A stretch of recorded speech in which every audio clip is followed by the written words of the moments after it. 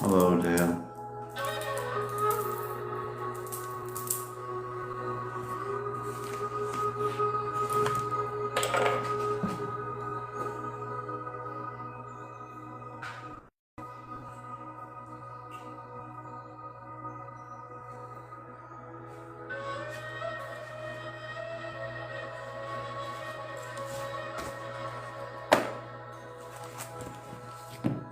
We're gonna sit here a while and listen to Native American music.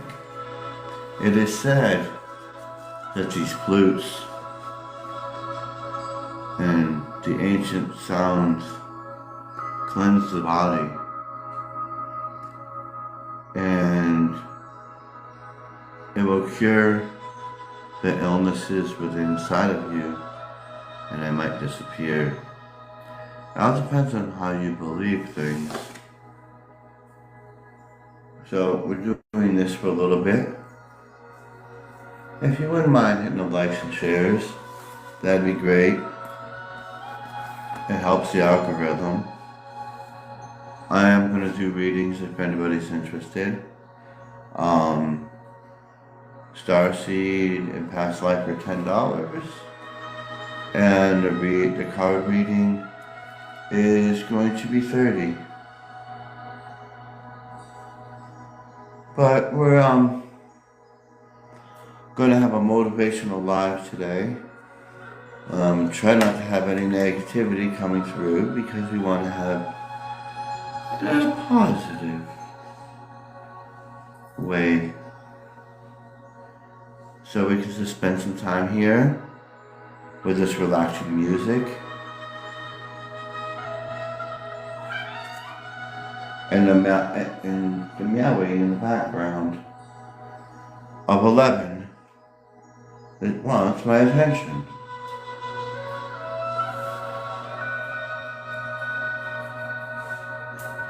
Oh, thank you for the heart me.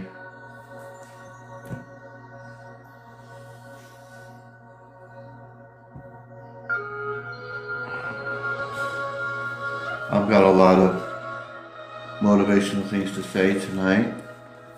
I wrote them down. It's very intuitive.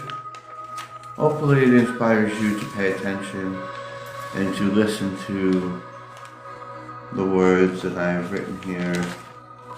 And it inspires you to make that change, to change into the positive person that you are and will void out the negativity just within you or within the people around you. And we'll start with this music here to set the tone for of what I want to bring to you all, the message.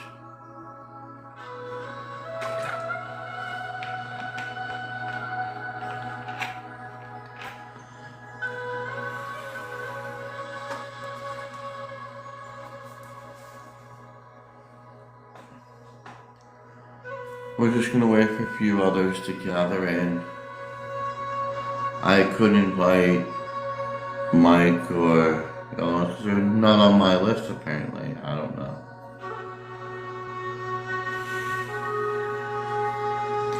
Mike and Yaya. Some of the others. Well, I could try again, but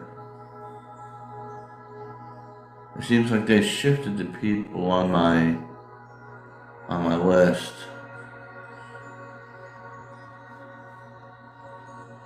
Or I missed them somehow, I don't know.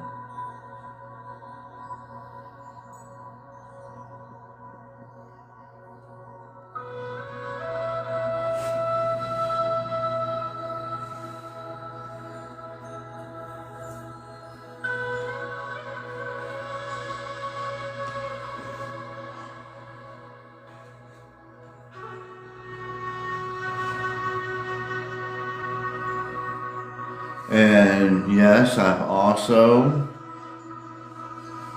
The last 7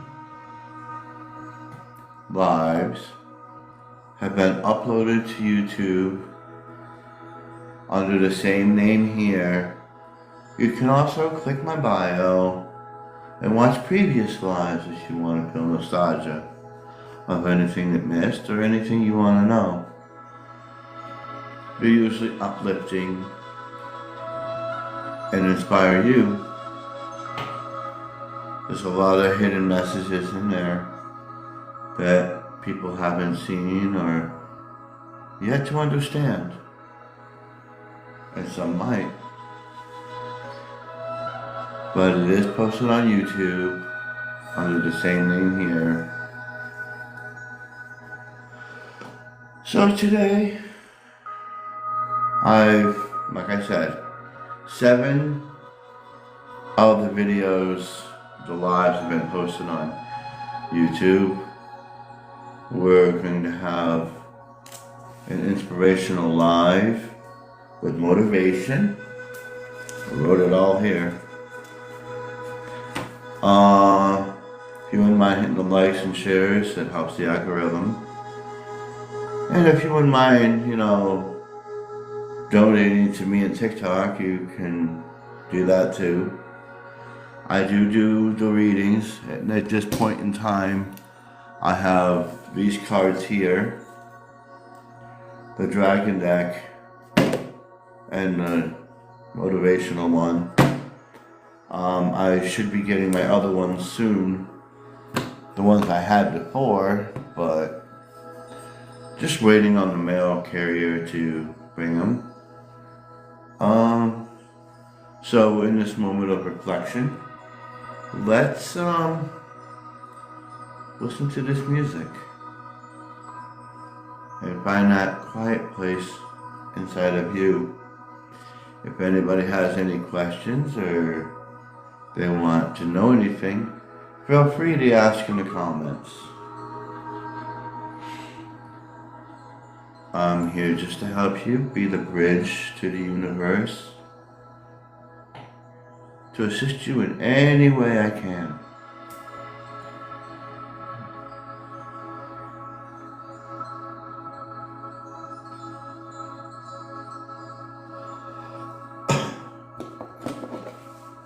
In the meantime, I'm just gonna pop this way for a minute.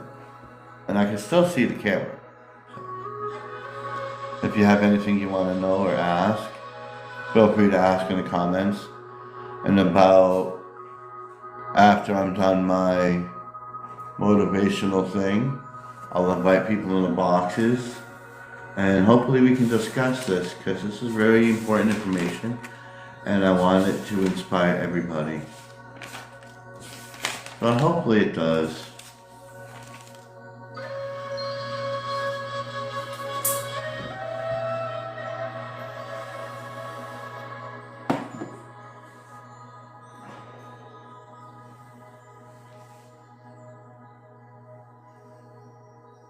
I should have lit some incense in here, actually. And I also picked this. The pendulum. And if anybody wants me to ask that questions, I can do that too.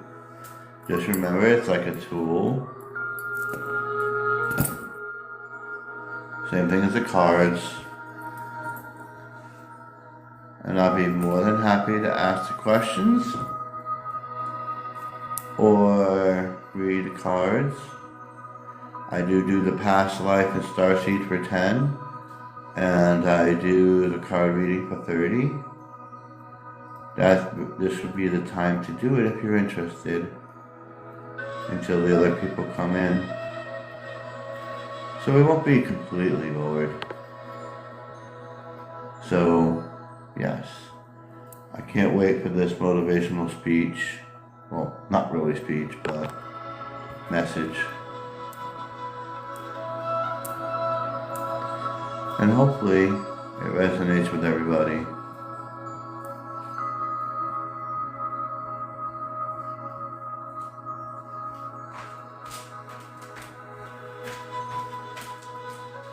Does anybody have any questions for the universe?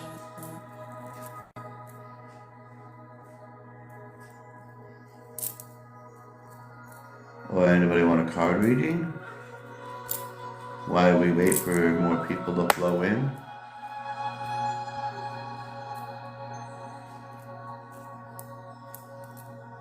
Where did Maya go? Oh, she's here, but she's busy doing something right now.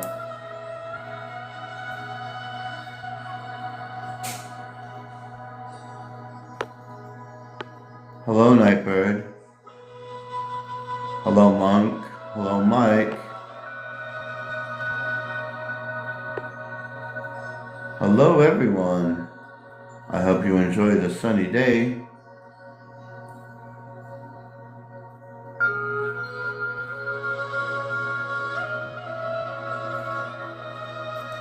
Like I said, I'm doing readings, and at the moment, well, not reading anything at the moment, but nobody asked, or nobody wants to do it. I even have the pendulum out for you to ask questions if you like, because I fixed it. I also made more jewelry. Just building up stock and stuff so we can start having the sale on that soon. I'm just waiting for more stuff to come in because I have to send out packages.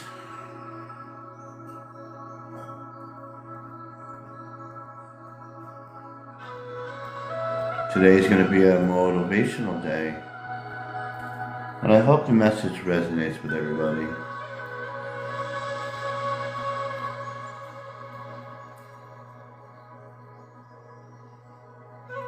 Does anybody know where Yaya went?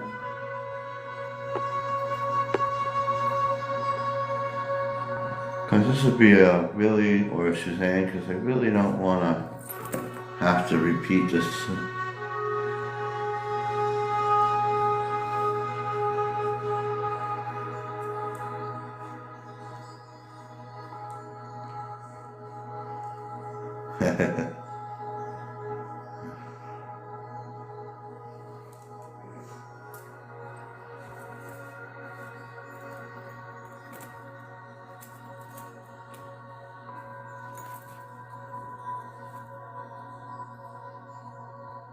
Hello, Lois. Hello, Wild Oracle. I seen you slip in somewhere. Hello, Sue. And Nighty Bird.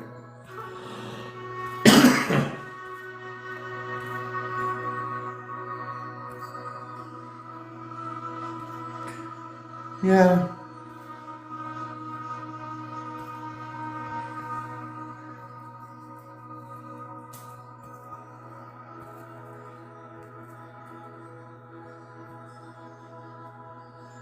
Everybody's looking for Maya, huh? I'm sure she's in here somewhere listening.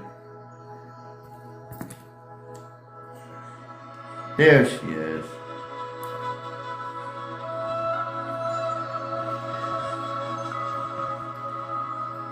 I'm so happy that you're all here. We're just enjoying the music. It's an ancient Tibetan Native American mix, I guess. It cleanses the body.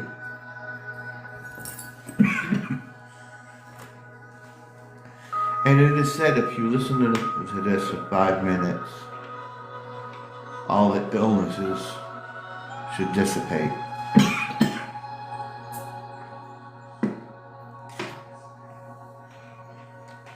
I probably should get something to drink and some incense maybe.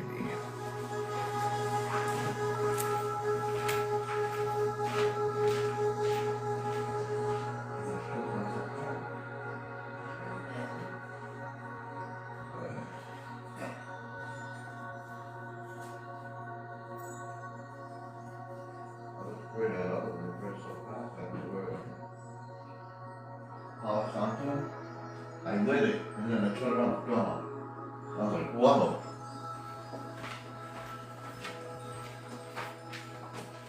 Oh yeah, people can still hear me.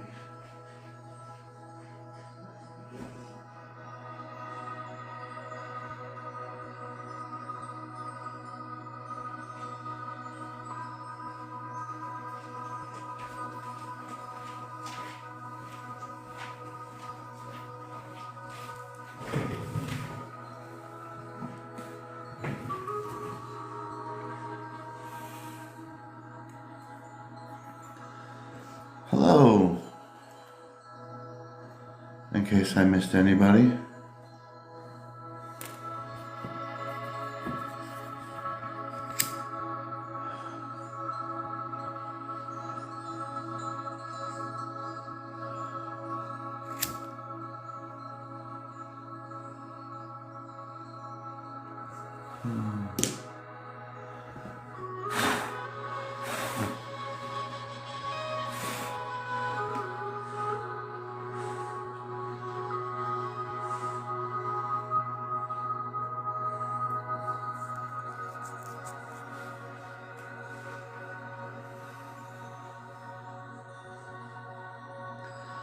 Yeah,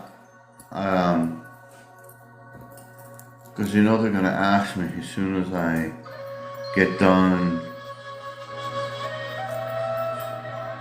what we talked about, and I'm gonna be like, so much information.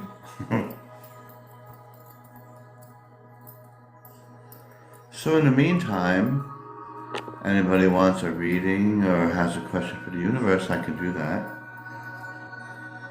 And why does this not want to stay on? What is with this thing? Huh.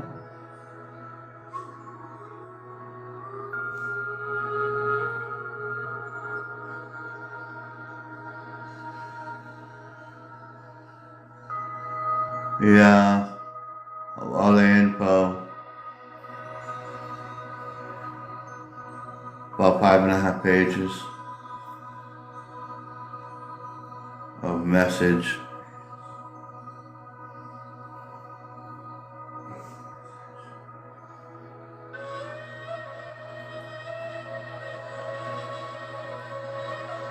Unless somebody wants to re-say it all.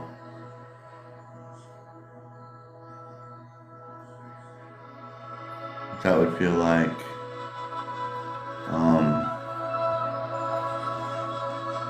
just not experiencing when you share it.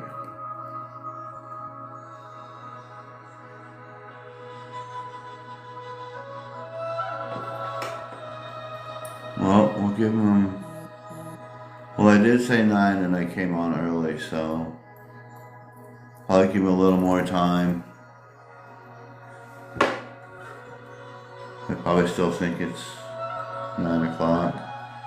I came on early because I felt like it.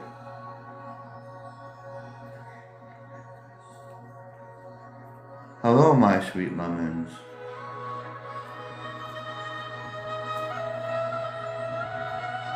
Oh yeah.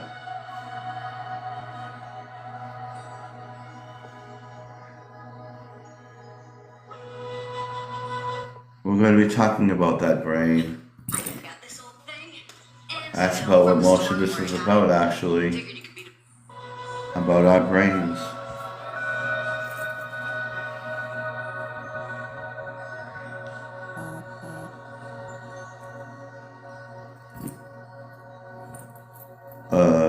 I'm not inviting anybody up right now.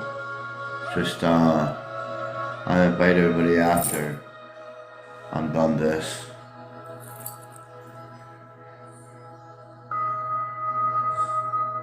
Unless we're doing a reading and I'll light the person up. Make it more personal for them.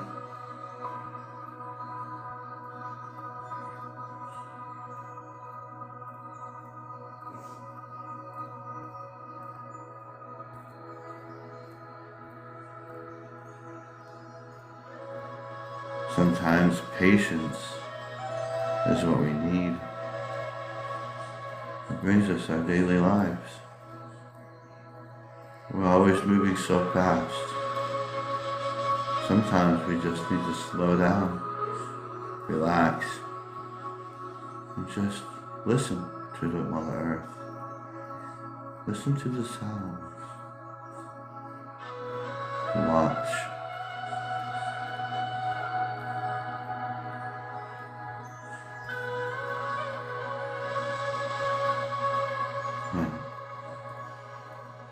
And we get inspired by the things we feed our minds.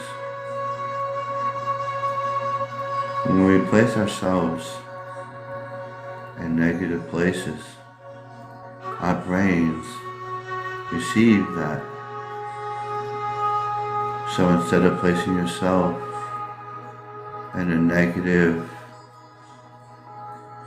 place, place yourself in more of a positive atmosphere and feel the earth. Feel what's in yourself. Listen to your own heartbeat, the rhythm, the pulse inside of you. Hello, river. And feel the blood flowing through you.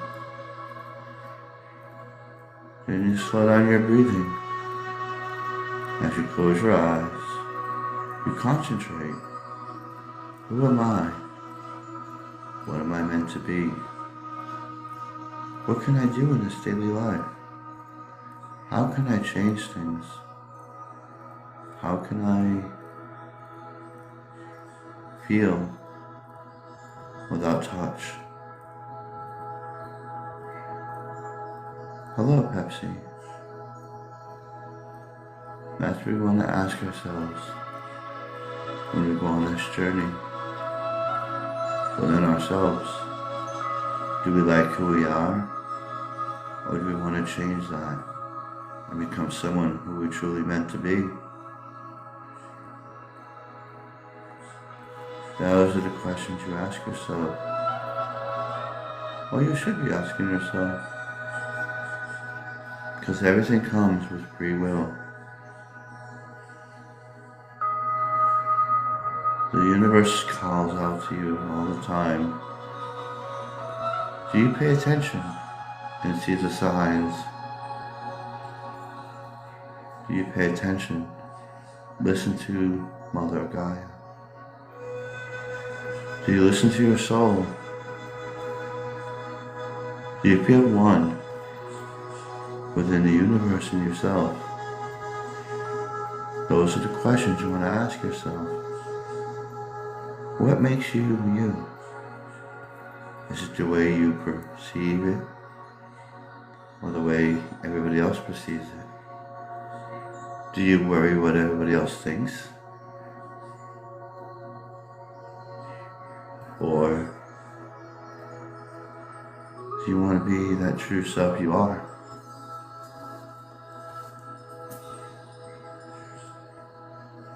We all aspire to be something greater. But when we do, we don't notice that the journey is very hard. And we just take the time and rush through it. And we make mistakes. That's part of growing. But instead, let's not make the mistakes. Let's learn from them and grow.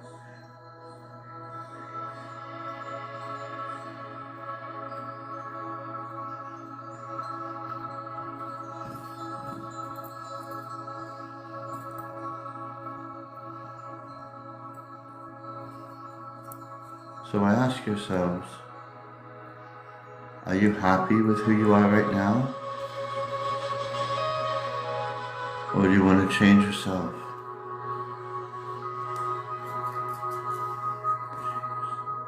What changes would you make in your life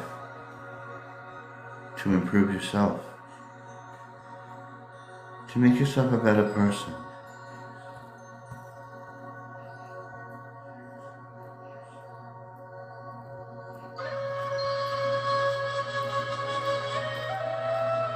Would you change anything about yourself?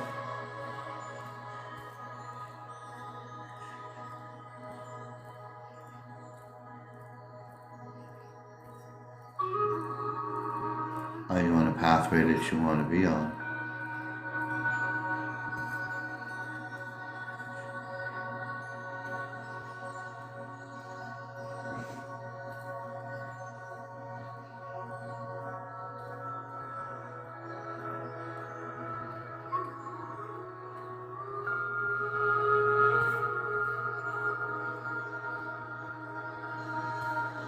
Hello, prophetic vision. Welcome to the live.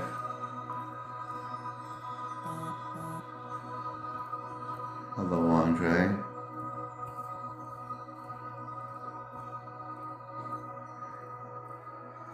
Oh, what's it by, Andre? Never quite know. Oh, it's wonderful to see you here. I've heard so much about you.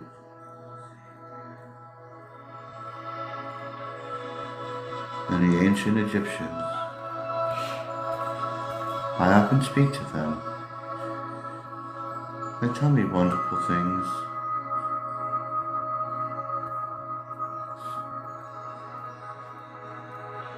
I don't know why I was swinging the pendulum. I have no idea. It decided to rock itself. I didn't intentionally swing it.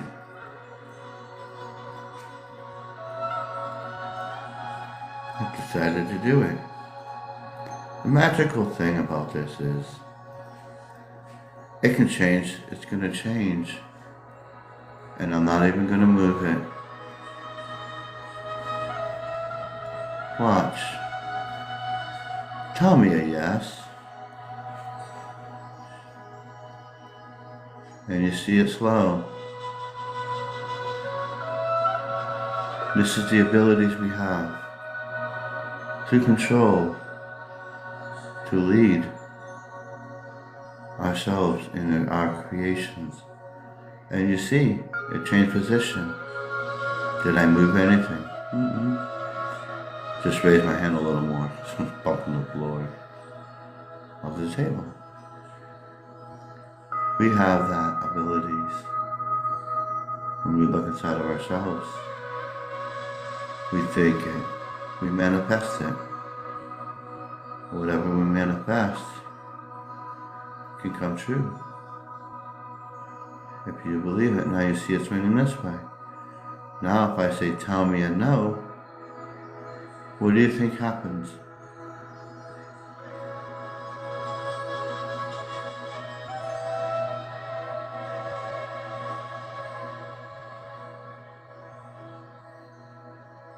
It starts to change, just like we change.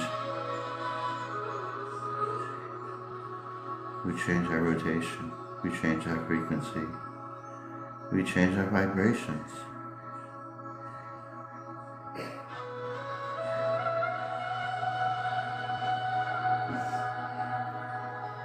But we have to set our mind to it. And what controls our mind? Our heart. Our heart. We put our power of our mind. It comes from our heart.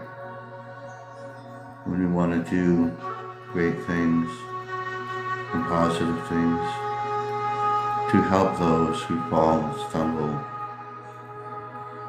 on our journeys. Each one of our journeys are different, but yet the same. We all tend to go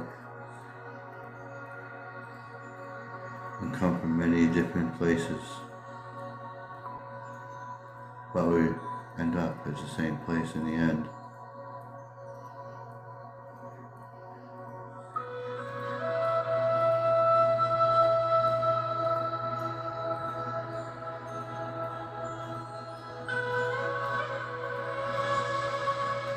And it's also said, Linda, if you listen to this music here, it's an ancient Tibetan flute, that it cleanses your body of all illness. It won't help it disappear. But as everything is once said, you must believe for it to happen.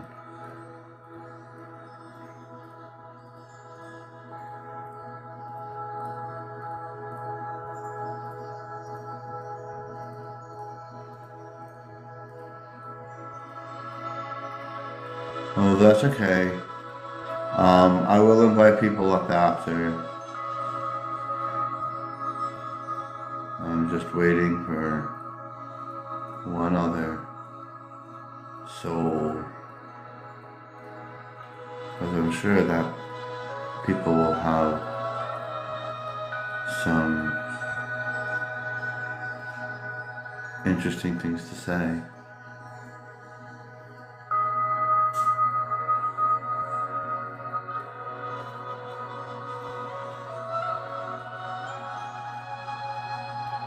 And plus I did say 9 o'clock. So to be fair,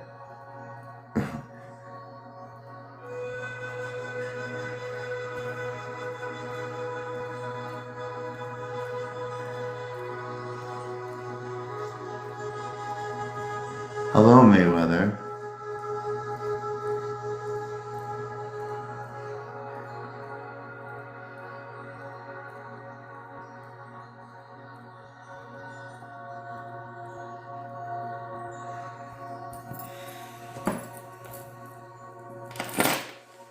I'm still here. If anybody has any questions for the universe, I'd be happy to answer them.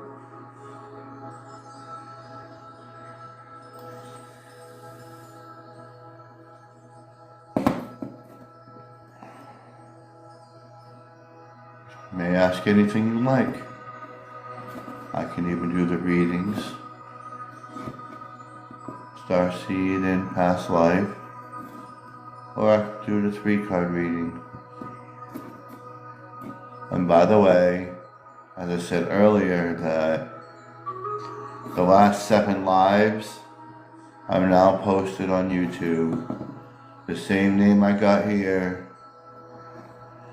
So if you want to meander over there, type in Rumkara. You'll see a golden dragon symbol. And I had redone the entire page the other night. And that took quite a bit of time. I am well. And how are you, Tammy?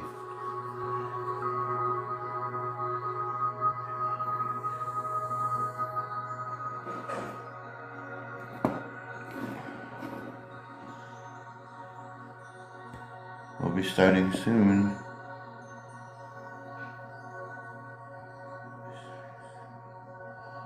And like I said, to be fair, I said 9, it's 9:07, so.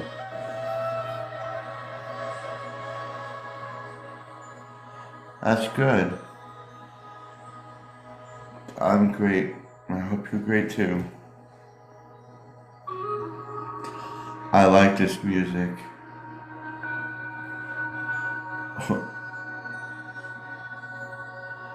Will you and Manny live together? Well, that depends on you,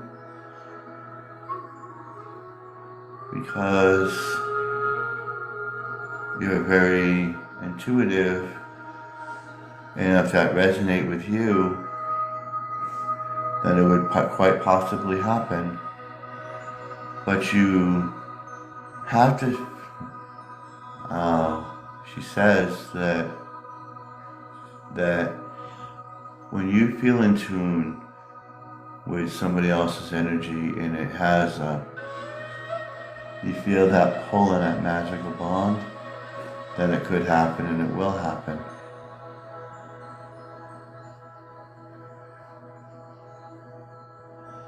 Does that give you an answer? It is your answer, is what I was told. That It's all about how you feel. If you feel that it's the way to go, it helps you grow, then yes, you will eventually do that.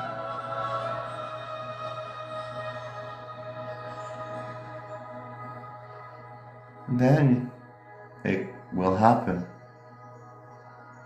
if you allow it.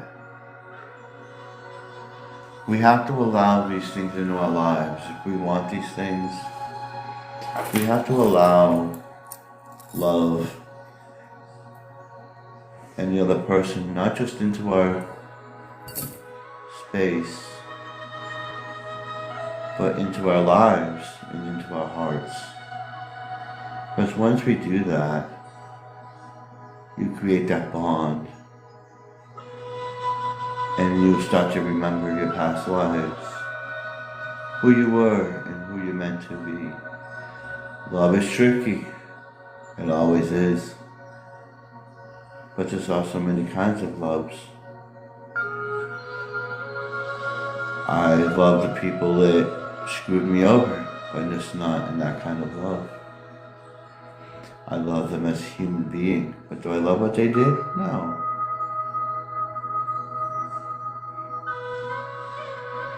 And sometimes we love and we grow and we fall out of that love. It's not nothing bad, it's just the way we are. We still love that person, but just not in that way. And a lot of people are afraid of a relationship. I myself spent 17 years and longer without a relationship. Why? I was afraid. I was afraid to have a relationship because did I want to let somebody in? No. Man, I put a barricade up, I built the wall, I had them pay for it. I put on some nails, I cemented it, put all these guards up there, so if anybody tried to break through that wall, I wouldn't allow it.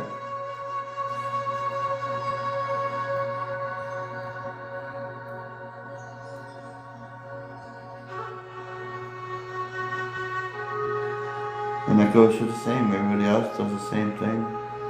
It's just very different. Many people are on their path and they're finding themselves. So before you find somebody, you have to be okay with yourself. Love yourself and understand who you truly are and what you're meant to be. And once you figure that out, then you'll be ready for that love, that unconditional love with a partner. We have this unconditional love for people, but that intimate love and compassion is very hard to capture because it takes a lot. The foundation of a relationship is the communication and the energy that's within each of us. Do you need to be dating somebody?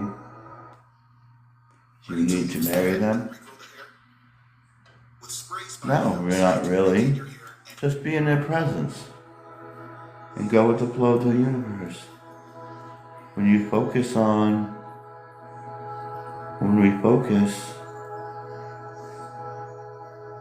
life flows.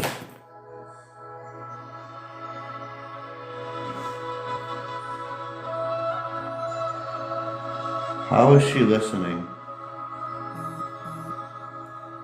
I don't see her in here.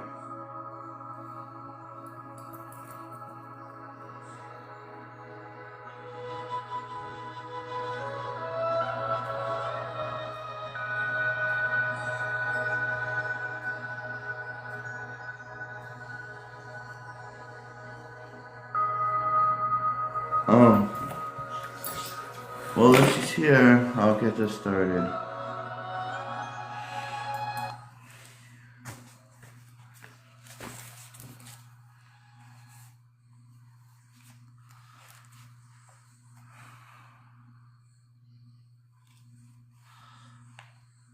There's four unavoidable stages of our lives. We need to live the best life we can, no matter what life we live. We have to look at life as beautiful, elegant. We have to live like there's nothing, not even adversity, can stop it. Everything must be magnificent, and the rest of life is just a game of chess. What matters most, many of us are here now when we feel it through sharing our experiences, knowing who we are and where we're going. People can take everything from us, but they can't take our essence, who we are. We promise to do more, but are we really doing it at all? Believing it? Put life into perspective. It's great to be in the present, but sometimes we need to stop and step out of the present. Don't live in a narrow box and focus on menial things where you see one thing and only get one perspective of who you are and where we're going, even if sometimes it happens to bring fear into your heart and into your life. But keep it in mind that it could be the greatest journey of your life. We could learn many things on that journey. It doesn't matter what people think of you.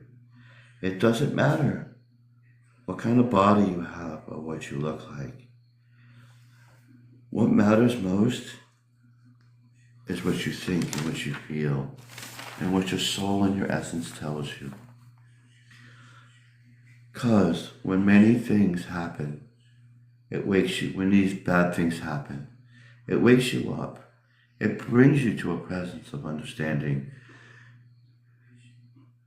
that your true power to the present is here and now. It shows you what you've missed.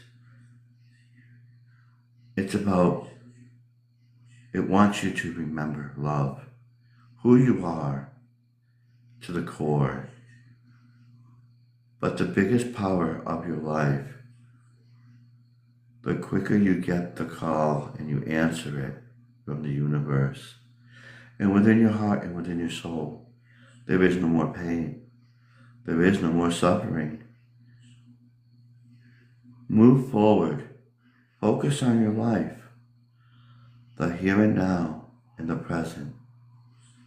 How we focus on our own power, you will change your own biochemistry. You will change your body when you live in that perspective.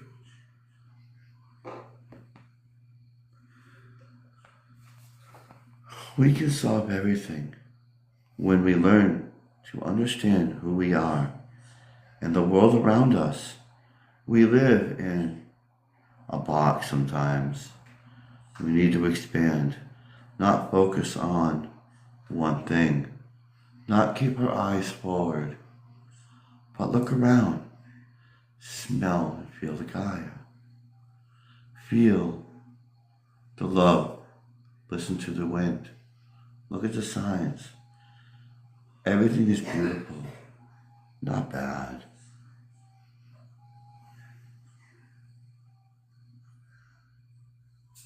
The here and now, on how we focus on our own power, you will change your own biochemistry, as I said.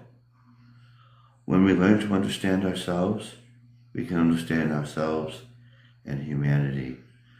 We often create the problems, but we don't know how to fix them. But instead, fixing them and creating something beautiful, we create the problem, whether it's good or bad. We make it so hard on ourselves. If we endure and fix the problem and move on, letting it go, no more reason to hold it in. Keep it around as a remembrance, but let go of the emotions. You must create the future self, not reside in the past, because we create our future and our love. When we learn from the past, we move on and create that beautiful future. Everything changes when you set your intention and your mind and your intent to that change, in spite of that fear you might have. Plow through that. Don't let the fear scare you away. Live in that pain, fear, and shame doesn't serve you or benefit you in any way. It holds you down. It lingers you. Know your outcome and work for it. We have choices. When we see the outcome, don't pick the outcome at all. Instead, reduce them one by one. The one that serves you best is the one you should go on. But it's all crap if you don't have the understanding and clarification on where you intend to be and where you intend to go. And if you don't see the value in the state you're in and the fear you're in, remember who you are. Integrate that fear. Dissolve it. Make it go away. And you go after, you chase, you run after your dream, your goal, your higher self. Chase it down. Never give up on the outcome you desire. Your life is but a reflection of what you are and what you've tolerated. Whether it's good or bad, you tolerated that stress, that anguish. You've been given. You've given and you've used excuses or given yourself a distraction. That hinders you from your future. Your future is waiting. Time is important, and it's imperative that you stay on the course. Stay the same. It is boring and brutal, stale and stagnant. We as humans want to grow, learn, achieve a higher greatness. Well, in order to do that, you move forward. You can't turn the clock back. You can get it back. You can hold yourself in a space of peace and tranquility. You hold the keys to the future. Will you use those keys to unlock it or remain the same of who you are? Never capturing your dreams. It will cause you regrets. It will choke you like you're drowning in a pit of despair and agony. Instead, pull yourself out. Realize who you could be. You can be more. You will be more. But if you chase that and hold yourself in that space of settling, you keep living like you are, you'll get nowhere. You put yourself into that box. You will never see the point to move out of that box, that zone. You need to shake that up. Shake the foundation. Make it wonderful. Focus on where you want to be and where your life leads you on that path of love and light. Flow. Focus goes to all of us. Focus and get it all goes to one truth. The one truth is you can create the reality of love. Your brain is a camera. When you look at garbage and trash, you'll magnify it to the point you will never see the beauty of the world.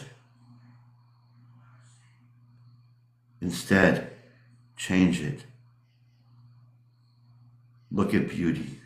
Look at the world as beauty and positive. You'll feel that beauty. This brain always stays on, whether you focus consciously or unconsciously. Your subconscious always remembers and it saves that information. It shapes who you are and how you act, how you think, and how you respond to certain aspects of your life and others, and the way we live.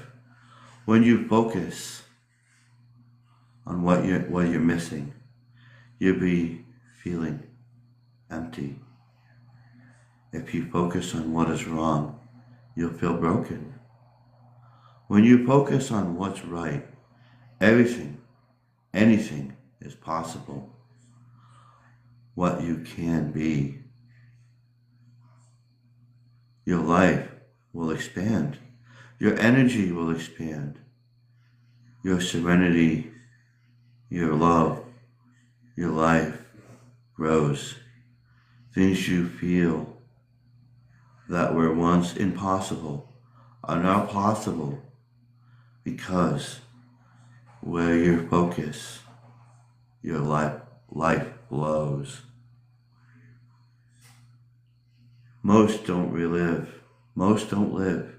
in their dreams. Why? Why don't you live in your dreams?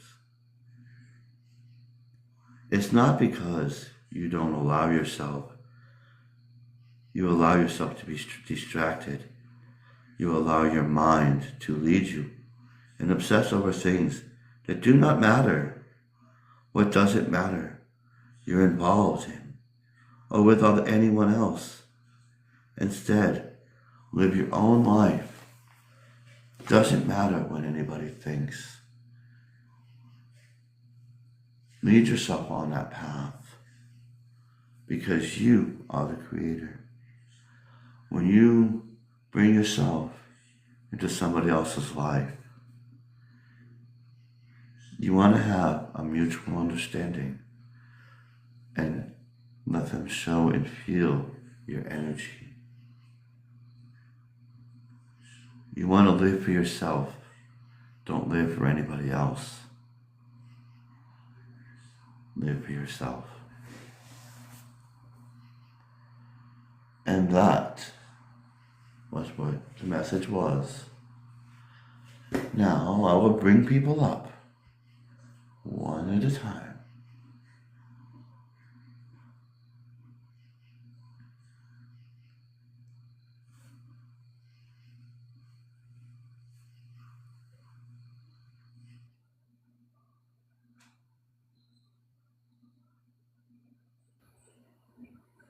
Now, Dale, what did you get from that?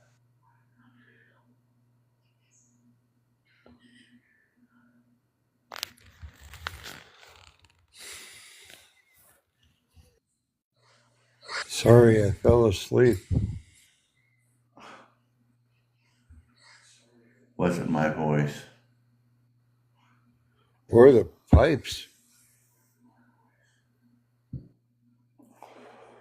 Oh, they were up about 20 minutes ago.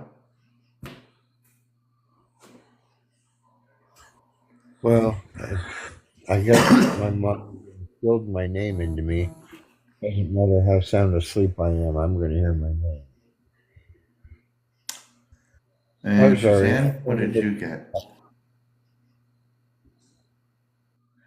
Chase your dreams, live for yourself, do what you want to do, not what is expected of you to do. Right. And as I said here, Does it matter what you look like? It depends on the job you're applying for. Doesn't matter what you look like, honestly. What matters is what you think.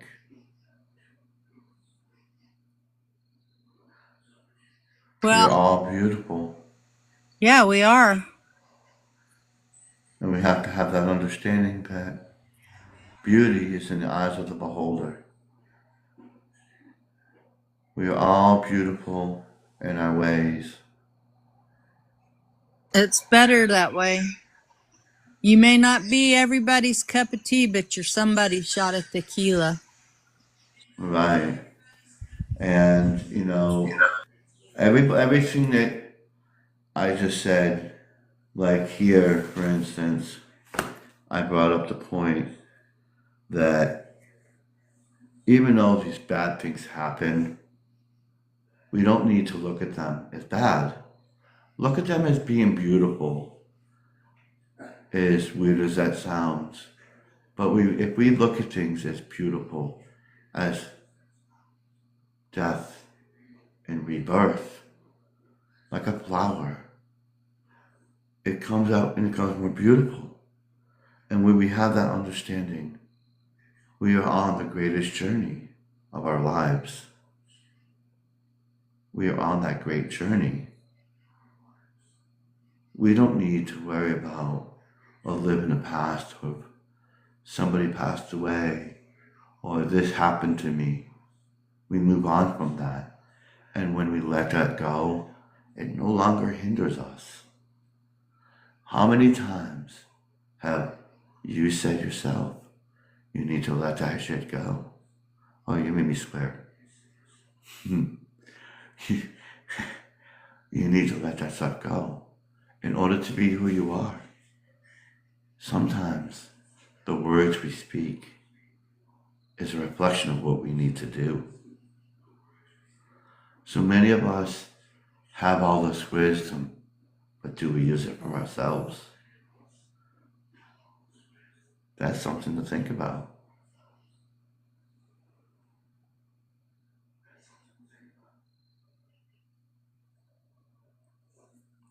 Mike, I believe we do in our own way.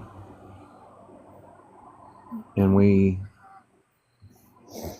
show it the best way we know. And I personally am finding out that it's okay to go through a disagreement. It's okay if somebody, like Anthony was speaking, it's okay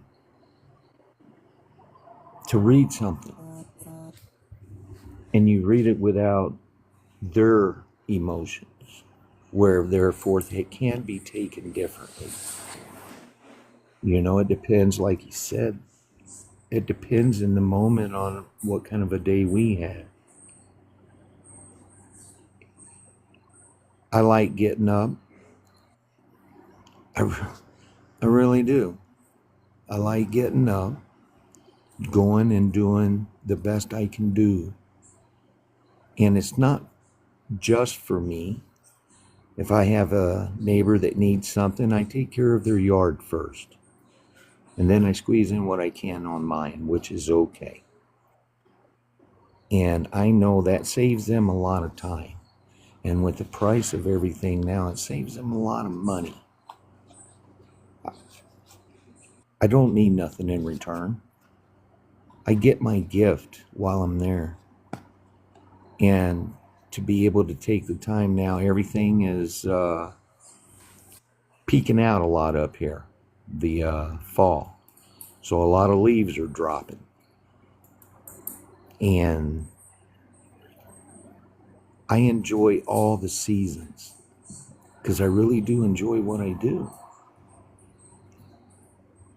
Everybody looks at it in their own way. You enjoy what you do. You enjoy what you create. It's you. It's okay that if you share, there's going to be people that agree and people that don't. And that's okay. That's okay for me. I like to take what I've heard and use it to the best of my ability so I don't do the same mistake again. Because I definitely don't want to hurt nobody's feelings by my mistake of looking at it in my moment of emotion. I truly understand how that can absolutely lead a conversation off course. It'd confuse them.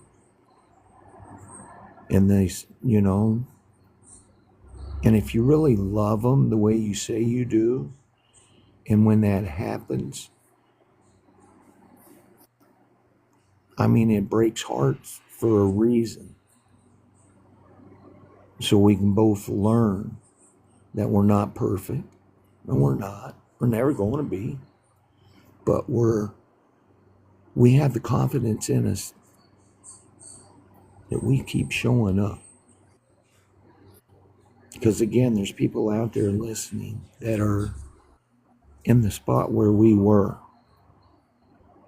And as long as we hang on to what we believe inside of us and the good that we share, you know as well as I do, because you helped me. Look at me. And I understand that it is taking time, but it's a good process. I learn new things about me I never even considered. I've learned new things about you guys that I never even imagined that was possible, which encouraged me to look inside of me to say, I know that gift's in there. I don't have any doubt. I've heard it. And you can And it's hear by the important to tone. be yourself. You don't want to live in a reflection of somebody else. You want to stand on your own. Who am I? Am I somebody else's shadow? Am I mimicking somebody else? Or am I truly who I am? That's why we're uniquely made. The universe, Source made us as individual humans. We're not made to mimic and copy and be a spitting piece of somebody else. Like, if you have a puzzle, you have two pieces of the same. Which puzzle are you going to put in? The one that looks better. You don't want to be a carbon copy of somebody else. You have to live for yourself in that here and now. What is your dreams? What is it you want? Instead of what does this person want? What does that person want? Who cares? It's what matters to you, what you want to do. Where does it lead you? What pathway? What love? What compassion we have? We can love that individual until we pass on. But at the end of the day, we still have to be ourselves.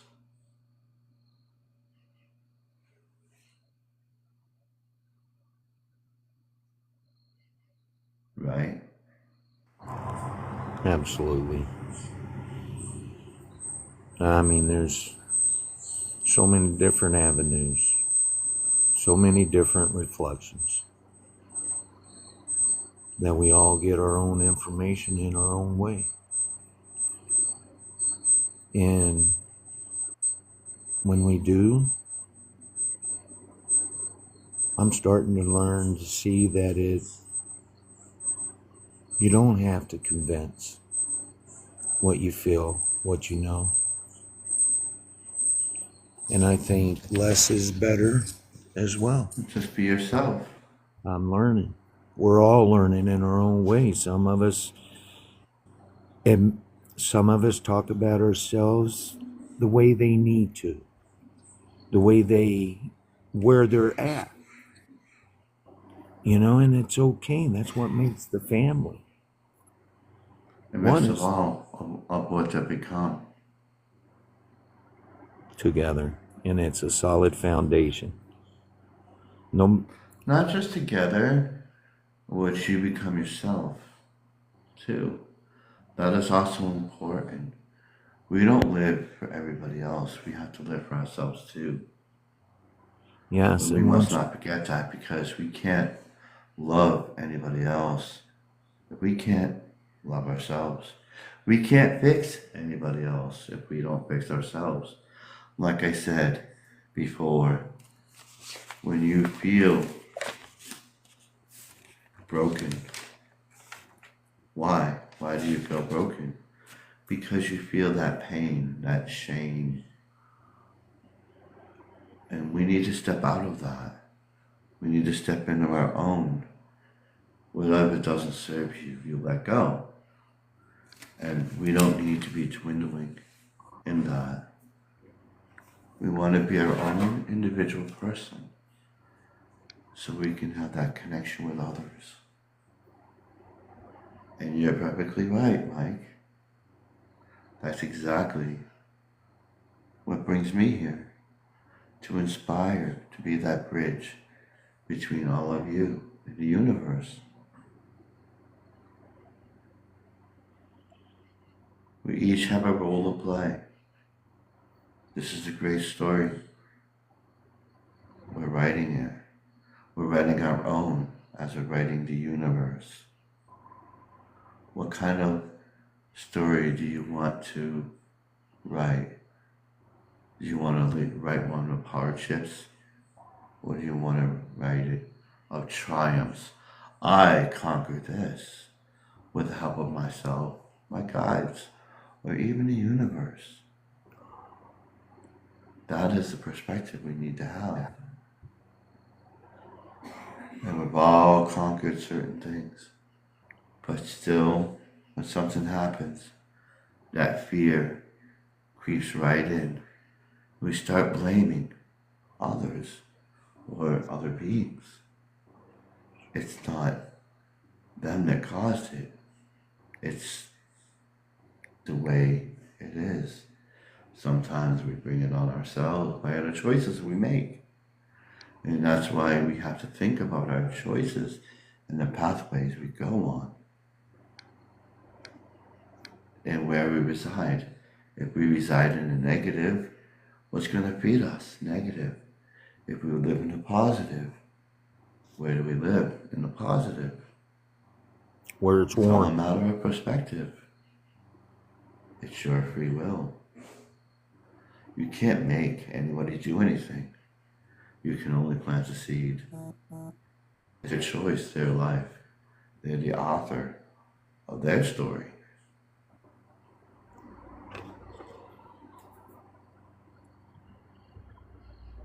One thing good about the journeys I've experienced with you guys is understanding the patience, understanding that we really do each have our own journeys, and it is easy to really compare sometime. I look at that sometime myself, knowing that I wish I could do more as well. But I've learned that I'm okay. It's okay. I am human. I will make mistakes. I am getting better at reading. Sometimes I can't keep up with the chat. I really can't. But I'm Think about it like this. Everybody in some of these religions, I'm not meaning to bash religions here, so don't get me into that one. They want to say that we were born from sin. And we're sin when we're young. No. You're a beautiful creation. You're perfect. That's why when you're a child, you see things. Because you're the perfect being. You don't make those choices yet. You make the choices and that.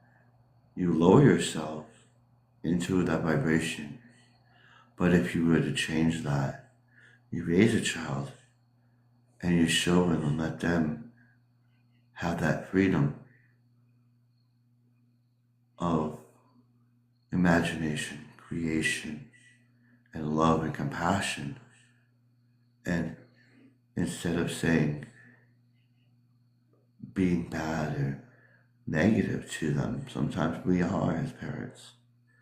We show them love, and that is where they'll get the understanding. But if we're mean and cruel, they're going to lower their vibration and they're going to have all these traumas. We don't want to give them traumas, but we do. That's why we have to have the understanding that we were made perfect. Every choice we made brought us to the point we're at. So if we change that, we'll have a better understanding of who we are. And that inner child, that's why people say, you need to bring out that inner child. Why? Because that inner child was perfect and beautiful. It had a beautiful mind. It brings out the beauty. A child had infinite love. That's what we need to be, like the child. Like the child. That is what we inspire to be. Not negative. Not, oh, this happened to me and I'm going to live in this sorrow or pain. It's part of life. We have to let it go. I could say that 100 times, but it won't help. I could heal you of an illness, but it won't help because you yourself are the creator of your world. You can heal yourself. You have these abilities. You are a guide of your pathway. That's why they're called guides, to guide you. And when you need help and you need that guidance, what do? You ask them for guidance. That's why they're there. If you never ask them, how are they to guide? And if people are here to, you have a collective, you have a family, we're to help you. But if we don't know, we cannot help. We can't remind you, so we don't know. You have to use the words from your mouth. Use them with the love and the tone and frequency of understanding. Then everything will be coming clear to you.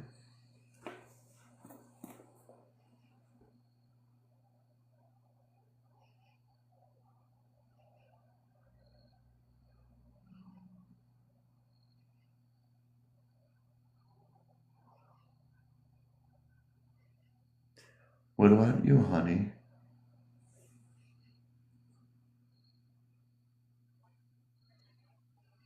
Well, I've been thinking about it. You know, we're so heavily programmed from the time we come in, and when we come in, we are perfectly innocent and beautiful. We undergo the programming. We spend our big part of our life Who trying allows to, that programming? well, as a child, we don't really know any better. You know, we chose it, but we didn't remember. We haven't remembered yet that we chose it, and so you know, we are programmed and we are programmed to conform. And so we spend time trying to conform and be the person somebody else or other people think we should be. And when we can't get there, when we aren't what they think we should be, we feel ashamed or we strive to work to be whatever it is, whatever vision they have of you. And so then you spend a lot of your youth trying to be like everybody else and trying to work and fit into your workspace with your peers, with your family. And if you do try to be different, then of course you meet up with resistance, and so we continue to strive. We continue to try to remember who we are. And it is difficult to detach yourself from others because we're programmed to think that we're here to serve others. And yes, we are here to love and care and have compassion and empathy and all of the things for everyone else, but we have to have that for ourselves first. And as we are working our way through this remembrance, that's what we're remembering is how to be ourselves. And when someone says, I wish you could just be normal, or I wish you would talk like this, or I wish you would believe like this, or act like this, then we have to go back and to ourselves and find the remembrance of who we are on our own, in our own selves. So you were a nurse, right? Yes. How long were you a nurse?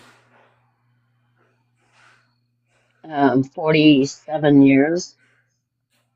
You've seen a lot of physical pain, right? Yes. People have this physical pain.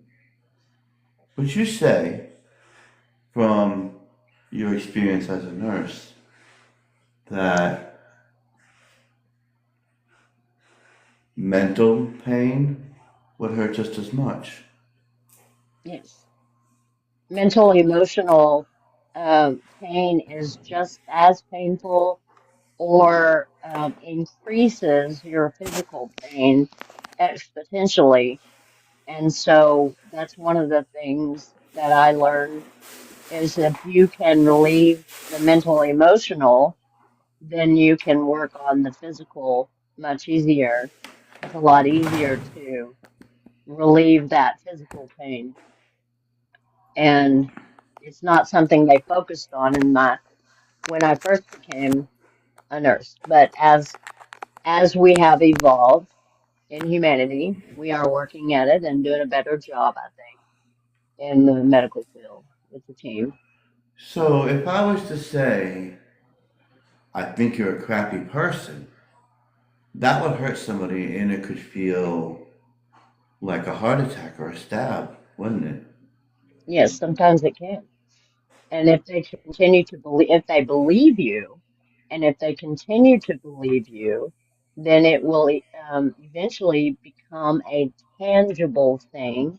If we keep our emotions and keep them balled up inside of ourselves, stuff them down into our toes and our knees and our elbows and our heart and our liver, and our stomach even, it comes out as a dis-ease, and that emotion can eventually become a tangible thing, which can then be given a name. And if you claim that name, claim that illness or disease, then you can help it grow. You can make it bigger. You can make it better.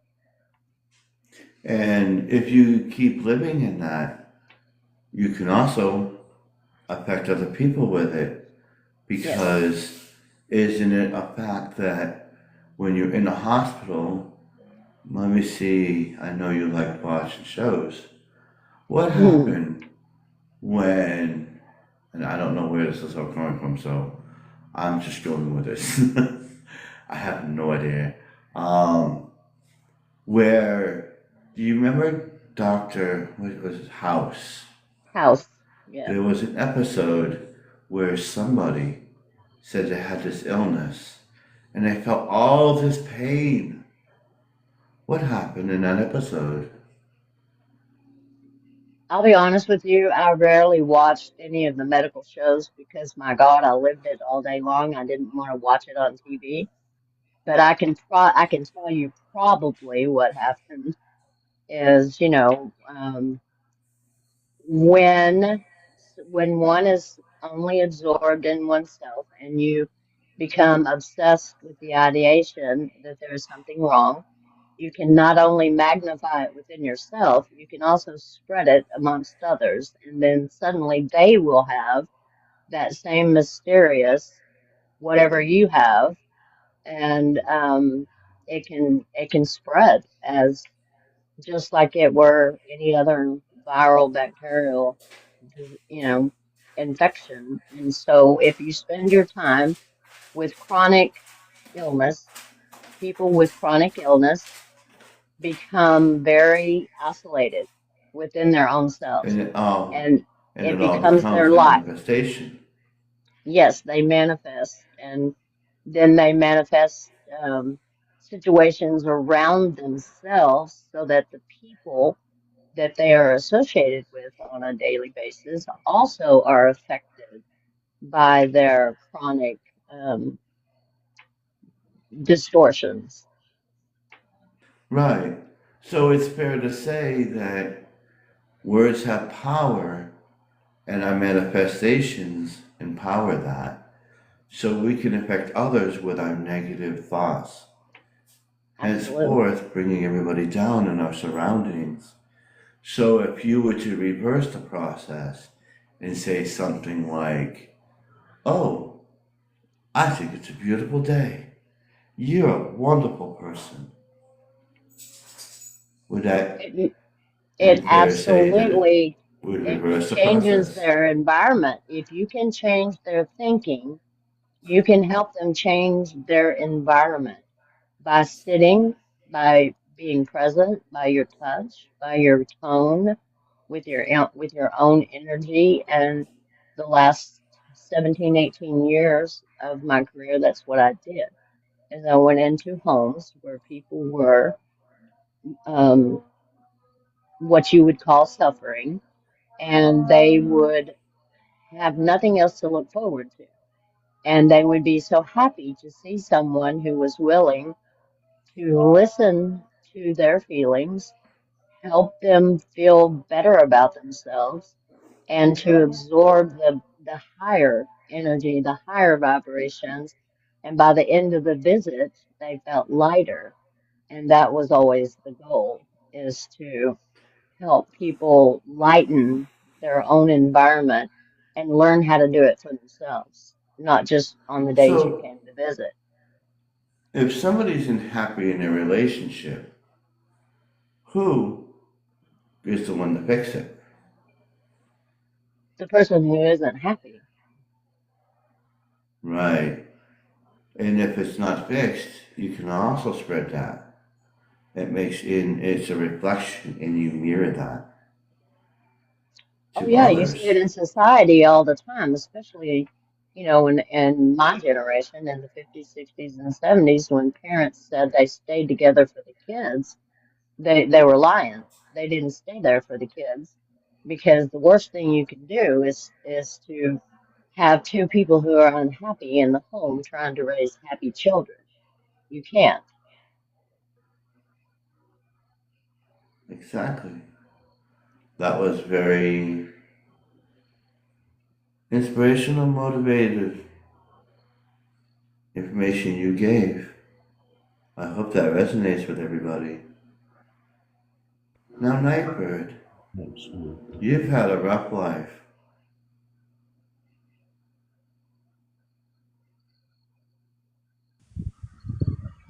Yeah, and it's all how you look at it with the perspective.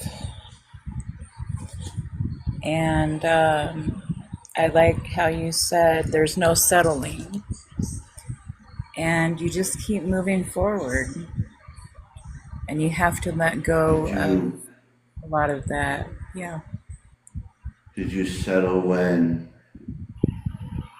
all that happened to you? absolutely not. What did you do? Oh, I made a conscious move, Did you wholeheartedly and believe it? consciously, full heartedly, you know, that took a little while because that runs deep, of course. Um, I still, have my beliefs and my same beliefs, and I resonated with people, but it was to an extent, and it wasn't 100% aligned. Because you became your authentic self.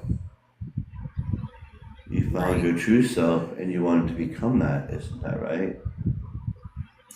Right, and that's something that I have had to look at because I believe by me going there that at that time that I was going to be put in the right place, or how do I say? I don't want to say healed even, but being surrounded by others that had same thoughts, same beliefs, and then finding out it all didn't line up correctly. And that's something I had to go within myself and to search even deeper on who I actually am. And you grew. You created yourself a world of peace and harmony that brought forth what? Your love and compassion onto the world, and you emulate that through the energy that you have. Thus, we all learn and change from each other, just like Honey, she explained, just like Mike, just like I did. We all learn from our experiences, and when we tell our experiences, we teach others, and they learn from what we went through, and it helps them on their path. Just like I was saying in here, that if we don't move out of the past and move to the future, we're going to be bored, still, and stagnant, and we're going to be sitting there in that negative field. When we move on from that negative field, we're more positive and we're more inspirational, and we grow and learn, and we project that to others. And if we do negative, like Honey said, if we think negative, that projectile goes to other people, and it could be a tragic disease or whatever. But if we bring it into the perspective of being in that love and light and seeing the world as beautiful, not dark and grim and sad, but we look at it from a different lens. Like I said, our mind is a camera, and it sees everything. It sees the good and bad.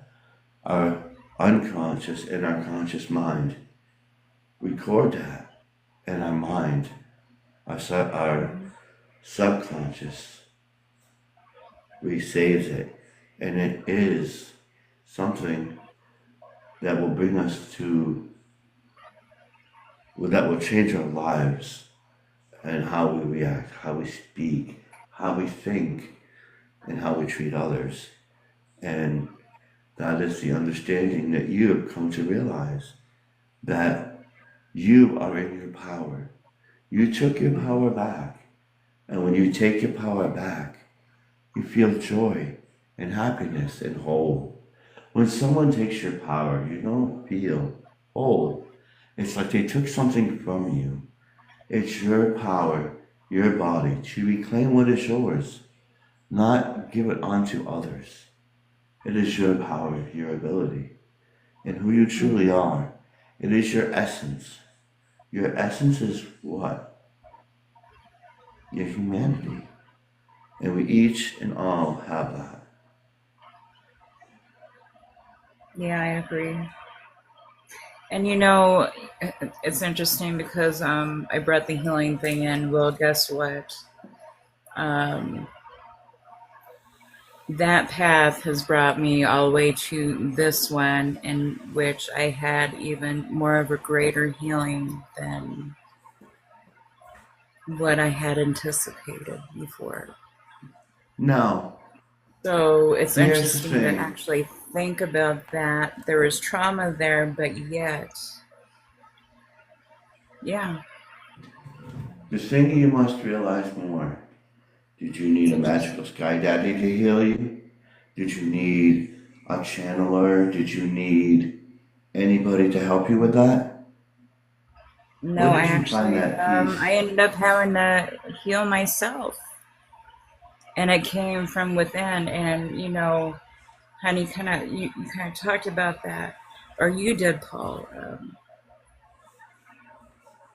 everybody can do whatever they can for you, but the healing actually really comes from within you. And I think I have to testify to that one for sure. And not only that, I'm also healing myself physically as well.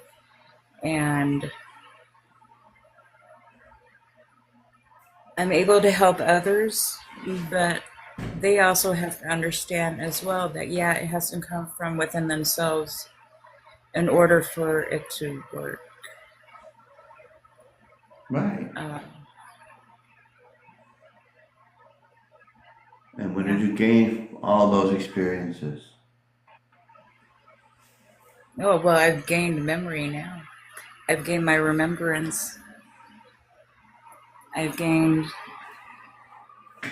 knowing my own self-worth and knowing what other people are worth as well.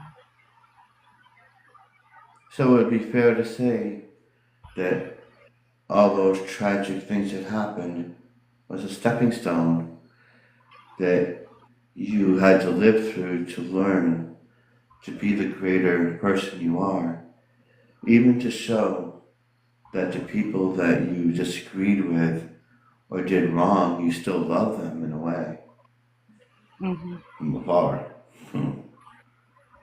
I do, it's taken a while for me. I do have forgiveness in my heart, truly, but I don't forget. And I need to let some of that go as well. But if I forgot that, I wouldn't remember where I am now. Very beautiful. So, And you have excelled. and then I'm around people I absolutely love right here. Because we're a family and we all understand each other. And it's not just, a social media thing where, I'm going to go out and see my brother today. No, this is a spiritual connection because we all have that connection. We've got so integrated with each other, we start to feel each other's emotions. We start to know when each other's bad or when each other has a thought or something happens. We're there automatically. It's a connection. And like I said, and I've always said, when I met the great I am in that room, he sat on that throne and he threw that orb on the ground and said, "What is that?" I said, "It's an orb that you broke." And then I said, "It's all, humans are like the fractures, little fractures of that crystal. And when we place them all together, it becomes whole. And that is what you've done. You've picked up your own fractals and made yourself whole. Now, we have to do that with humanity. Each human is a fractal of the greater part of Source. When we connect to it, repair it, and fix it through love, unconditional universal love, then And that's what it's going to take we're going to find to heal even the whole planet. And yeah, everybody has to realize it does come from within, but it also comes as a collective as well. And we Right. do actually truly do need each other. People, they stare into their phones or they're disconnected or whatever, and that's what worries me, or people are becoming disassociated when you actually need to have that actual connection. And you have it And that, right, we do have a connection. A lot of us in this room, we do have, it's a whole different layer. And that's what's needed.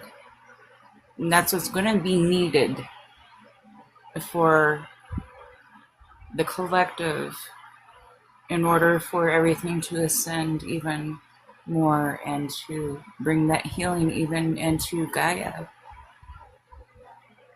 Gaia feels hello, all Pete. of us. Gaia is a big part.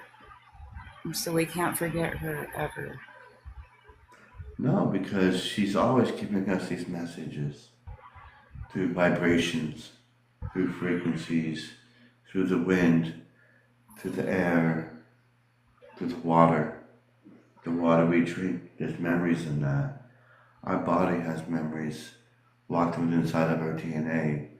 When we come into the fullness and the awareness of who we are, and we drink that water pure from Mother Gaia, it awakens us more.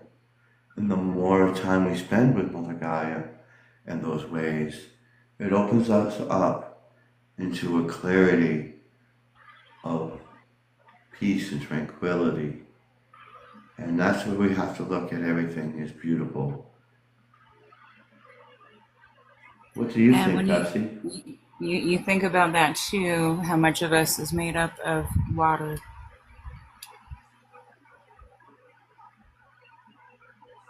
And we came from the earth. So Yeah. if we tap into that,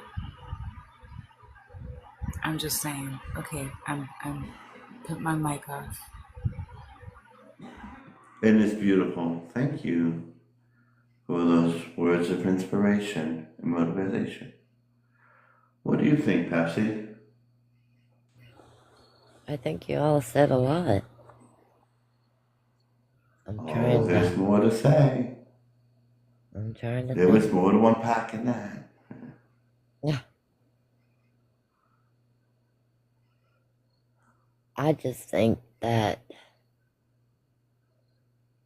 it's a work in progress every day because you're your own foundation, and with all the different relationships, you still have to work on it. And there's so many people out there that, talk it but don't walk it. And you have to learn, how to be true to yourself and keep going on.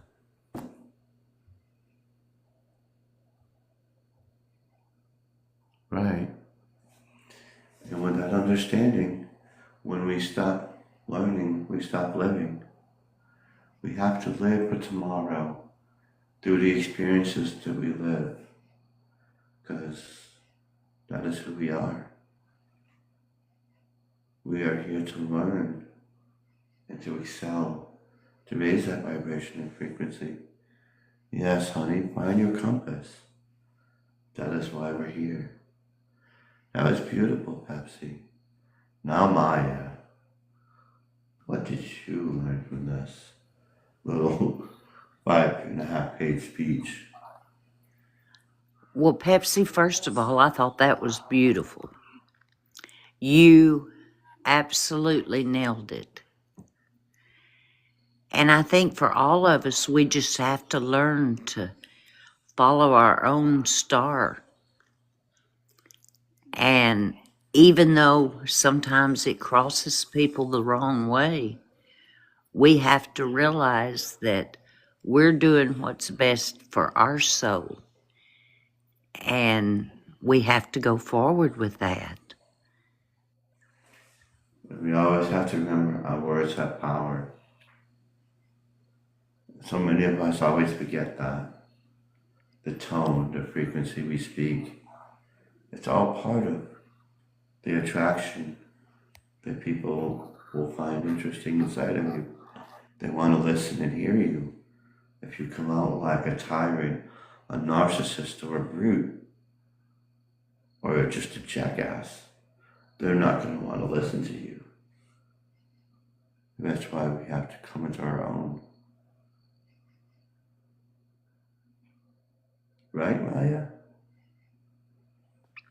Absolutely.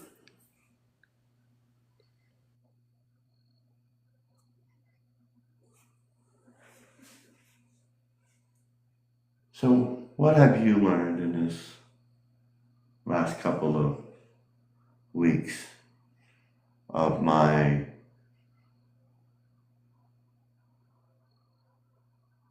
talking? You've changed a lot. Would you care to share that with the collective on what you and Mike learned today? Well, I've definitely learned a lot. You have a lot of words of wisdom,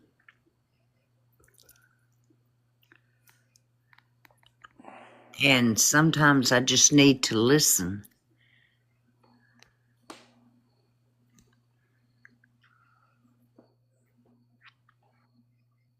But also, you have your own abilities, right? Of course, What are those abilities, Maya?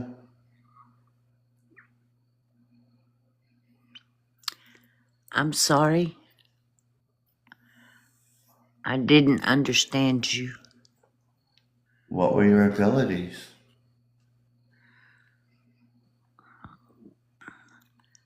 Well, I have the ability to listen, that's for sure. Mm-hmm. And what did I say about your speaking? That I need to speak more. Yes, because you're full of wisdom. And I've noticed the voice patterns and the tone you've used. Every word you speak, you can feel the love and compassion within the voice. That's why I've always said the tone matters. Because even Mike has it. When Mike has that tone and you have that tone, we have to have that tone that attracts people so that they understand that tone and they could feel the emotion through how you speak. Would you want someone to speak to you like, hey, you need to go over there right now? No one's going to want to listen to that. They're going to want to listen to, hey, do you mind going over there? You're speaking nice, calm, cool, collected, relaxed, and you're showing love in your voice patterns, and that's what you do. And that is what you've done with Nightbird. You've done with Mike. You've done with me. You've done with Yaya. I've heard it. You have a mouth of wisdom, and the words you're speaking are from the heart. And that is the beauty of who you are. You speak from the heart. Many of us speak from the brain, which could lead to trouble. That's why I said we have to shift our brain patterns in my little speech. But it's common sense. When you want to build a foundation and a communication between each individual, it's how you speak. And I just got PSD for a moment. I don't know where that came from. When somebody speaks to you harshly and demands you to do something, no one's going to want to listen to it. They're going to think you're a narcissistic jackass. I've been swimming twice today. Oh my goodness. Besides talking to Honey about something today, but I think I've swum more today than I have in 4 months. But we have to have the understanding like you have that pure, loving heart that shows the feelings and love and feel it within our souls. Well, I appreciate your words. And of course, I feel strongly about everyone. I love everyone. And it's hard for me to see the negative sometimes. But we have to take the negative with the good and learn to do better ourselves, to give compassion and love in those places that it's not.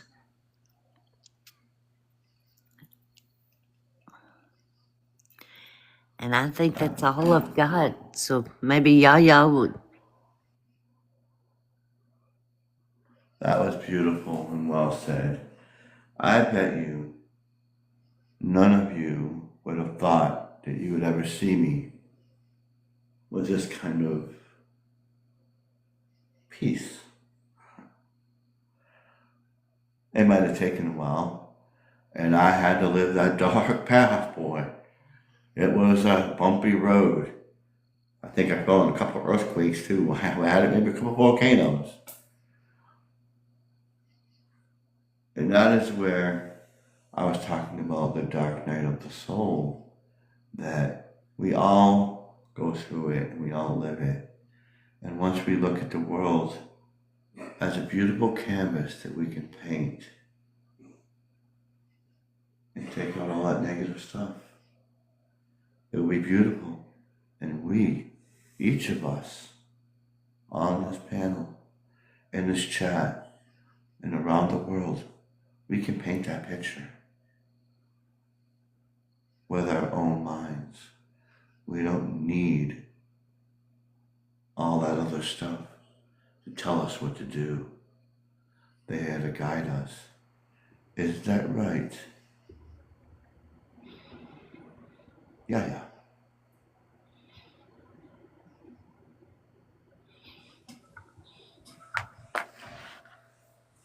I'm thinking of what you just said. Of course, no, we don't need anyone to tell us what to do.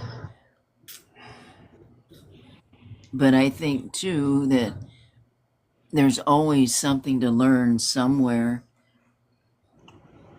I mean, if someone's just coming at you and having an idea that you are absolutely doing things wrong in your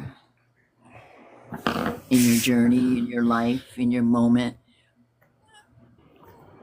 well, I learn so much anymore to just, I appreciate that moment when you can learn to step back. And I don't always practice that, but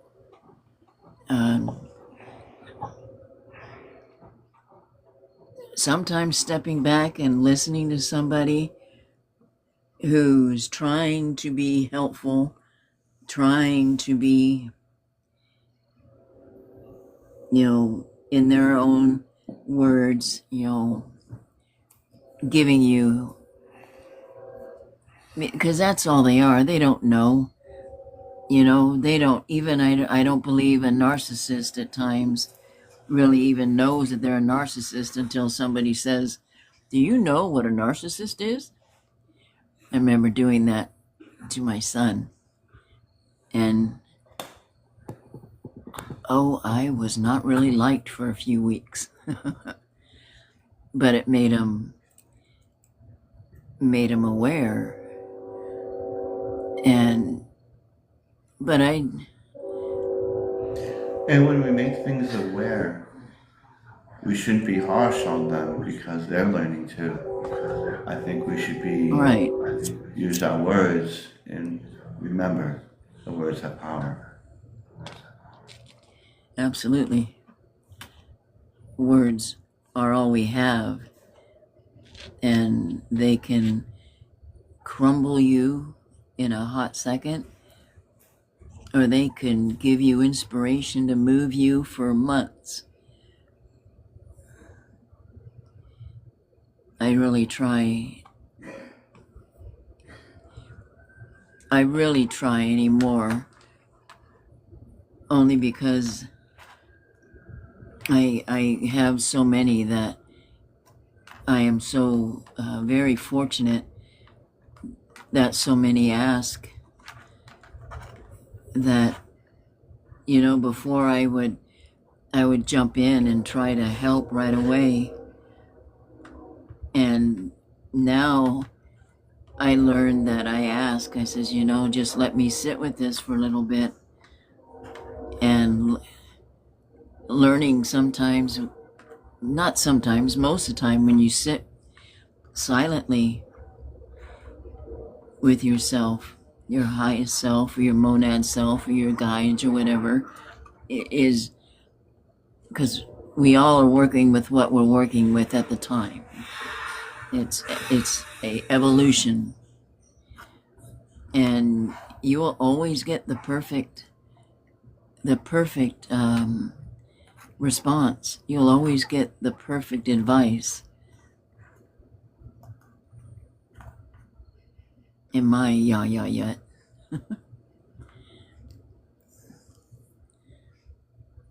At least I like to think so. Very beautiful. Very beautiful.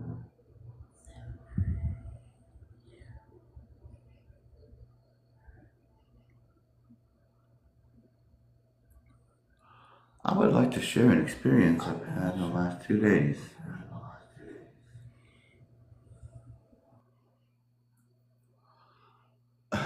I bought just the honey earlier, and for the last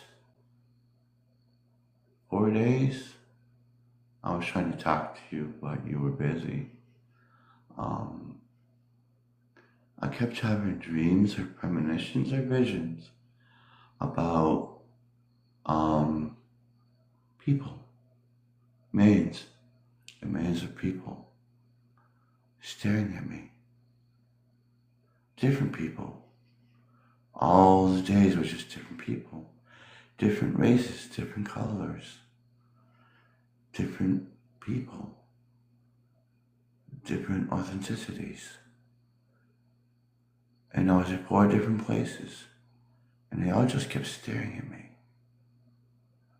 And I wondered, why? Don't know. They kept staring at me, and I wondered. I didn't feel anything negative.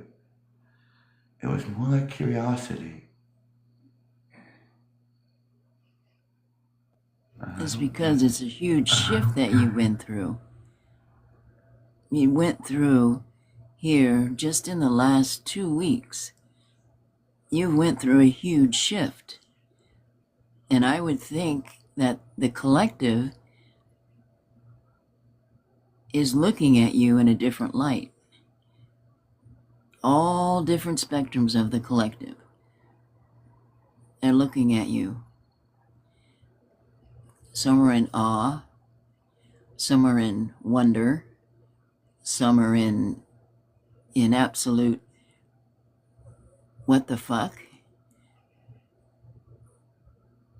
But I think that you have shifted your consciousness, and it's very beautiful.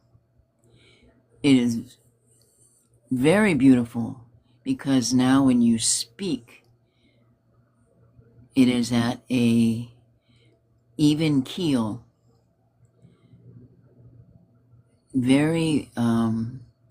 It's very peaceful. You know, that's just my perspective. That was just one part of it too. The second part was, this part was hard to explain. But I think Honey understood it. Where I said to her, in the last 3 days, I'm getting, do you know the movie Final Destination? It was kind of like that. Like I'm actually seeing a pathway of me and other people. And I see the pathway, and I can see each pathway and what will happen and what will happen, and how and who is going to be on that journey. I've seen different pathways, kind of like a premonition, and I wonder why they would give me a heads up on that. Why do I end up seeing the pathways before I take them? What would be the meaning of that? And do other people see the pathways, or they just go down the store, for instance, and I would say, well, if you're going down the store, do I take a right or a left? I said, well, if I take a left, I might get in a car. I said, because I see it. Well, what about if I go right? Okay, if I go right, I'm going to meet some guy and I'm going to give him some food, kind of like that. And I'm wondering if other people see pathways before they take them. And why would they give me that? I don't know. And I can see, as Nightbird just said, I see that with other people too. Like if you make that choice, this is going to happen. And I don't know why this came out of nowhere lately. Paul, I've seen such a change in you over the past few weeks that it's amazing. You have a peace about you that I haven't seen before. And you seem to me to be calmer in every way. Your spiritual side is blooming.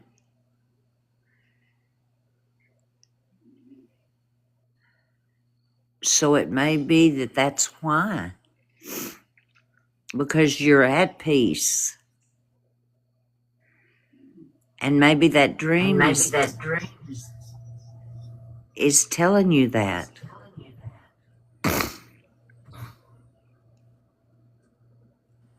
You mentioned that. Oh, I'm sorry. Go sorry. ahead. I think that you have finally cleared all the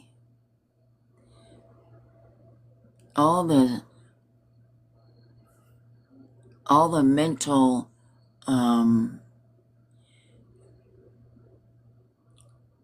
constipation. You finally have allowed yourself, a part of you surrendered.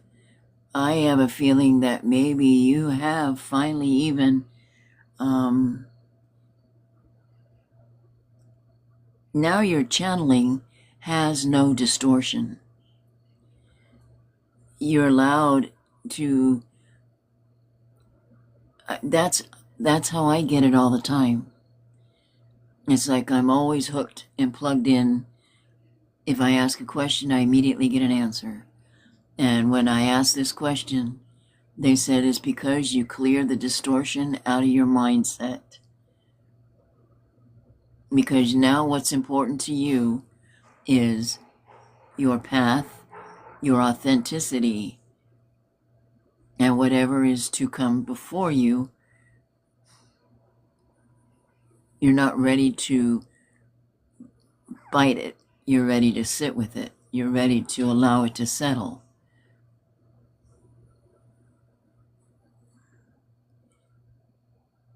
It always cracks me up because they always say, that's all.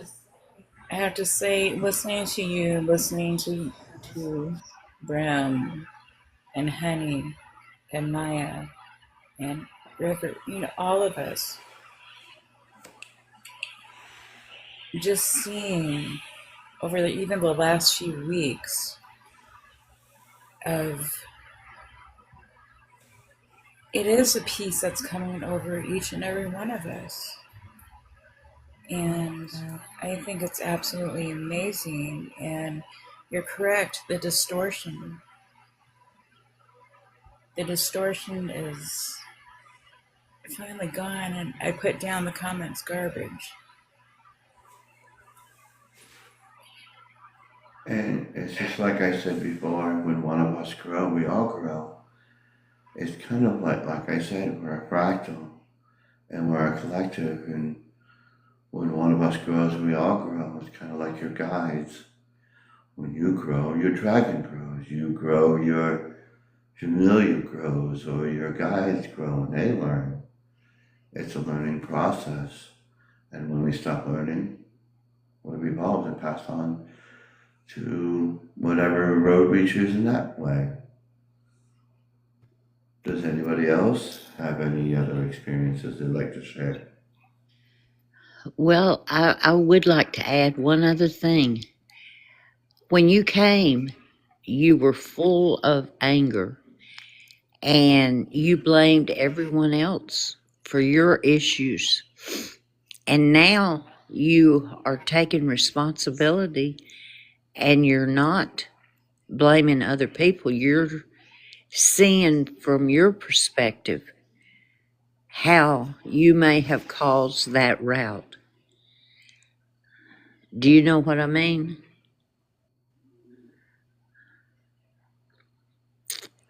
And one thing I can add to that is you're also realizing what everybody did for you in the past and how they did it and the way they did it and why they did it.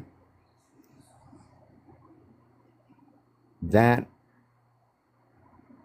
helps me see that you understand where you're at in a total different outlook.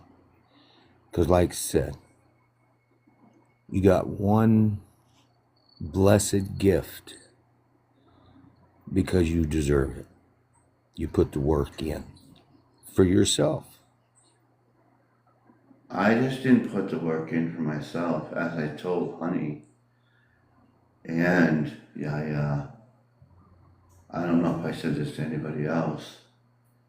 And I think I said it to Honey a lot, that this journey that I took wasn't just about me.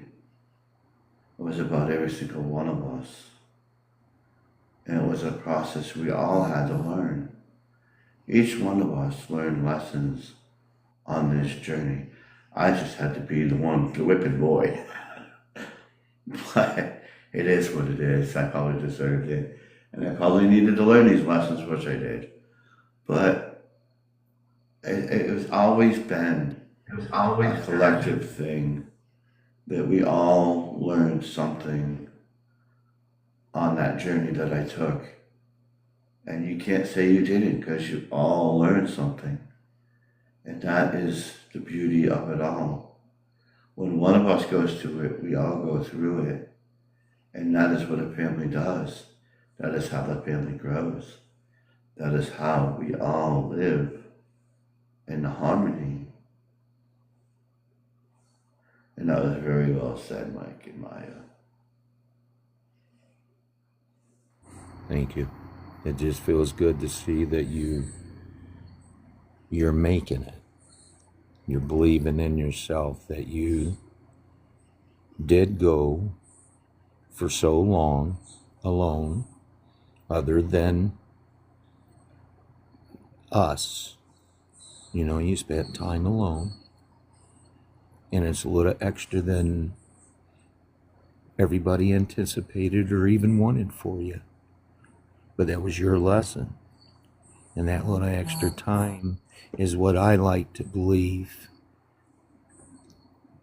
is making you look at this not the way you've always faced everything in the past. This is a huge blessing, and it's not in disguise either. This opportunity you have and the way you share it is just absolutely warming.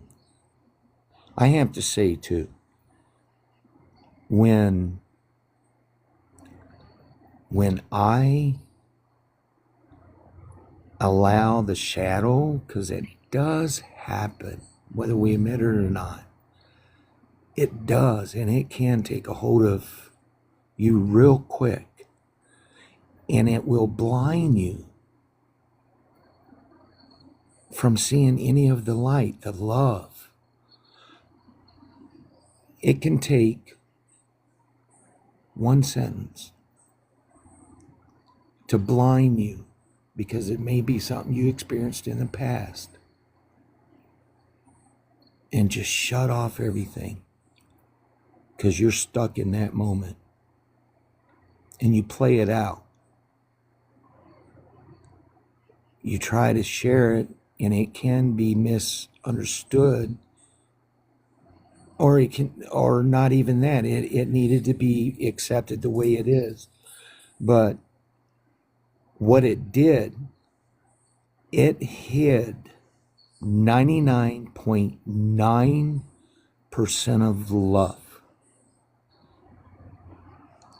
After I went back and read, my heart was broken for them so much that I've never felt so embarrassed and ashamed at the same time, or in a long time, because I cared so much about this person. I truly do, and the help and the gifts that they've shared. After I saw the 99.9% of love, I understand why I went through that 1% for the moment that I did. Because I played it out fully, and it is not what I am today. I'm not despised. I'm not loved sometimes. I know I'm loved all the time. I know I am. And I have the confidence that we both grew to a more clear and understanding about where we are and where we're going. And do you know how blessed I am? I'm truly blessed. And that way I know they're blessed. And sometimes being blessed is hard to receive or even want to understand. But when we get past that, then we see how that blessing is truly a gift. And it's my pleasure to be able to humble myself, to be man enough. I make mistakes, and I understand why mistakes that I'm making are being made. Because for the first time in my life, my mistakes are helping me. They're truly helping me in ways that I didn't expect. But see, I also have faith in them and their stronghold, but I also understand their journey too, and the strong belief and faith that they know that all the directions that they care about, each one, every one is 100% full of love and heart, because they know how to guide it. They know how to listen to their guides. And when they're doing that, what did we create? A big foundation on a rock, cemented in, where we can have that communication and understanding of each other. Yeah. We didn't want it on a mudslide. We built it firm, hard. It took work to have the understanding of each other, and going through the tribulations and journeys that we each take. We each went on a journey within ourselves, and we're still on that journey, and we grow every day when we express and show and tell our journeys.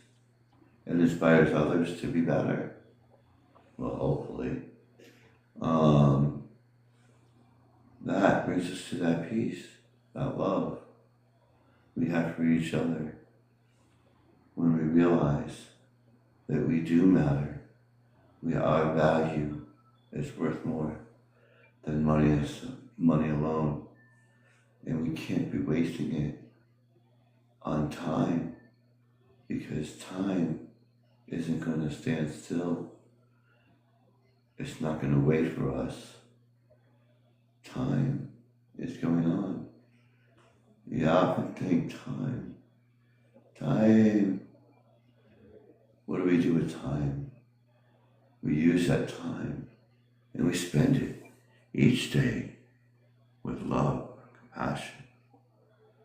Don't waste it on negative and bad things and things that don't resonate with you. I would like to add also, we have a tendency to live within our own mental cages. And if we surround ourselves in a cage of fear and anxiety, anticipation, then that becomes our belief. If we believe that something negative is going to harm us, whether it is or not, it is really up to you. You know, you can, if you believe it with all your heart, then it can. If you believe that you are strong enough and safe enough and loved enough that nothing can touch you, that you are completely surrounded in nothing but love and comfort, then you are. And so you have to take your beliefs out, examine them, and see what in your beliefs are causing you to remain within a cage that you have placed yourself in. And, you know, if you are constantly thinking, this thing is going to hurt me, this thing is going to harm me, these people are going to hurt me or harm me, or this thought is going to hurt me or harm me because I believe it, someone told me, I've always thought so, whatever the reason is, those things become real. And so it's very easy for us to fall into a trap of our own beliefs. And we can be harmed by our own beliefs. If someone, say, puts a voodoo spell on you, do you believe in voodoo? Do you think, oh my gosh, they made a doll and they're poking me and now it's going to affect me? If you really believe that with your whole heart, then yes, you can allow that to happen to you. But if you think, no, I'm divinely loved and protected, and those things can't hurt me, then they won't. And that's, you know, a thing that we just all have to muddle our way through because, again, of our programming and conformities and years of thinking only one way, not thinking out of the box.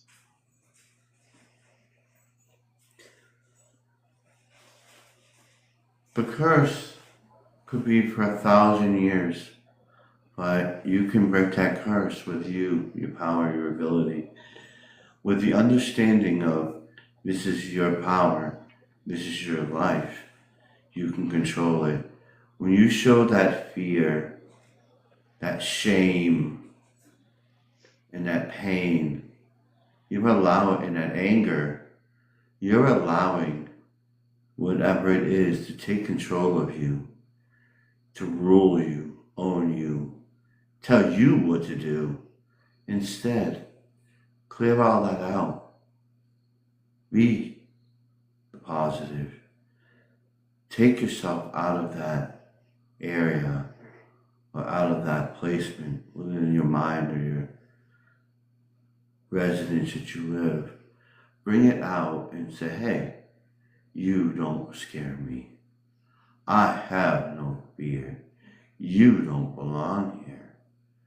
Don't be paranoid that it's going to be there and it's not going to let you go. You have the power to do that.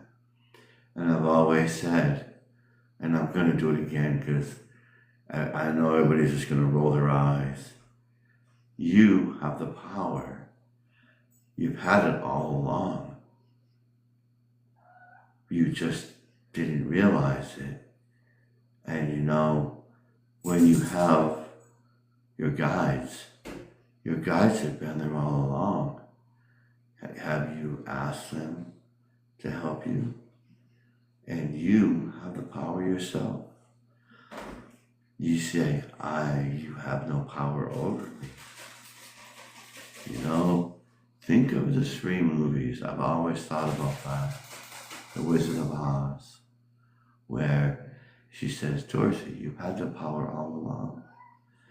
You just didn't realize it. All you had to do was click you heal 3 times. Look at the never-ending story. All of Fantasia's gonna fall. What do? The human child has been with you the entire time. You guys have been with you the entire time. He does not understand what you want or what to do. You haven't told him. Exactly. Like the labyrinth, when Jareth had power over Sarah, what did Sarah say? You have no power over me. She didn't say it for just hee-haws. She meant every single word.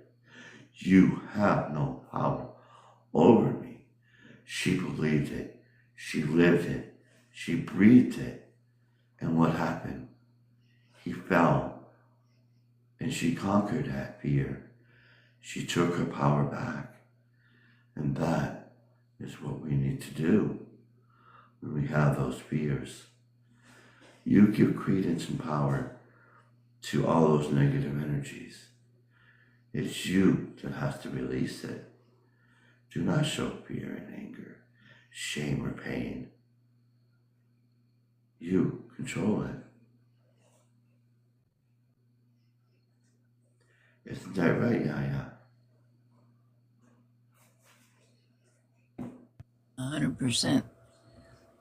Absolutely. I find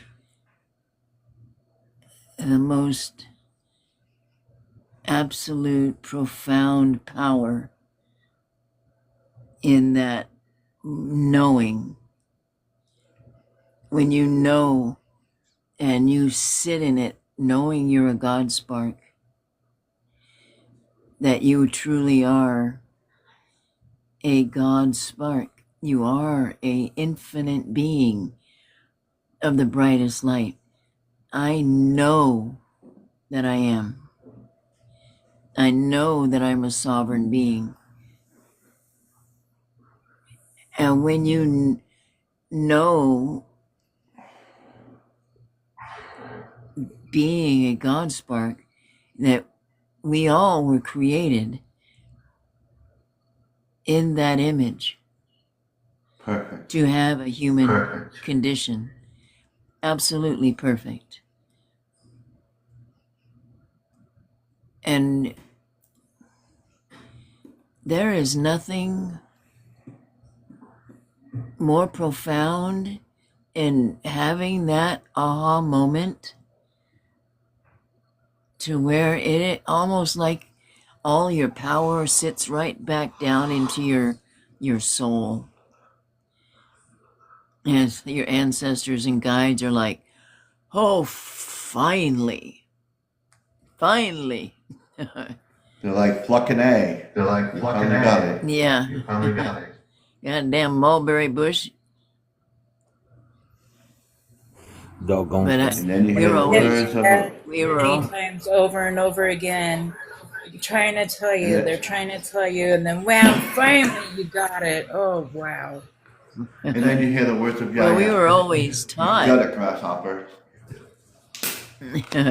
Well, we were always taught, that is blasphemy.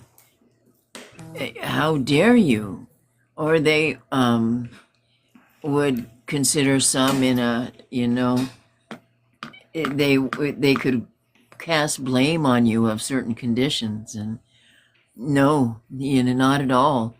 That's truly what we're here. Absolutely, all of us here have broken multiple generation chains. Our ancestors, even the portal, the gratitude from them. They do things to show gratitude in just the light that it shines. And it's not just for me, it's for the collective, because we all watch it. And we have done so much, even just in a little bit of time. And It's beautiful. It is. We can daydream and we can create beautiful worlds. You can create anything that you want with your imagination. And with the ability to use your imagination, what else do you think you could do with that in this Change your lifetime? perspective. You change your perspective and you change how you perceive things. Yeah. Gee, I don't know. Change timelines. I Oh, think wait, we they're all coming together. do that. I think we. I do. I think we do. Yeah. But yet, I feel like they're all coming together right now. And we've all. I love that. I love it too. Go ahead. Is the more deja vu you're experiencing, is the more you know that you're doing the most profound thing at that moment and you're in the right spot. When I heard that explanation, I was like, oh, finally, it feels right. Didn't I? That's Was it you that right. I talked to about or was it Honey? About the different levels of the multiverse. I don't know. Enlighten us. I don't. Yeah. Okay. Bring it on, Grasshopper. Oh, yeah, no, boy, I didn't see that. All right. Somebody asked me about timelines and multiverse, and I just simply said this: that sometimes we see a ghost or hear a voice, and around us, it's not really a ghost. It's the multiverse. It's another universe. It's colliding with this one that we're in. That's why we experience these deja vus and these phenomena of seeing a ghost. Like Dale the other day, he was talking about, it was Honey, that's who it was. Honey was talking about that she woke up and she could hear voices in her room. And I simply said, it's another multiversal loop. Is those people in that other universe don't want their world to collapse, so they're in a loop because they know it's ended, but they just keep going and they're going to talk and have to find a way out. Now, as the multiverse goes, it's like a layer. It's like this notebook. Each notebook has a line, right? Or a page. When you're in the multiverse, there's multiverses right here. All this is the multiverse. And your multiverse is right here, for instance, it's the first page. When we go up in vibration and frequency, we go through the pages, which represent different dimensions and different multiverses. When we hit another multiverse, that's where we go up in levels. In this world here, in this reality, tricks was spelled with just like trickstery, like Trick. And we're over here. When we hit this multiverse, it could change us if it's stronger, or we change it. Henceforth, we experience a deja vu. And that happens when one universe has increased its frequency and vibration.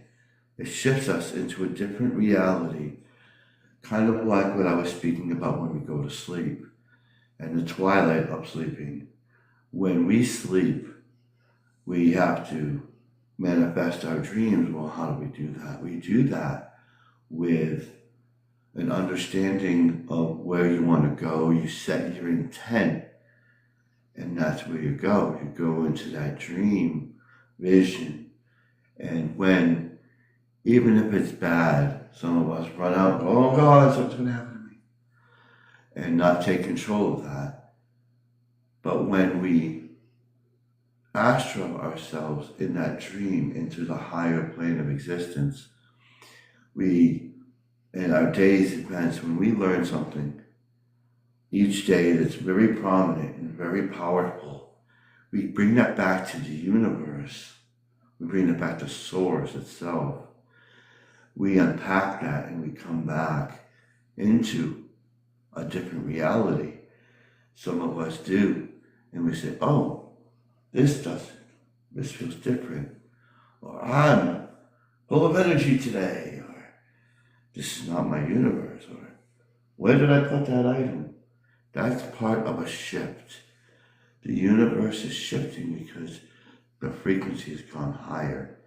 And when you cross another universe, it either merges with ours or just we leave it in the dust.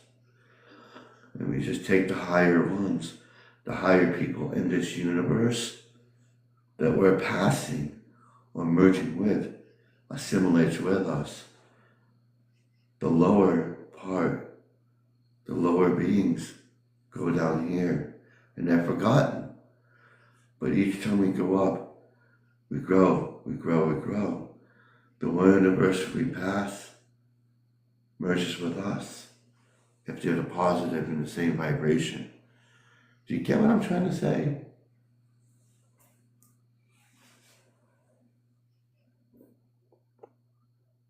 Or did I just lose everybody? Well, I think we forget how powerful we really truly are, and we can direct that power. Now, we can decide that we want to have a positive outcome, or we can actually manifest a different outcome if we continue to stay in the thought that things are not going to go well, that this is not going to work for me, that someone else has power over me and they can do something to me or cause something to happen for me. So if we decide that we can go either way. So what I'm trying to say is we can make it a positive thing or we can make it, something not so positive. And if we decide that we are in absolute control of ourselves in our own inner self, then we know that nothing outside of us can affect us or harm us in any way, any direction. And we manifest the condition, the environments we live in. We have to understand that. And that's where And working with my patients a lot, I encourage them to manifest a different, more comforting environment to dwell in. They could dwell in their misery, or they could live and dwell in a happier energy or moment. And wouldn't while that bring you to a higher level? Wouldn't that change yeah, your dimension? yes, yes, that will bring you up, and that's where you want to be. You want to be lifting yourself up, and as you do, you're lifting those around you at the same time. But you just have to understand and recognize the power you have within yourself. And we've all been taught we don't have power, that we can't change things. That you think about the story about the elephants. This ever how many ton creature that when they're babies they put a rope around their leg and they can't move, they can't run away. And as they grow and grow and they become strong enough to break the rope, they're so conditioned to stay in place that they don't even try to break the rope anymore. And so they just stand there and allow themselves to be held captive because they were conditioned from a very young age that the rope would keep them from moving. We have to take the rope off our leg and move ahead and go ahead and not understand and recognize that we are strong enough to break whatever chain. And my ancestors have told me multiple times that how grateful they are at the generational changes and chains that have been broken just within my own family. They are so grateful and they apologize to me for leaving that burden to me and hoping that I will understand that they didn't do it on purpose. You know, they themselves were in a condition in which they were unable to break free. And so while they're apologizing to me for leaving that burden, they're also constantly telling me how grateful they are that I went ahead and did it, that I moved forward, that I found the power, and it changed everything, all the way down, all the way up. It's the ripple that we keep talking about over and over and over again. We have a The ripple ripple effect in effect. everything. Yeah. I have a question between timelines and dimensions. So we are living all of our lifetimes concurrently on different timelines, correct? Yes. Okay, so if one of us changes dimension, do all of us change dimension? Do all of our timelines rise together? No. Because that other self has not brought itself into a higher frequency. When it does, it either merges with you or moves up with you. Say that over again. Hey, AK. When you asked if the other you would grow or stay there, they would stay in that one dimension. But if their vibration was higher, they'd move up with you or they would merge with you. That's why sometimes when we wake up, we go, oh, wow, I feel stronger.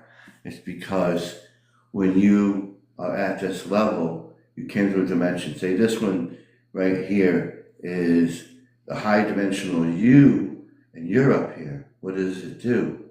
You're in an equal playing field. It either can choose to rise with you or it chooses to merge with you. So that's why sometimes you go, oh, I got a new ability, or oh my word, I didn't understand that. Or you get like a little awakening or something new happens to you. That is one of your alternate selves that's merged with you. That's where we gain the abilities. Each of our abilities, I've now understood, is thrown out through the multiverse. Each part of you is a fractal, and when you put all the fractals together, you become the one. Kind of sounds like the movie One, but you become the one, and that is where you become. I know this word is probably going to bother people. You become that ascended master.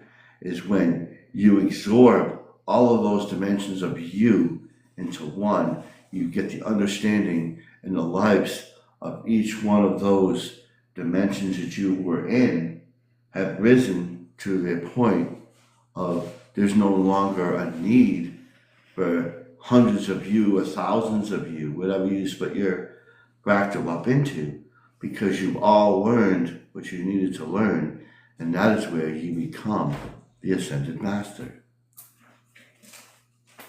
So, those are all those individual lives being played out. So, like when my late husband was channeled, he said, in one time, I said I always wished we had been able to have children. And he said, in another timeline, we're playing with our grandchildren. So,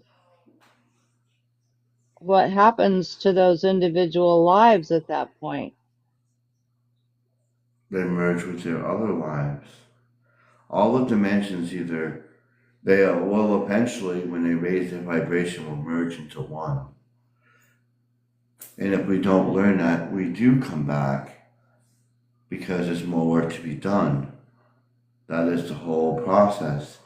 That when we want to become the whole being we are, we have to experience everything there is on earth to become that major fractal full piece of who we are.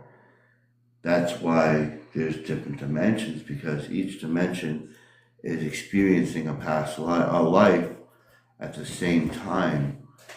And when you do that, and you fulfill, each one of them fulfill their pathway, you become a whole you become a whole piece of that, what you're supposed to.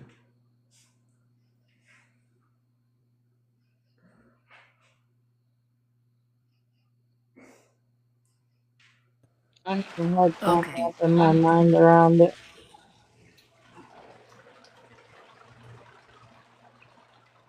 Sorry, Aya, you started. No, I'm. What happens?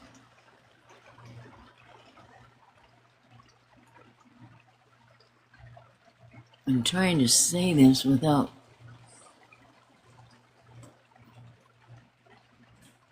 Our.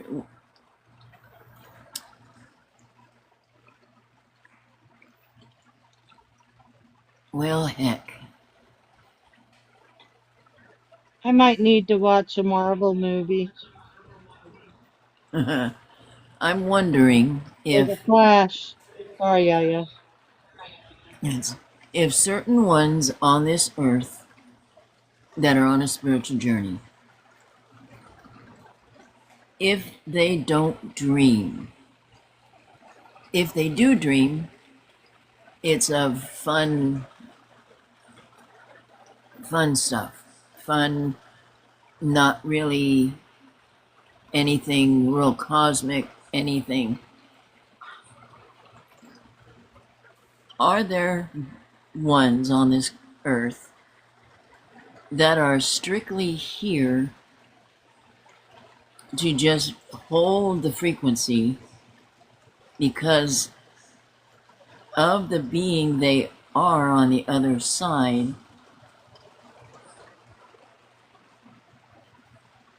They've already lived so many lifetimes and so many fractals that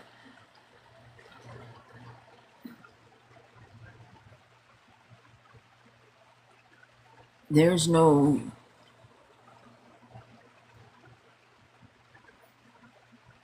because ones could get really wrapped, ones could get kind of stagnant in their journey because of the dream that they feel they have to dream, and they'll be stuck in it for generations. Now, in my journey, I'm not going to shit show it. I've tried to dream. I've done things to try to dream. I'll get a vision. I will see things, but I won't dream. And I keep getting the thoughts of, it's not necessary. Hold your frequency. Raise your frequency. The more your conscious being becomes aware of its surroundings, that's what's important. Because And I see where you're going, and I'm going to say that most people that are in that position have fulfilled and met and got all of their fractals together. It's then you choose to come back here to hold that frequency for others, to help them in their journey. Well, think about Dolores Cannon and Michael Newton, and they talk about the three waves of volunteers. We have all of us as old souls. The old souls that are on the planet have, many of them have come here to simply hold the frequency to keep it all together. And then there are the new souls that are coming in to also raise the frequency because they haven't been steeped in all of the forgetfulness, the amnesia, the karma that's now finished and done with. They're not anchored by that any longer. So we have the indigo children who came in 25, 30 years ago, along with the waves of volunteers that came in three three different times, three different wavelengths. And then we have the ones who are completing their journeys and wanted to be here at this specific time to see and experience what we're going through right now, because this was all divinely predicted. We all knew we were coming to this, and evidently we were lined up, waving our arms and saying, pick me, to come here and do the things we're doing. Exactly. What I was saying, that they've completed their journey and their task, and they come down here to help the rest of us go, to raise that frequency and vibration that each one of us are, and help us put our pieces back together.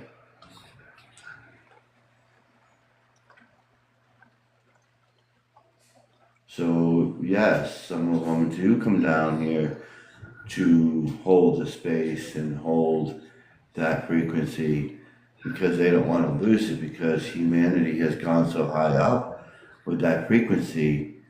They come back down here after learning and getting the whole fractals together. They come down here to that, hold that space for us.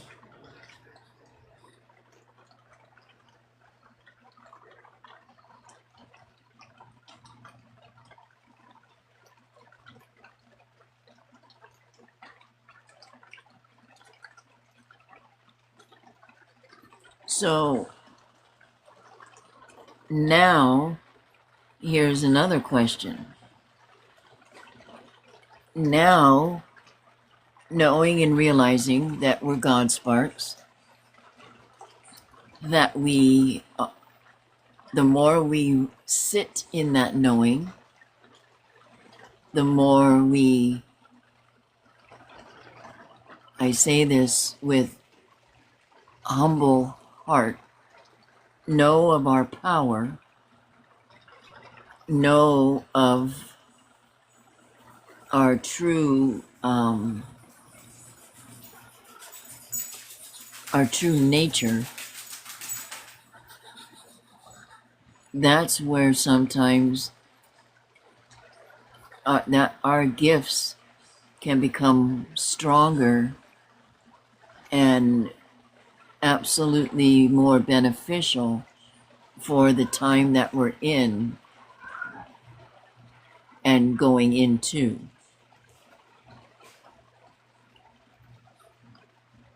I have another question too when y'all asked. Yes, Loretta, that is exactly right. That we are we are here for this specific time. Many of us, not all of us, many of us are though. And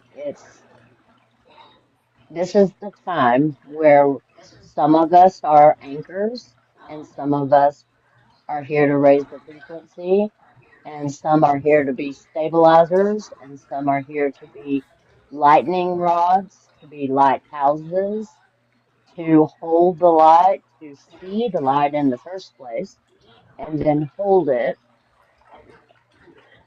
And then some of us are doing all of these things.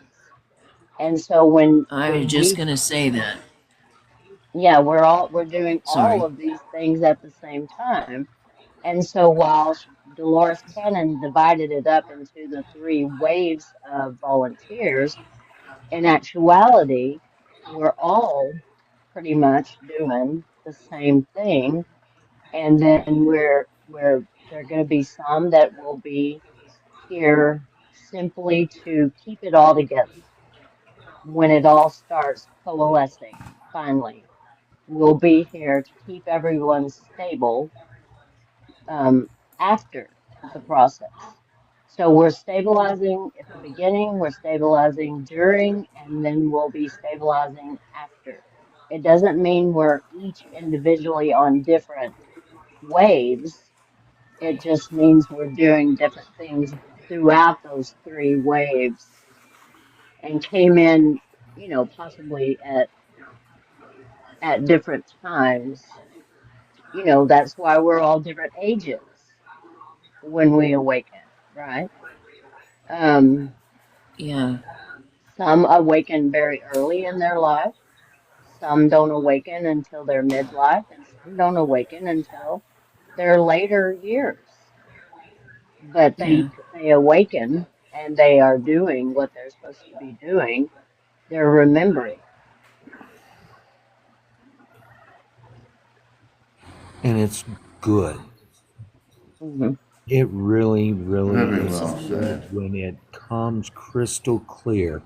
When you can put that 0.00% aside, that will come like flowing light words coming out of you.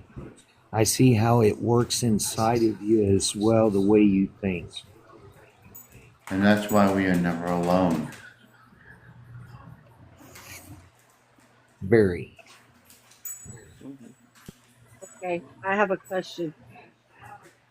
So I'm still trying to wrap my brain around different timelines and dimensions and our soul fractals being scattered all over the place. So what happens if Suzanne's bungee cord breaks in one timeline and she hits the rocks in the river? She can Does choose she to go? come back. She can choose to come back or merge with another fractal. Or just be the being she is in her universe. Because she's got free will, just like you.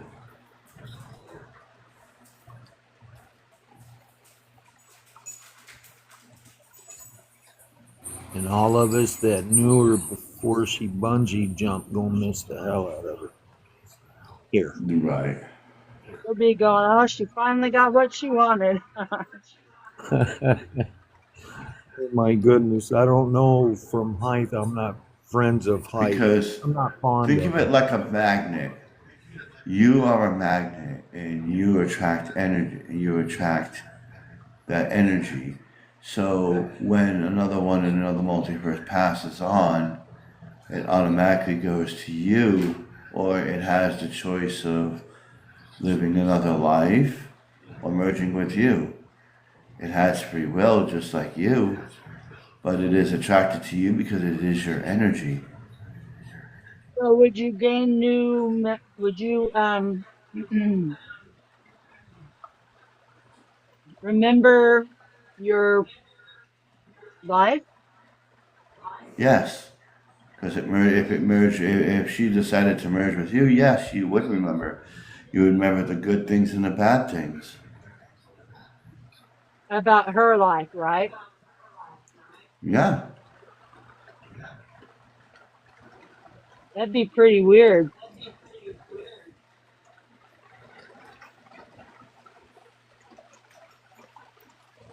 unless she Suzanne, chose to forget Bobby, some and parts. Christina.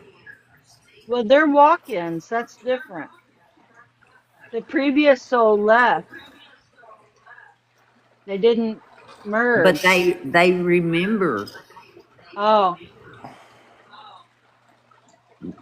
Don't you remember Bobby talking about that and Christina? yeah. Yeah, but I They see I see walk-ins completely different than soul fractals merging. right. I Walk-ins saw take I saw walk-ins walk-ins. take over for a different soul. Right.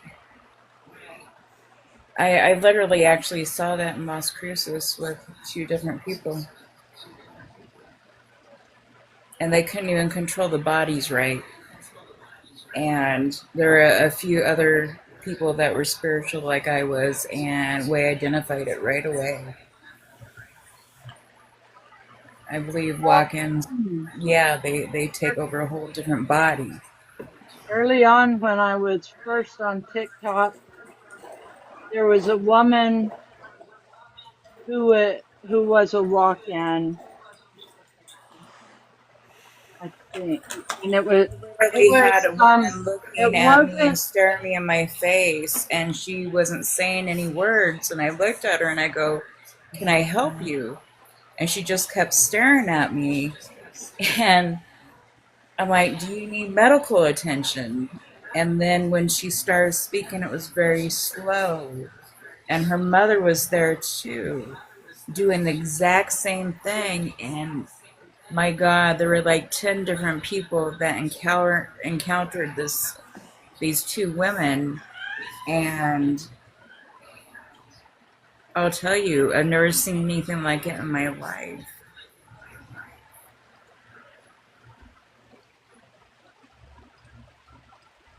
So finish your story, Suzanne, about this woman on TikTok. Well, she was she walked in and she was scared. She didn't know. I mean, it was like she just woke up one morning not knowing WTF, and her everything was completely different. She looked like herself and everything, but the family was completely different. Everything was completely different. And she totally freaked out. And, I don't even know if she's still on TikTok, I hadn't thought about her in a long time. But the last time I thought about it, was like, oh, I wish I could find her because I know a lot more about it now than I did then. Well, I think about all those silly little dramas I'm watching where, the soul is leaving and a soul is leaving in one place and another soul is leaving in another place, and then that soul drops in and that first one comes back to life, and then they have the memories of that body that they just took over, as well as their memories of their life, previously in a completely, thousands of years ahead of wherever they are now. And so that's like being reborn into a different body, but you take on those memories to remember the memories of the body that you're taking over. So I can't imagine being reborn into a body that looks just like you, only you have a completely different life. Yeah, I usually have to try to search for her. I I can't, obviously I don't remember her name, and I don't even know if she's still on TikTok. You know how, I mean, a lot of people I used to follow have just disappeared. Um, but they might have gone to another platform. Um, well, there was something else I was going to bring up, and I can't think of it. I'll get it. Well, Cryon does talk a lot about our different soul fractals and how they're kind of spread out all over the time, time and space. So you could be living a life in the 1800s while you're living this life now in 2025.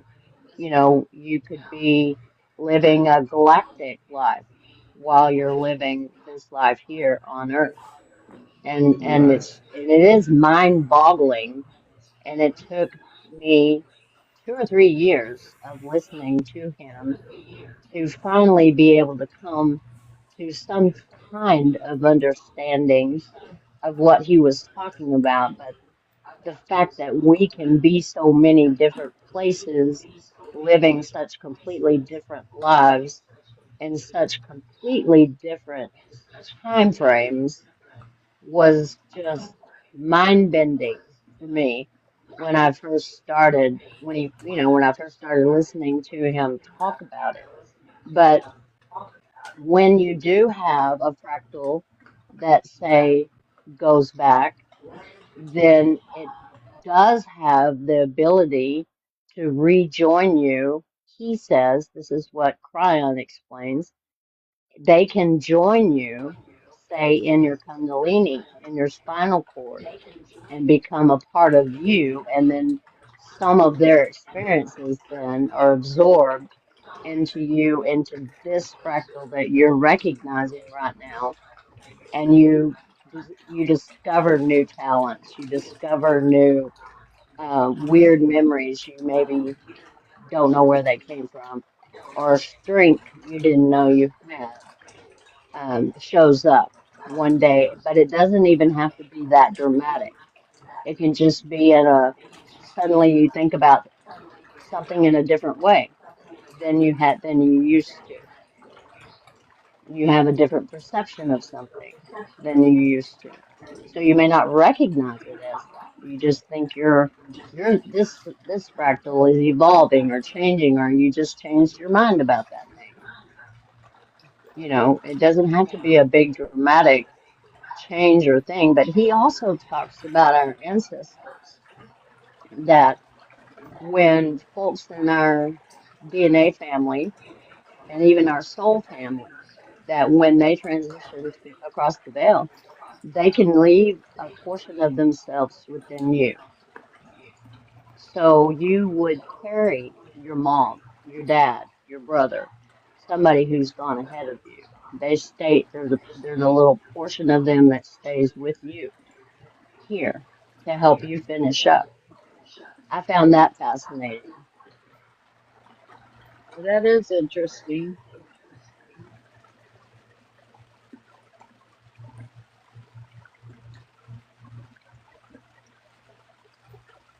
I can hear. I've just got to take a picture of food. I'll be right back.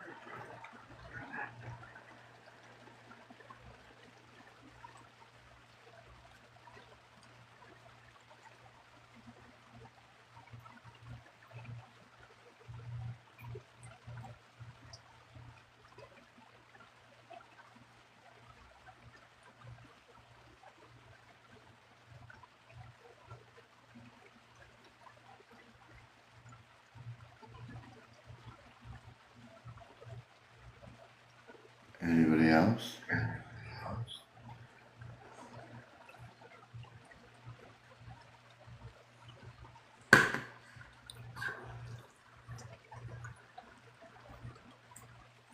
I'm just having Everybody.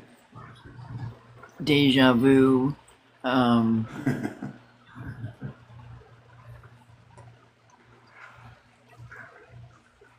just You're right. whoa. You're right where you're supposed to be. Yeah. Mm-hmm.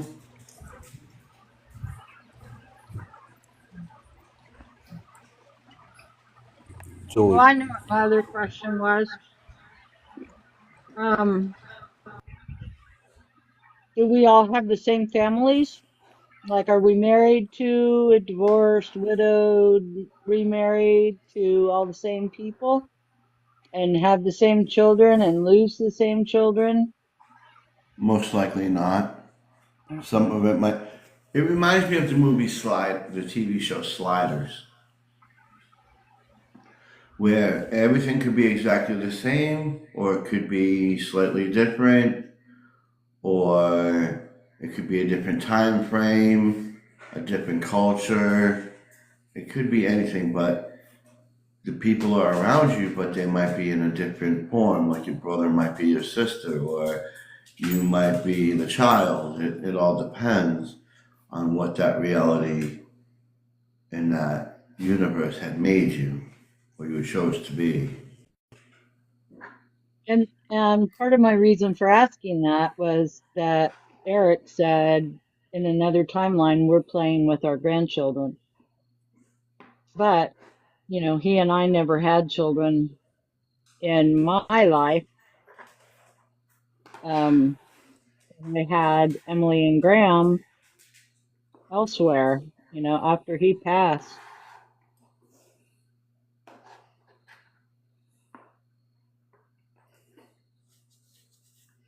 in one universe it could have happened. I don't know, because we're not in that universe, but every universe is slightly different, or it's completely different. The only way to know is if you travel through a portal and find your way there, then you'll probably see yourself. But I would assume that, like the TV show Sliders, that every universe is slightly the same, or slightly different, or is completely different. You might be married to somebody else. We don't know because we've never explored the multiverse to that point yet. That would be awful to, I don't know. It's to suddenly be in a timeline that you don't like at all. I guess you wouldn't have to go there. You always have a choice. Or maybe you have enough compassion for that person that you jump in to help them get out of that situation. You know, like the one that the Ripper got a hold of, that wouldn't be any fun to hop in there. Nope. But if I did, maybe I could keep her from going into the alley that night. Who knows? Yeah, we don't know because we're in this reality. Anything's possible in another reality, another dimension.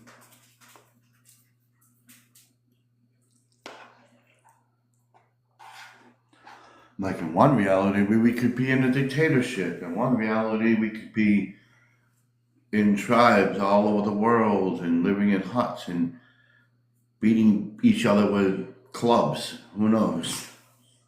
You come here. No. All right, you're We talking don't know. about caveman. At what point did Look. Anunnaki or whoever who changed our DNA and stuff made us more intelligent, but, smart enough to be their slave? They didn't create us, they just edited us. Yeah, they tweaked us, but at what point in our history did they do that? Probably when there was Neanderthals. Because it's been a proven fact that there's been multi-humanoid beings on the earth, and a lot of them don't stem. They lied about it. Some of them don't stem from Adam and Eve. A lot of them stem from other cultures and other kind of people that were here.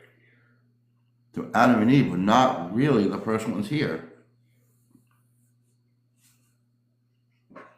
Neanderthals were here, and we were made by the Anunnaki, and they just took out parts of our DNA so they can control. And when they did that, they kind of screwed up, because here's the thing with the human race is when they did the tweaking, now because of their mistake and what they did, they're linked to us, because when they did that mistake, they advanced us further than they were supposed to. And we were supposed to be Neanderthals and go up and learn ourselves. But when they interceded in that, they broke the universal law, which is you're not supposed to affect any race of beings in their evolution state, and they did. So, will we ever meet those Anunnaki again? Most likely yes, because they proclaimed that they were the gods. They weren't gods. They say they were gods, but they projected themselves as gods. And they created us. No, they didn't.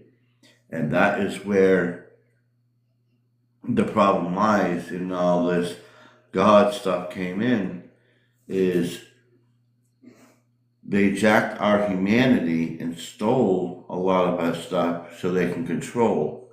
And that's where it came into Now, at this point, with what's going on, they've always tried to dumb down the human race so they can control. But now they're losing that control, and we've raised that frequency. And we talk about healing ourselves, is when we can heal our own DNA and put those DNA strands back. And once we do that, we're going to be well advanced further than they are because they jumped our human race further than they were supposed to.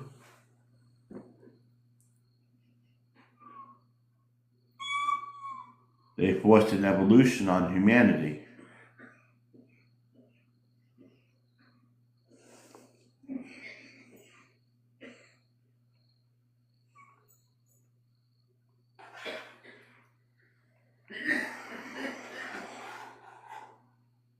So they owe us.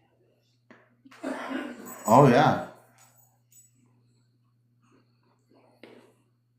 They owe us, all right. They kind of stole us from evolving naturally because they evolved us and took our DNA so they can control it and reworked it. And then fed us lies.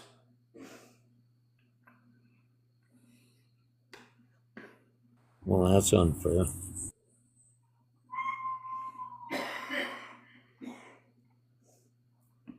Because in every being I've come in contact with, and you probably hear this from other channelers and people that talk spiritual stuff, that they jumped us 1,000,000 years in intelligence, that they stole it from us because we were supposed to evolve ourselves, and they broke the cardinal law, which is do not intercede, and it do not intercede with the evolution of a planet, kind of like the Prime Directive in Star Trek.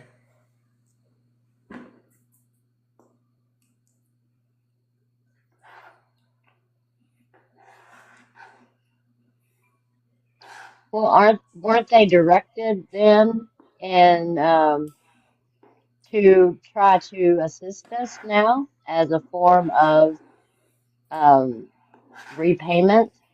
And now there are a few of them who are resisting that and resentful of that, but the rest of them are trying to be helpful because they were told they Yes, needed to be. some of them are, but like in every race, there's always good and bad. You need to show the kitty, Paul.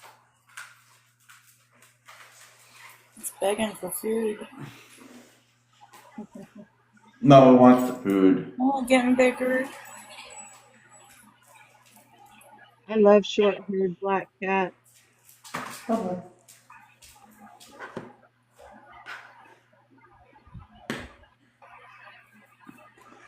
But if we give them kind of like that, like we give them fear and that anger, that just makes them stronger because they know they have more control. And that's why we have to take the power back. And that is what we're doing as the individual we are. We're raising our frequency so when they come back here, and that's why a lot of the beings are coming down here to speed us up, to make us more aware, to raise our frequency so when they on their way back here, the ones that don't like and want to control are not going to be able to because they will just be afraid of us. And they are afraid of us because they know once we hit our peak, we'll be greater than them.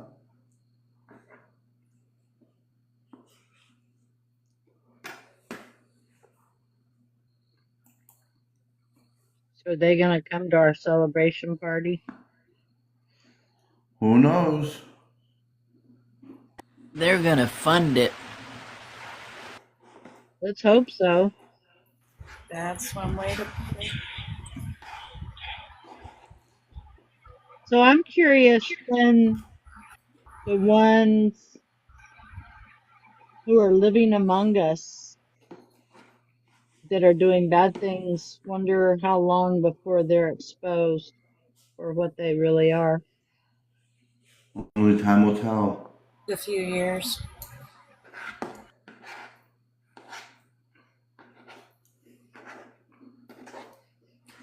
They're not the only ones here either that's doing stuff they're not supposed to.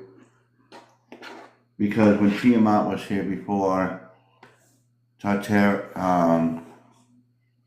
before the Terra, the Terra came here before it was named Terra before it was named Earth, and when it hit Tiamat, it took all of the beings that were on the planet and covered them and pushed them underground, which were some of the Draconians and some of the Reptilians, the Jinns, and all of the bad stuff was covered because Terra had taken over. Then we were formed, the Creator formed us as Neanderthals because we were the humans on the planet at the time. The Anunnaki came over here and said, "Oh, look, there's golden minerals. Let's need them. Let's get these Neanderthals to do it." Nah, they were too. They couldn't understand, and they didn't do it. So that's why they forced the evolution of humanity.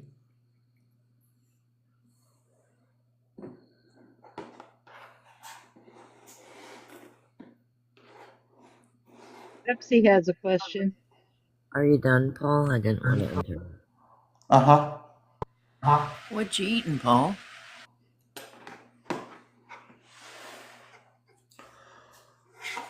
Some rice, sausage thing that Maya got, and this is really good. And I Jambalaya? think I could eat. That's what I was gonna say. I don't know, but I think it made me more hungry. Pepsi, it's your chance to jump your girlfriend. Okay. I have this problem now with the word time. So I try not to say time anymore. Okay. Why is that? It gets me, I guess, anxious. And then sometimes annoyed. So, for a week I've been taking it out of my vocabulary. It's pretty cool. I just wanted to know if y'all ever done that. I don't think about time. Time flies anymore. 1 minute I know it's 10 o'clock. Next thing I know, I wake up, it's 10 o'clock. I look down the clock, it's 3 o'clock. I'm like, what the hell? Where did the time go? That happens to me a lot. Like, dinner time, breakfast time, you know, things like that. That's why I was just curious. I have to keep track of the day and time so I don't miss appointments. Do you think it annoys you, Pepsi, because it reminds you of being forced to a schedule prior, and you're resisting that now that you're not in a schedule anymore? You just want to do what you want to do when you want to do it. And when people bring up time, then that makes you think, oh crap, I don't want a schedule. Yeah. Yeah, because even I'll, you know, when talking, I'll say, oh, I gotta go, it's supper time or dinner time or, you know. Yeah. Okay. Thank you. So yeah, who made it a schedule? Who made it dinner time, supper time, Whoever's breakfast doing time? the cooking. Time is made by humans, Right. Right. That was where sorry, I was being sarcastic to poor Anne. But yeah, I It's a mean, human construct. yeah, who made that? Who made that, and who can unmake that? You can. Yeah. You can just. You can do that. You can decide that you're going to eat something, and you might eat something that isn't designated a dinner time thing Yeah. at dinner I, time. Or you might eat something weird for breakfast that you wouldn't consider a breakfast thing. But you know Or what? you It's can a eat meal. dinner at 11, 12 o'clock at night. but I think I just realized though that without me saying that specific word, my day flows so much easier. Mm, you're free. You Yeah. made yourself free. You freed yourself of a schedule you had put yourself on. So that's why I just wanted to ask you all. I think But that's That's fun. the same thing as, yeah, I live in the idea of really, I kind of don't pay attention. I don't really pay attention. The only time I pay attention to time is if when I wake up, when I go to sleep, and if something comes on TV I want to watch, or I need an appointment. That's all I ever think about time.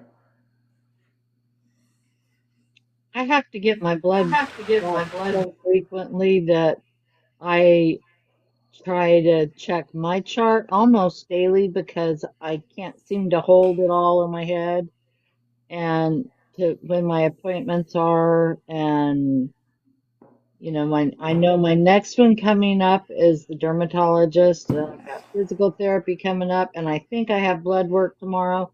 So, you know, it's just my health stuff I'm trying to keep up with. But River, what about like on the days you don't do that? Like say you have a lazy day or it's a Sunday, you know? That's I don't know. Oh, I don't watch the time when, you know, when it, I don't watch the time as much, um, unless I sleep all day and then I'm just mad that I slept through the daylight hours, you know. I like being awake in the morning. I think it's my whole lot. I am, and it's easier for me to stay up late than to get up early kind of thing, unless I condition myself for it, like, you know, going to work every day and waking up and um, jumping up and immediately in the shower and getting dressed and heading out the door. You know, and I used to do that lickety split. I mean, I could wake up and I could be at my office an hour later and I've showered and dressed and did everything I needed to do and headed out. Um, but now it's like, you know, I set my alarms today because I'm trying to, you know, I slept till 7 o'clock night before last, you know, and that really screws up me with knowing what day it is. And, you know, my kids get annoyed with me and, you know, it's like, mother,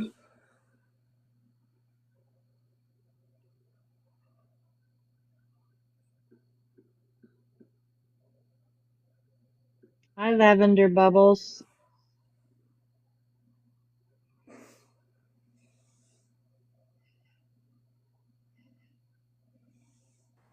Well, I'm Did you glad that see my that? coffee. Did you see that, brother? Did you see what she wrote?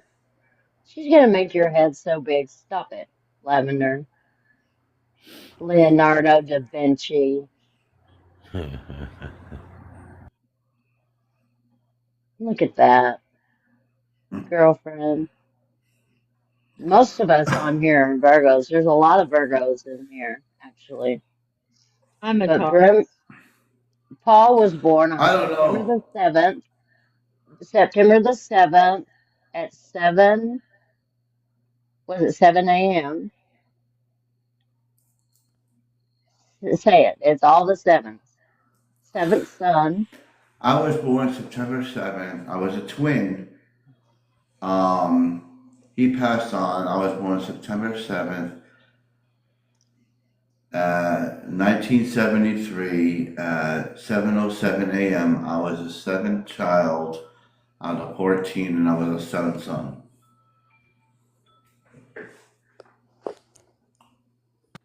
Boom shakalaka. Wow.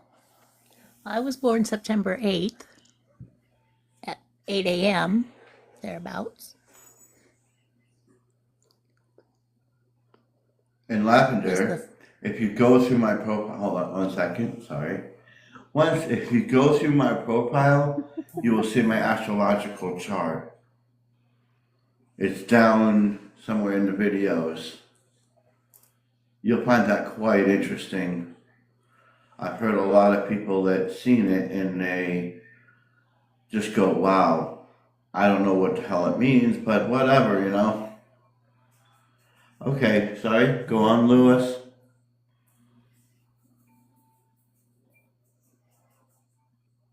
I didn't really have much else to say, but about being September 8th, which was the first day of school for my older sisters that year. And when my mom sent my next oldest sister off to kindergarten, she says, "Oh, I wished I had another baby." And I was born the following September. So, Oh. but I Oh was my. always told it was the direct result of a New Year's Eve party. So, who knows? Someone lost their seatbelt.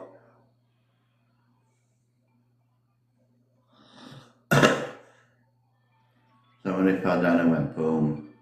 Nightbird. Did she fall off? She fell. She did. She didn't fasten her seatbelt in the roller coaster.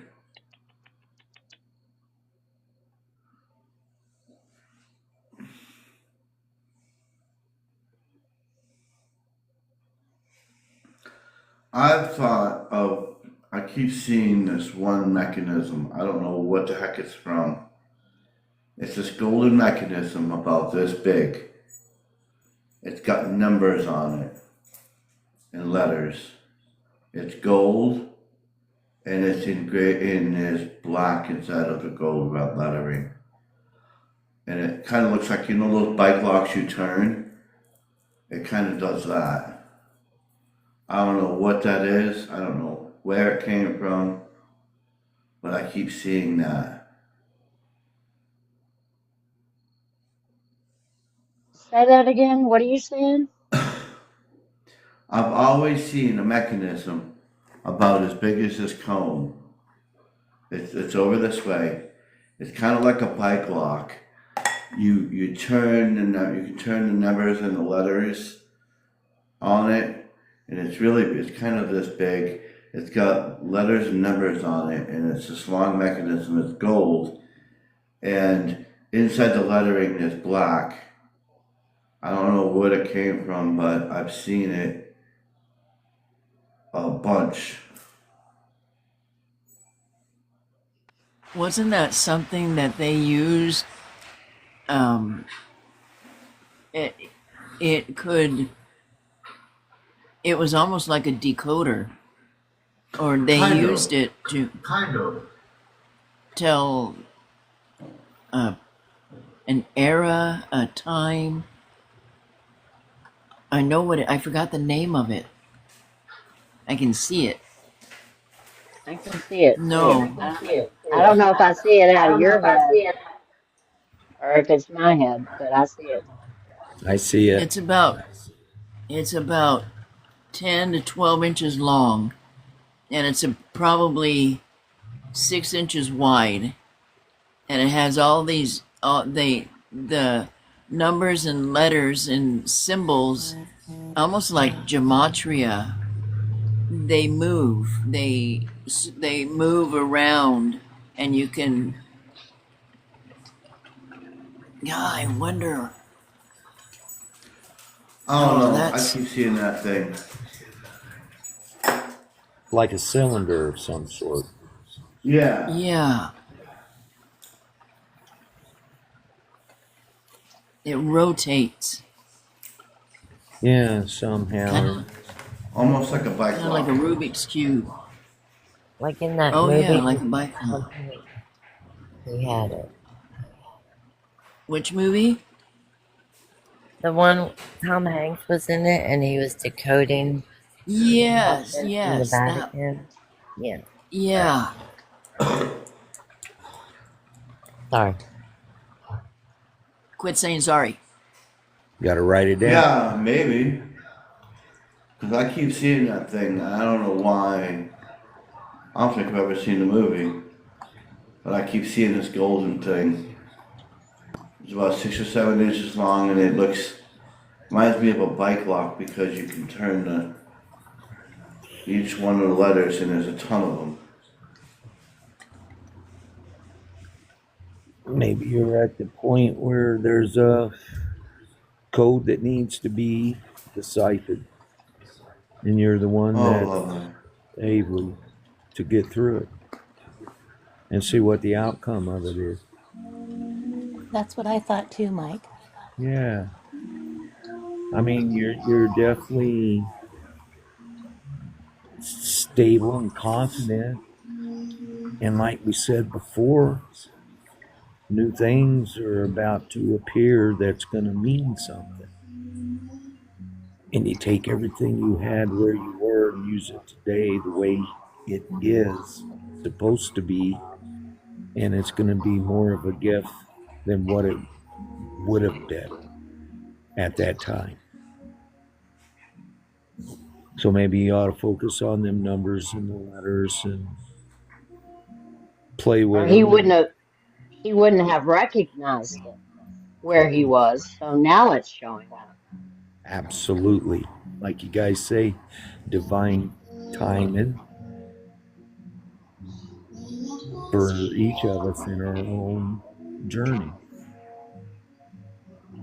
That's why I love sharing about it on stuff like this, because there's so many times when somebody says something to this effect, and it might be similar, maybe not a cylinder, but something similar that gives them the same ending of the principle, which helps them out in their way, which could also help us out in ours. I think that's pretty cool when that does happen, and that happens a lot here. And that's why we say we pick up our pieces of the puzzle, move them around, get them in focus, know how to place them. And each time everything is looking good for us, going good for us, we treat it with the respect that one time we never had. Or we had, but we never knew how to apply it or whether we cared or not. And that's what I understand about it. So far. Ears still big and open, so the heart's gotten bigger.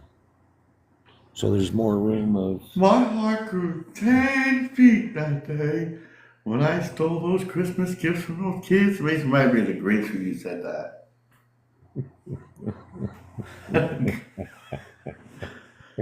I thought of it. The Grinch is so Christmas. And that's the thought that came to you? My heart grew 10 sizes that day. Oh my gosh, your Grinch heart's as big as the one in my front yard.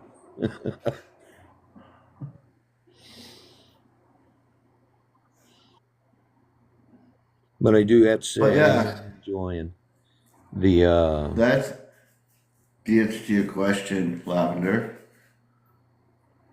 And what did you say, Mike? I'm going to enjoy... No, I said I was enjoying the answer you was going to give Lavender. And I've often thought about him, but I've never really paid attention to it. I've kind of probably side-railed it because I've been seeing paintings and I've always been into patterns and wording and not really numbers because I can't understand a freaking number. I don't get that, but I see patterns and stuff like that. And I've often thought about him, but not really paid any mind to it, I guess. Probably should have actually, but. And I was always told to read the book, and they show his face on it, and someone says, "You should read this." And I've heard that so many times, but I just, nah, not yet. No, not yet.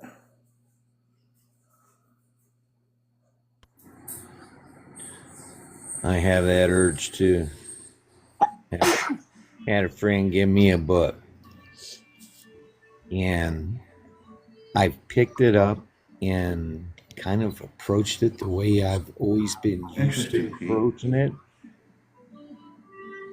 And then I realized I was getting the same reaction that I did in school, right? Was it last week I picked it up again and I had some time? So I started reading it differently. And the attraction of it really quick was amazing. And so yeah, that's the book that's been on my mind. I'll leave it at that.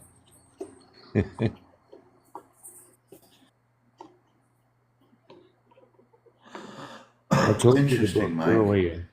Yeah, I told you the book earlier. And it is the one that Honey sent me. It's called I Am Disclosure. And I would like to read it.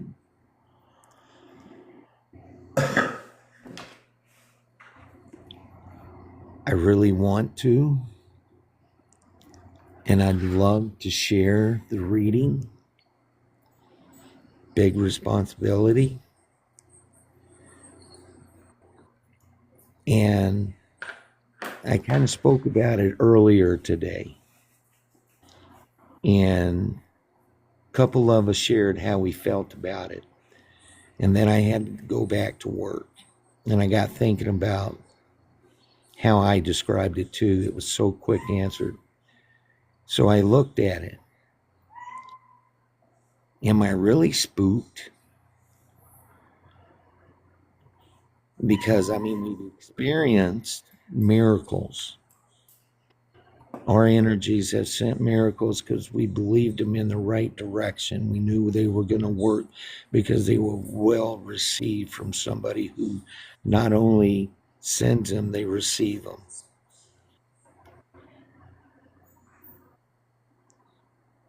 Okay. I'm sorry, squirrel moment. I'll write it down. Yeah, shit, I got a squirrel moment. I was going with My squirrels are loose.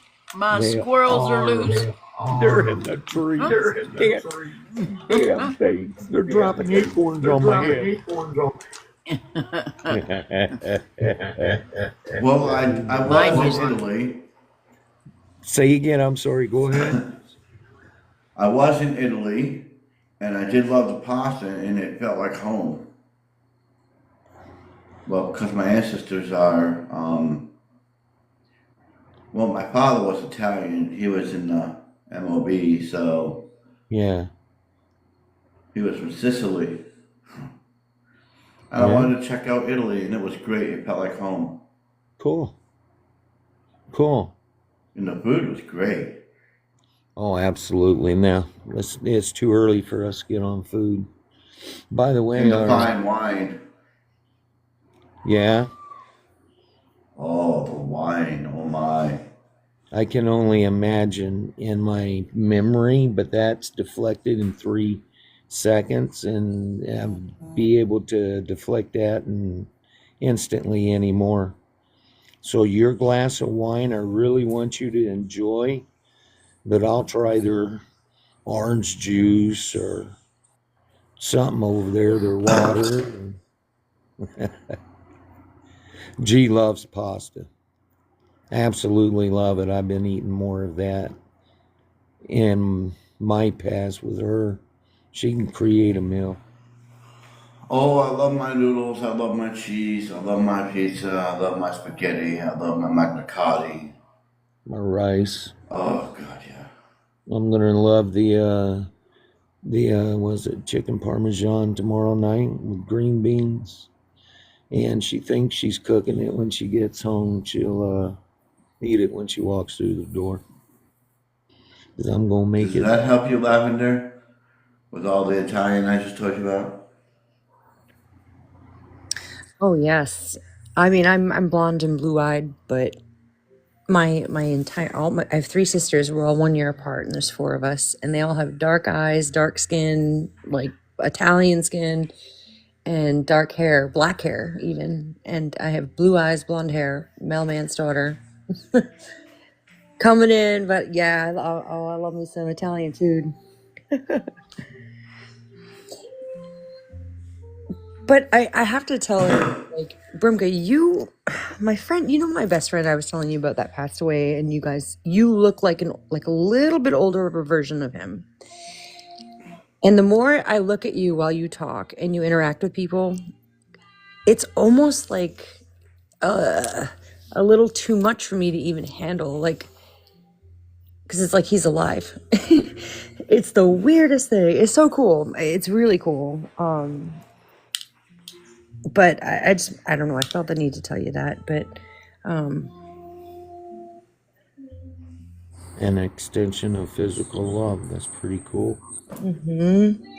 it's just really miraculous, and it blows my mind, to be honest. Because remember we had that we were messaging each other and had that aha moment. And I'm like, wait a minute. You remind me of someone. And you even, like, I sent you the pictures of him when he was younger, and it's you. It's weird. But I guess, like, one neat thing I kind of wanted to bring up is that I am the opposite, where I used to think I was bad at numbers, but I'm really good at numbers and pattern recognition. And I'm learning this really cool pattern that elites or polymaths or royals or historians and even presidents, I don't know if they believe this or if there's truth behind it, but I'll give you, like, an example. So Leonardo da Vinci was born on April 15th, and he died on the 15th. And it's hard to do it without showing you the numbers, because that's how I function. My sister was born on the 15th. Of April? Yeah. Well, listen to this, though. So if he was born on April, which is 4, if you think after all the calendar changes that they've done in the 1700s and the 1700s, yeah. But he was born 4/15 in 1452. If you take the last two numbers of 1452, the 5 and the 2, it would be May 2nd, right? He died on May 2nd. Why is it the last 2 years of the birthday, a lot of these polymaths and scientists, those last two numbers often match identically to the month and the day that they died? Does that make sense what I said without getting too convoluted in numbers? I know I was really bad with numbers growing up, but I'm very good now at patterns. So if he was born on 4/15 in 1452, he died 52 on May 2nd. It matches perfectly. And if he was born on April 15th, he died in 1519. So April 15th matches the 15, and the 19 matches the 1452, the 14 and the 4. The April, the 1 and the 4 is 9. It's perfect math. Nikola Tesla. Here's another example. And you guys are the only group I can talk about this shit to, because this is my fun stuff. He was born him on 7/10, and he passed away on 1/07. So there's a correlation between 7 and 10, or 1 and 7. And then when you look at the years, it's crazy how simple it is. And I was talking to Mom about it because she's really good with numbers too. And we never talk spiritually like this, like it's just I'm like, Mom, don't you think this pattern is kind of neat here? That George Washington and Abe Lincoln were born on the same day. If you align the calendar numbers, and if you look at every single president, most of them are adopted as if they were sought out because of their birthday, because there's some lineage, like they know something that we don't know. And it's like the wildest thing. And anytime, like I don't get too deep into it, but like as soon as I hear, something happened with, I don't know, something in the news with a political person or a historical figure, I look right at their birthday, and then I look at their death day, and the year, 9 out of 10 times, the last 2 digits of the year they were born is the month and the day identical to the month and day that they died. And then the remaining year in correlation to their birth month and birthday. Like I keep showing it to my mom, and I'm like, Mom, she's like, whoa, that's like almost oddly too coincidental. And I'm like, well, what is it that they know that we don't know, that they don't want us to know? Or have they figured out reincarnation under the right circumstances and now can track the person that's us if reincarnation were true in this trapped world? So I went down that path tonight. I worked all day, by the way. And I came home, and that's what was on my mind. And I've just been matching dates like crazy. And I'm like, whoa, this is a lot. Thank you guys for listening. And you don't have to respond. That feels really good to get off my chest, because now I can sleep. I think that was really interesting. Mm-hmm. I do too. Every president. Mm-hmm. And well, every president too. Let Pete explain what he's talking about, the Pete. record Yes, stuff. I'll mute up. Yes, I'm reading his comments now. Yes.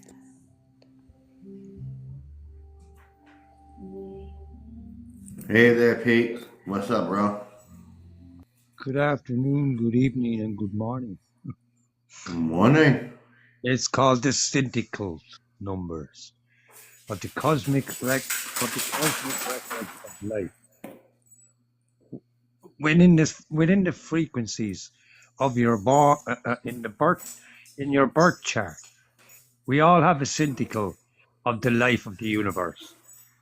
Okay, every number in your birth, the number of your birth, the day you were born, the day you came here, and the day of the clock. And that clock is the syndical of the day you will die. It could be on the 6th day, it could be on the 7th day. No time is syndical to the day you're born. So I could die tomorrow. I was born on the 4th of November. It's always the middle day of the syndical notes. That's correct. Because when you're born, right, we write our history when we come here. That's why the truth is hidden within the syndical records. Because we don't know the day, we don't know the day we were born and the day we die. That's why we don't know when Yahweh will come back, because Yahweh is already here. Yahweh is within us. Yahweh is the way. Well, God, Yahweh, Joshua, whatever you want to call him. God is within you. So that's the syndical numbers. You are the way. That's why the numbers are called the Akashka, because numbers are the syndicals. Do you understand that? Yeah. Beautiful. That's the easiest way to explain that. So that's why a lot of people, when on there a minute ago, about an hour ago brought up the puzzle box. That's what the puzzle box is. That's the hidden secrets within the Akashic records. That's what the likes of Da Vinci and all of that used to hide the numbers of the universe in. If you can find the truth within the syndical, then you'll see how long you're going to live. I know how long I'm going to live within the numbers of my life. So I'm going to die when I'm 106, according to my charts. So how do you figure that out? You figure it out from the day you were born, the day your parents received you. You have to figure out when your parents, right? You have to figure out the day your parents made love, brought you into this earth, then you were born within the numbers of the synticals, your date of birth, the time you were born, and that's what it is. That's what it's in. The Akashic records is your birth chart within the universe. Every chart, every birth sign has a syndical number.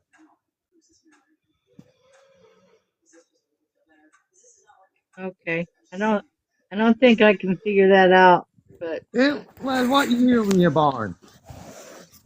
I was born in Don't mind me 58. asking. So does that mean that I will pass on May 8th? You were born on the 8th, No, I was right? born on the 3rd, The May 3rd, 3rd, 1958. So 1958. Okay, go back a year, right? What yeah, did your parents ever tell you when they created you?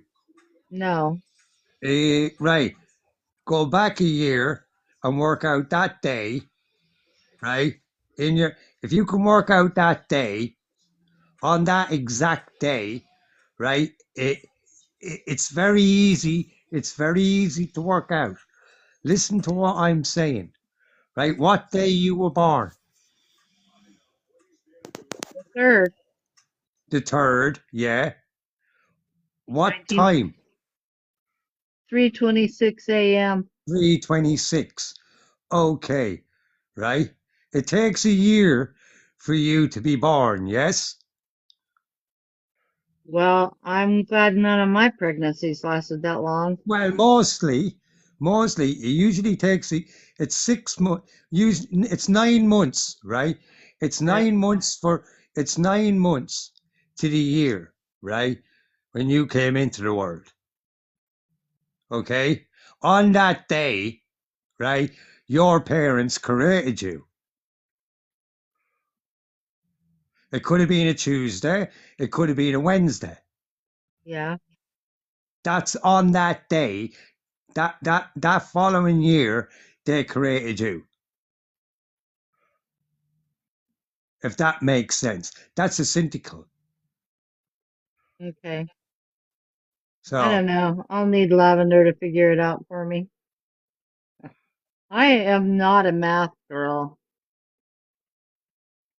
I don't Yeah, think I I don't don't think it's know how I can figure out the date of conception. I don't even know the date that my children were conceived.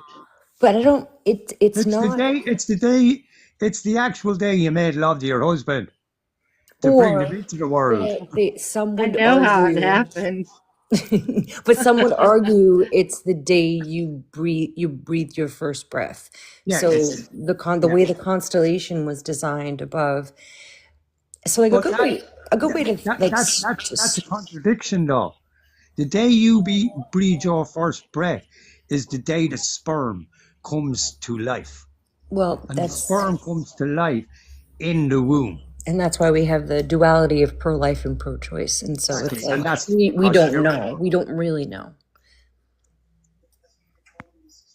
But you could what I'm trying to do is what is it that the elites know that we don't know, And when I start looking at dates of all the popes, for example, if you look at their birthday, their death day, even the age of date of birth, and you think of the numbers 3, 6, and 9 in those calculations, and in like a year of 1936, you would not use the That's 1. the Akashic records. But you wouldn't use the That's the 1, living so you would text. just look at the 1936, you look at the 936, and then match the Yes. other two dates, and it always equals 369. Always. Yes. So they know something. 100%. Wow. So that Because day, the this day told that us. the day that's conceived is that is there a year to that too, or is that just the day of the month? Well, they did a funky thing too. So there was the Julian count. So if you start, how do we even? I don't even know. All right, this is a fun thing I do just on the side because I'm like now I see number patterns like crazy. I started looking at presidents and I just started Yeah, I thinking of. heard what you Hang said on. about it Yeah, a hold on. minute ago. Yeah. Let me back up a little bit. So like I'm Okay. thinking in terms of 369 math because of Nikola Tesla. And I started seeing a Oh pattern. yeah. And as I went back at each president, their birthday, their birthday, death day, and the day they passed, what age they were, it's always 369. Even their assassinators, like JFK's Lee Harvey Oswald, was like 369, 369, and then he died 369, 369. And it's like really weird. So I think there's like an elite war going on between like red and blue type whatever. But Yeah. I started going back to each president and then it got tripped up and I didn't know why. And it was because in the 1800s, they changed the calendar. No, the 1500s and the 1700s and added 2 months. And so that's why when you hear the word September, it's supposed to be the 7th month, and October, Oc is 8. It's not 10. And November in Latin, Nov is 9. Right. And Yeah. December, Des is 10, not 12. And so they added months in there, and some thought it was an ego thing, but really it was because they went back to the Mayan calendar and actually corrected it. So when you look at the older dates before the calendar changes of the presidents in the 1700s, 1800s, you do have to change it to the Gregorian, which is the current calendar. But that will throw you off if you're adding your 369 correlations between the birthday, the death day, and their age. They're all linked, every single one of them. Have you looked up the significant number of the meaning of 369? Yes, frequency, Yeah. vibration, and energy. And And power. yep, and it has to do Yeah. with the golden ratio and the Yeah. perfect lineage, time, linkage, and alignment of the planetary. Yeah. They figured It's something so out that they don't want us to know. yeah. It's so weird that you say this because just like about I don't know 6 months ago or more maybe I accidentally took a heavy dose of some edible mushrooms, I'll say. Oh, we don't judge here. And Well, well, but I We just don't. well, I don't have the careful. right way to say it too, Just be but careful of your words. yeah, so I was trying to think of the right way to say it.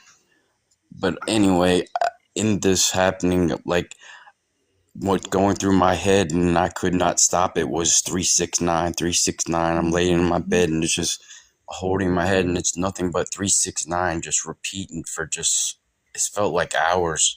And it like and I was trying to figure out like what is this meaning like, and like it was driving me nuts for days. And I talked to like several people I trust about it, and I started researching the meaning of it and all, and it just kind of just was just like you were doing, just mind blowing. And I'm just like, why did this happen? Like like I don't know what triggered it, and it was trying to tell me something or teach me something for some reason. And it's just crazy that you say that I'm just like popping on here and hearing that. It's wild. Well, the way that Nicola, so if you want to kind of understand it from a scientific perspective, understanding 3, 6, and 9, and it's very simple math. It's not calculus, and maybe calculus was designed to confuse us and make us be deterred from math. But when you take the single digit numbers in a line of numbers. So if you're born September 1st, I don't know, 1989, you would take like 9 plus 1 plus 1 plus 9 plus 8. You just add the single digits. And if you come up with a double digit, you add those two together, and that's the number you're talking about. And in basic science, everything in our universe, the distance from the Earth to the sun, the Earth to the moon, the diameter of the sun, diameter of the moon, diameter of the Earth, if you add the single digits, longitude, latitudes, whatever, they always equal 369. If you look at the six wonders of the world and look at their coordinates, they will be perfect 3, 6, and 9. And it has to do with those three numbers are, if you take 3 plus 3, it equals 6. 6 plus 6 equals 12. 1 plus 2 equals 3. It's the least amount of moves, chess moves, to get back to itself. 9 plus 9 equals 18. 1 plus 8 equals 9. One chess move to get back to itself.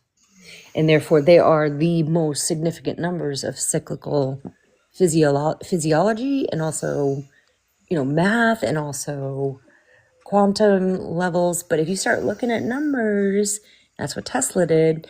He didn't say, if you want to understand the secrets of the universe, know 369. He never said that. He said, if you want to understand the secrets of the universe, you have to understand frequency, vibration, and energy.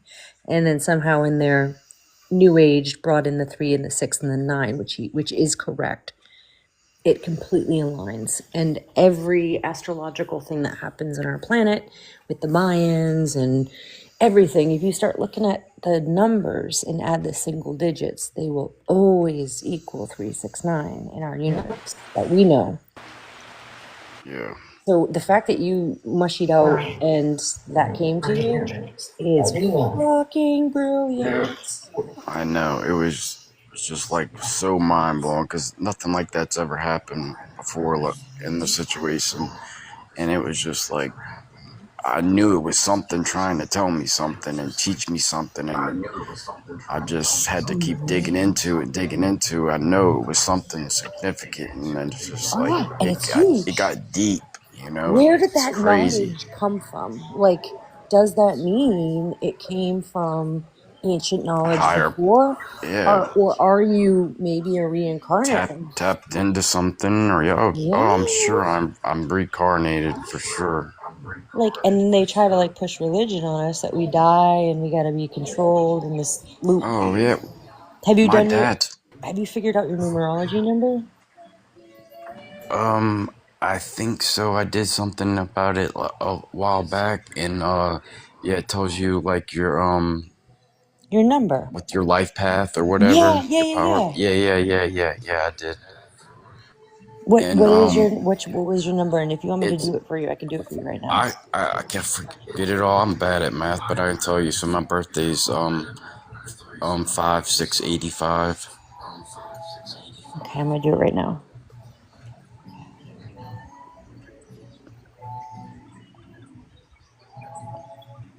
Because I just started getting into the numerology after that happened. I started digging into everything, and it's just crazy how it all aligns. And it's just so true. Okay, so I'm gonna do it one more time because I did double check my math, but I think you're a 7. Yeah, I think it is a 7. 5 plus 6, because you were May 6th, is 12. Then you do 12 plus 1 is 13, plus 9. 13 is 30. Hold on a minute.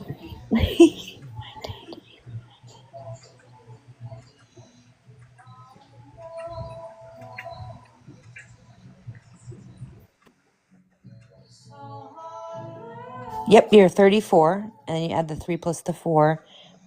You're a 7. And apparently, if you add up your numbers, every single digit of your numbers, you're going to land at 1 through 9. And if you happen to be an 11, a 22, and a 33, those are master numbers. And you could say it's special, but I think that like if my mom were a 9 and you were a 7, 7 doesn't mean below a 9. It's just a totally No, different right, path. It doesn't mean higher yeah, in our dimension. right, yeah. So what do you have in front of you? What it says the life path of the 7 is? Because like I can I have screenshotted it, and because I forget things so much, but it's something like I'm a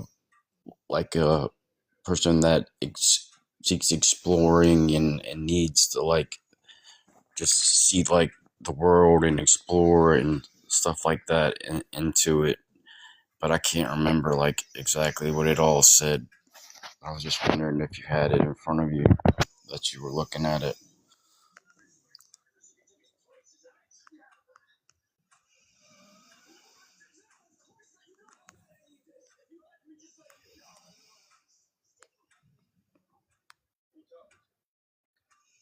I mean, I could probably Google it right now and see what Yeah, the I life was path I is. I was trying to Google it and then see if you could hear me while I Googled it and I could speak what I was reading, but it's one of the most remarkable numbers to have. And it's like they're just every number is a very different path. Oh yeah, absolutely. Anything I read on a 7 is like awesome. And I remember because I try to relate it to like my family members, and my dad is a 7. And I remember that, and I just looked at his death card, and it said I added the single numbers, and it was 7 also. So I remember that. But there's something there. And Nikola Tesla, by the way, was born 7/10, so that would be 7 plus 1 is 8, and then he passed away on January 7th. So he has a thing with the number 7. And if you look at the years, it was 18. He was born in 1856, but he died in 1943. And you add the 4 plus the 3 is 7. So he had this thing with 7. I don't know what. I haven't figured it out yet, but I'm slowly progressing to it's going to click, connecting the dots. And I don't think that they want us to know this information, but numbers do. No, they definitely don't. No, and numbers do not lie. And so when you start looking at polymaths or the presidents or the royals, do you remember that leaked video that came out? And it was like when Queen Elizabeth had passed, and they're like, she didn't pass on the right date. She's not going to be able to come back. She's out in the abyss. Do you remember that video? Something like that, yeah. And then when they broke the stick or whatever. Yeah, but it stuck in my head for some reason because her birthday and death day don't align to what I've been putting together.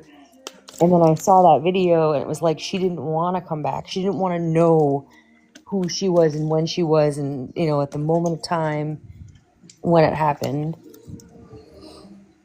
So she like kind of broke her curse there. But like the other thing too is that if you think about this, it's going to get really kind of ugly here, but if you knew you were born on a certain day and a certain time and the planets in alignment, if you wanted to reincarnate, you'd have to have a child born or a child almost sacrificed so that the conscious can transfer. Yeah.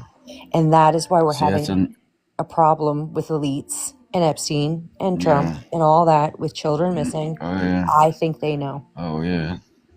They know. It's all tied in. Mm-hmm. But yeah, they also I've learned about the reincarnation the past year a lot too, because I never really did in the past. Because I don't know if I said this, but my father been a pastor my whole life. I'm 40 years old. He's been a Christian pastor my whole life, and I'm like the outcast of the family, and kind of like went against.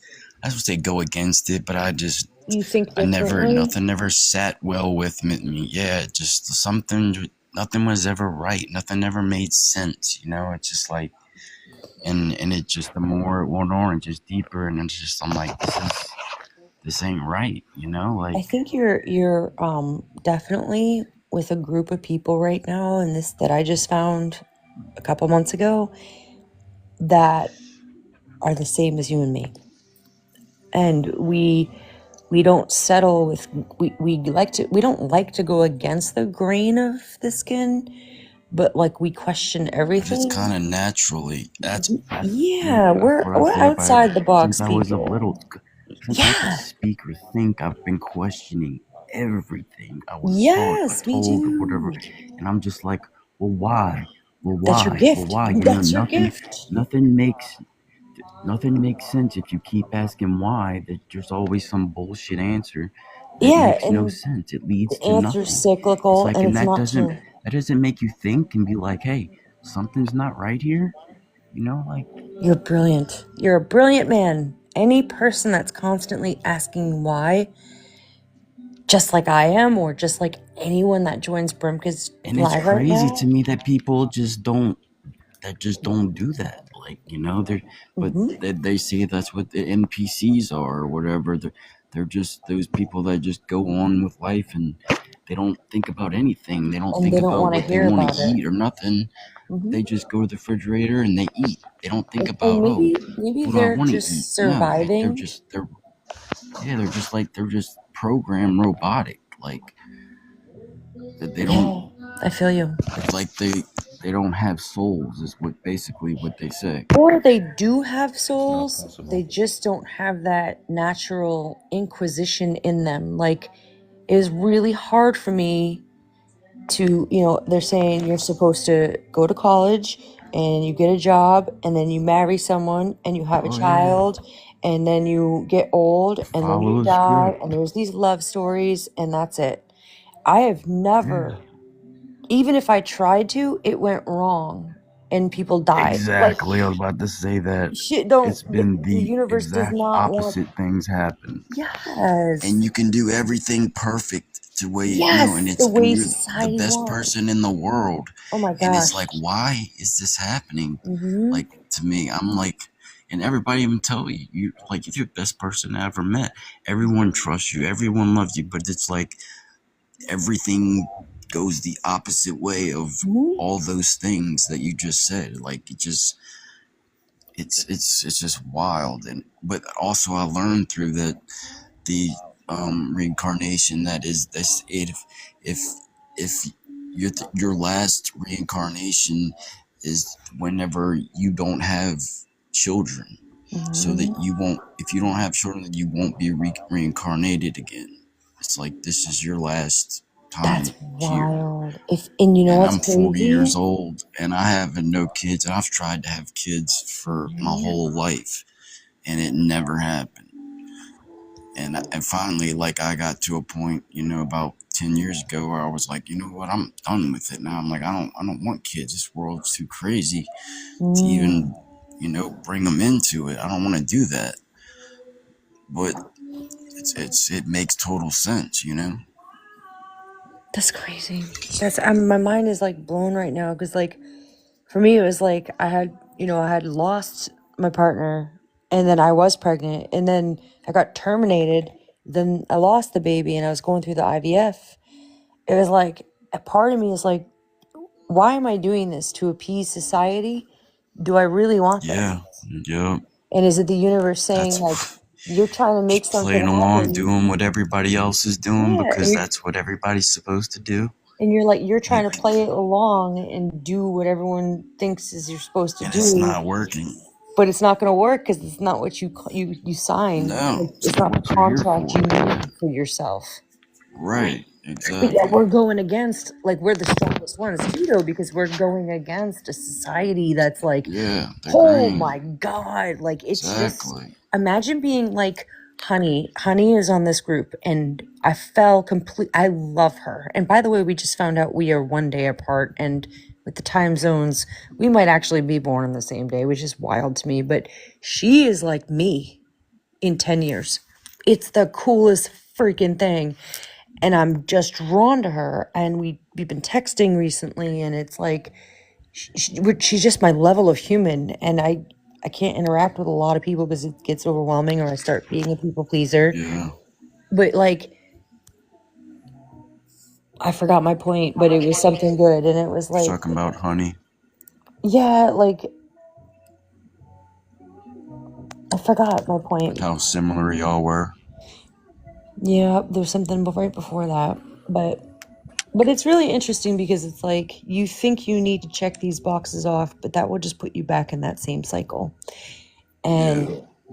why is it that we want to think outside the box, and then we start to feel depressed a little bit because we're Yeah. we're like, Bad. well, we're not fitting in with society, but we are way legions ahead. And I Yeah. remember. So, honey, imagine being born 10 years before me and you, and maybe even 20 years, some people that join on this group, and being in a society that was even less forgiving. Like, people are just starting to wake up. And who do Yeah. we absolutely need? That very small percentage of outcasts that led the difference. Then, like, it's going to be a little easier for you and I. It's not easy, but it's easier for you and I because we have people like this host or Yaya on here, or you need to follow some of these people. They're amazing.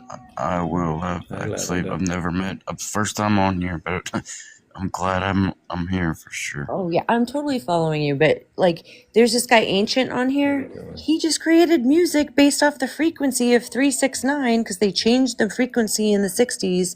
So don't listen to the radio because it's gonna make you uncomfortable. And it's the best music ever. Like, these are your people. Like, I'm telling you, if you just like sit around for a little bit, it's like, it's validating you're in the right direction. The Beatles changed. Thank you, Lavender. Back. You're welcome. Yeah, Correct. all their music on to their it. Music. Yeah, they did. But what frequency was it? Do you remember they changed it to? It was supposed to be 432, which if you add 4 plus 3 plus 2, 4, 5, 6, 7, 8, 9. So 4, 3, 2 is 9. There's the 369 reference. And they changed it to what Ancient just said, 440. 4 plus 4 is plus 0 is 8. And that the reason for that is because it makes you more addicted and less harmonious. Therefore, you want more and you buy more and you're unsettled. Right. And they can create slaves and control mass populations that way. I remember when they came back from a tour from somewhere in another country, and they sat down and they redid every record in that tone, just for that reason. Lennon was so mad about it. He was like, I'm not going to change. Why are we going to change the... It's not like what you think, like with the music you hear. It's the undertones. And he was so mad about it's it. Frequency. Yeah, and he wrote a song in 432 against the music industry, pushing for the 440, and he wrote the song. It's probably the last song that will move your heart. It's Let It Be.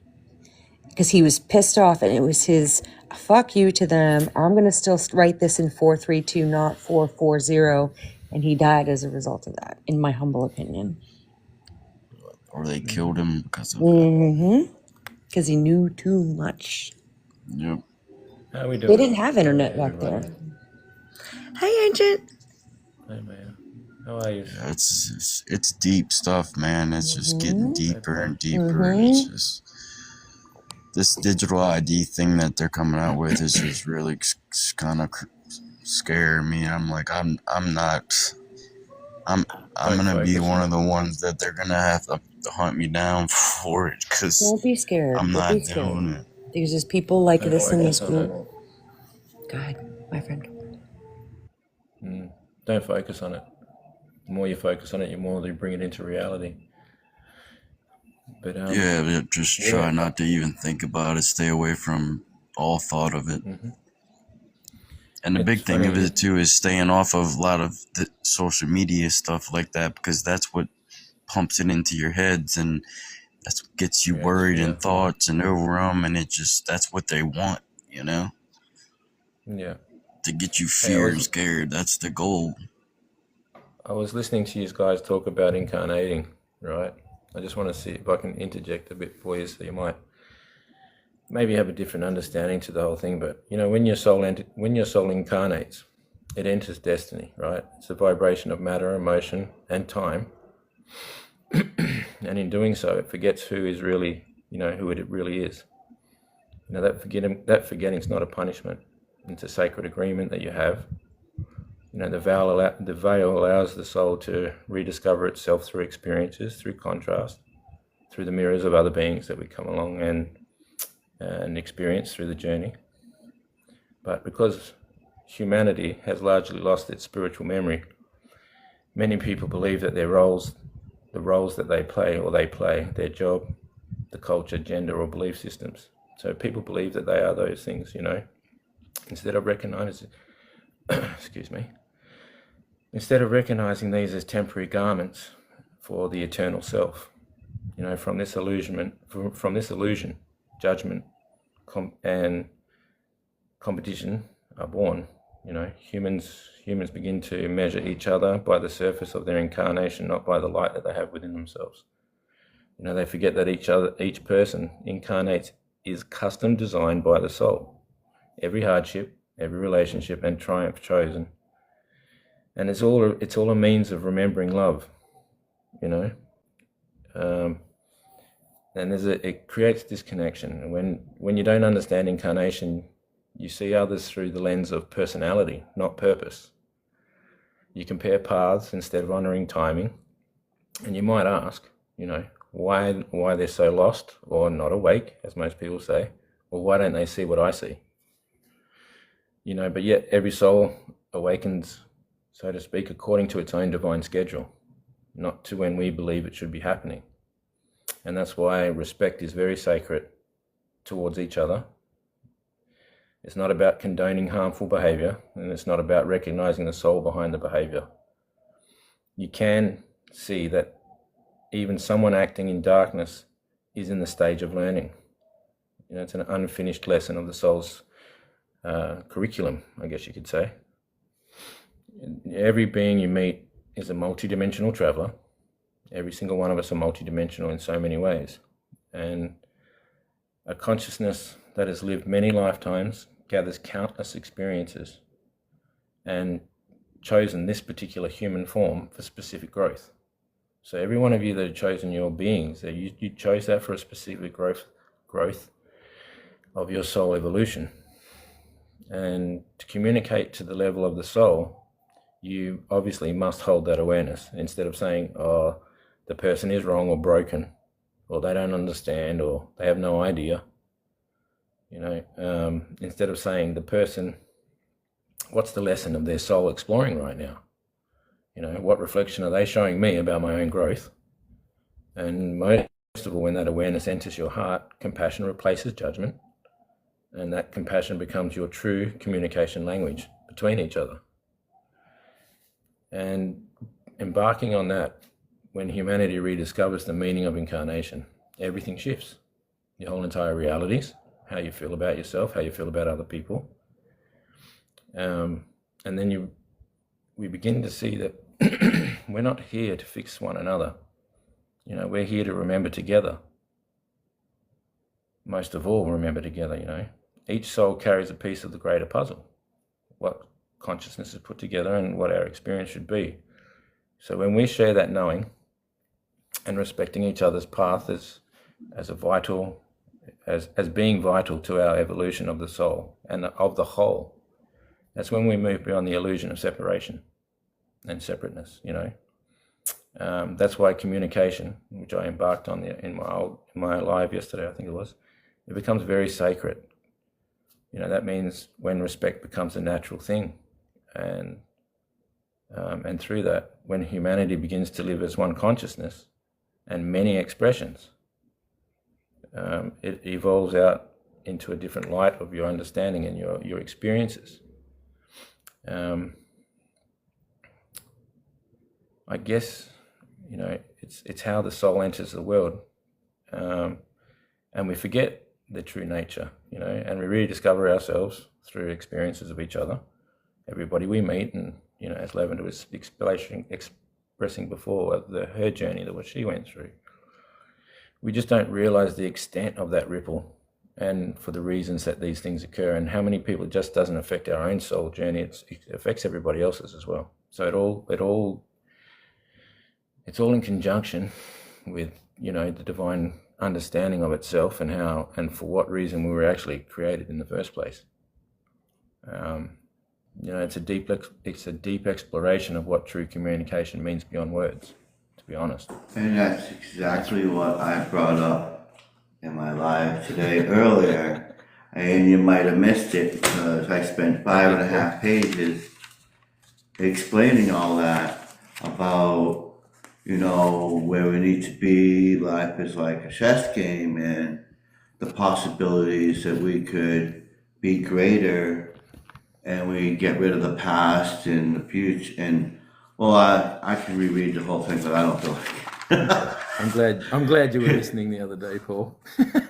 And and this is just a complication. I did listen last night, and a lot of this is what I've been saying through the lives, that the most important thing we need to do is be ourselves, take out all that negativity, and build a good foundation with communication, with love and honesty and purity, and not reside in that past life or don't reside in the past where we feel that shame, pain, and the negativity that we were in. We should move on and manifest our own reality.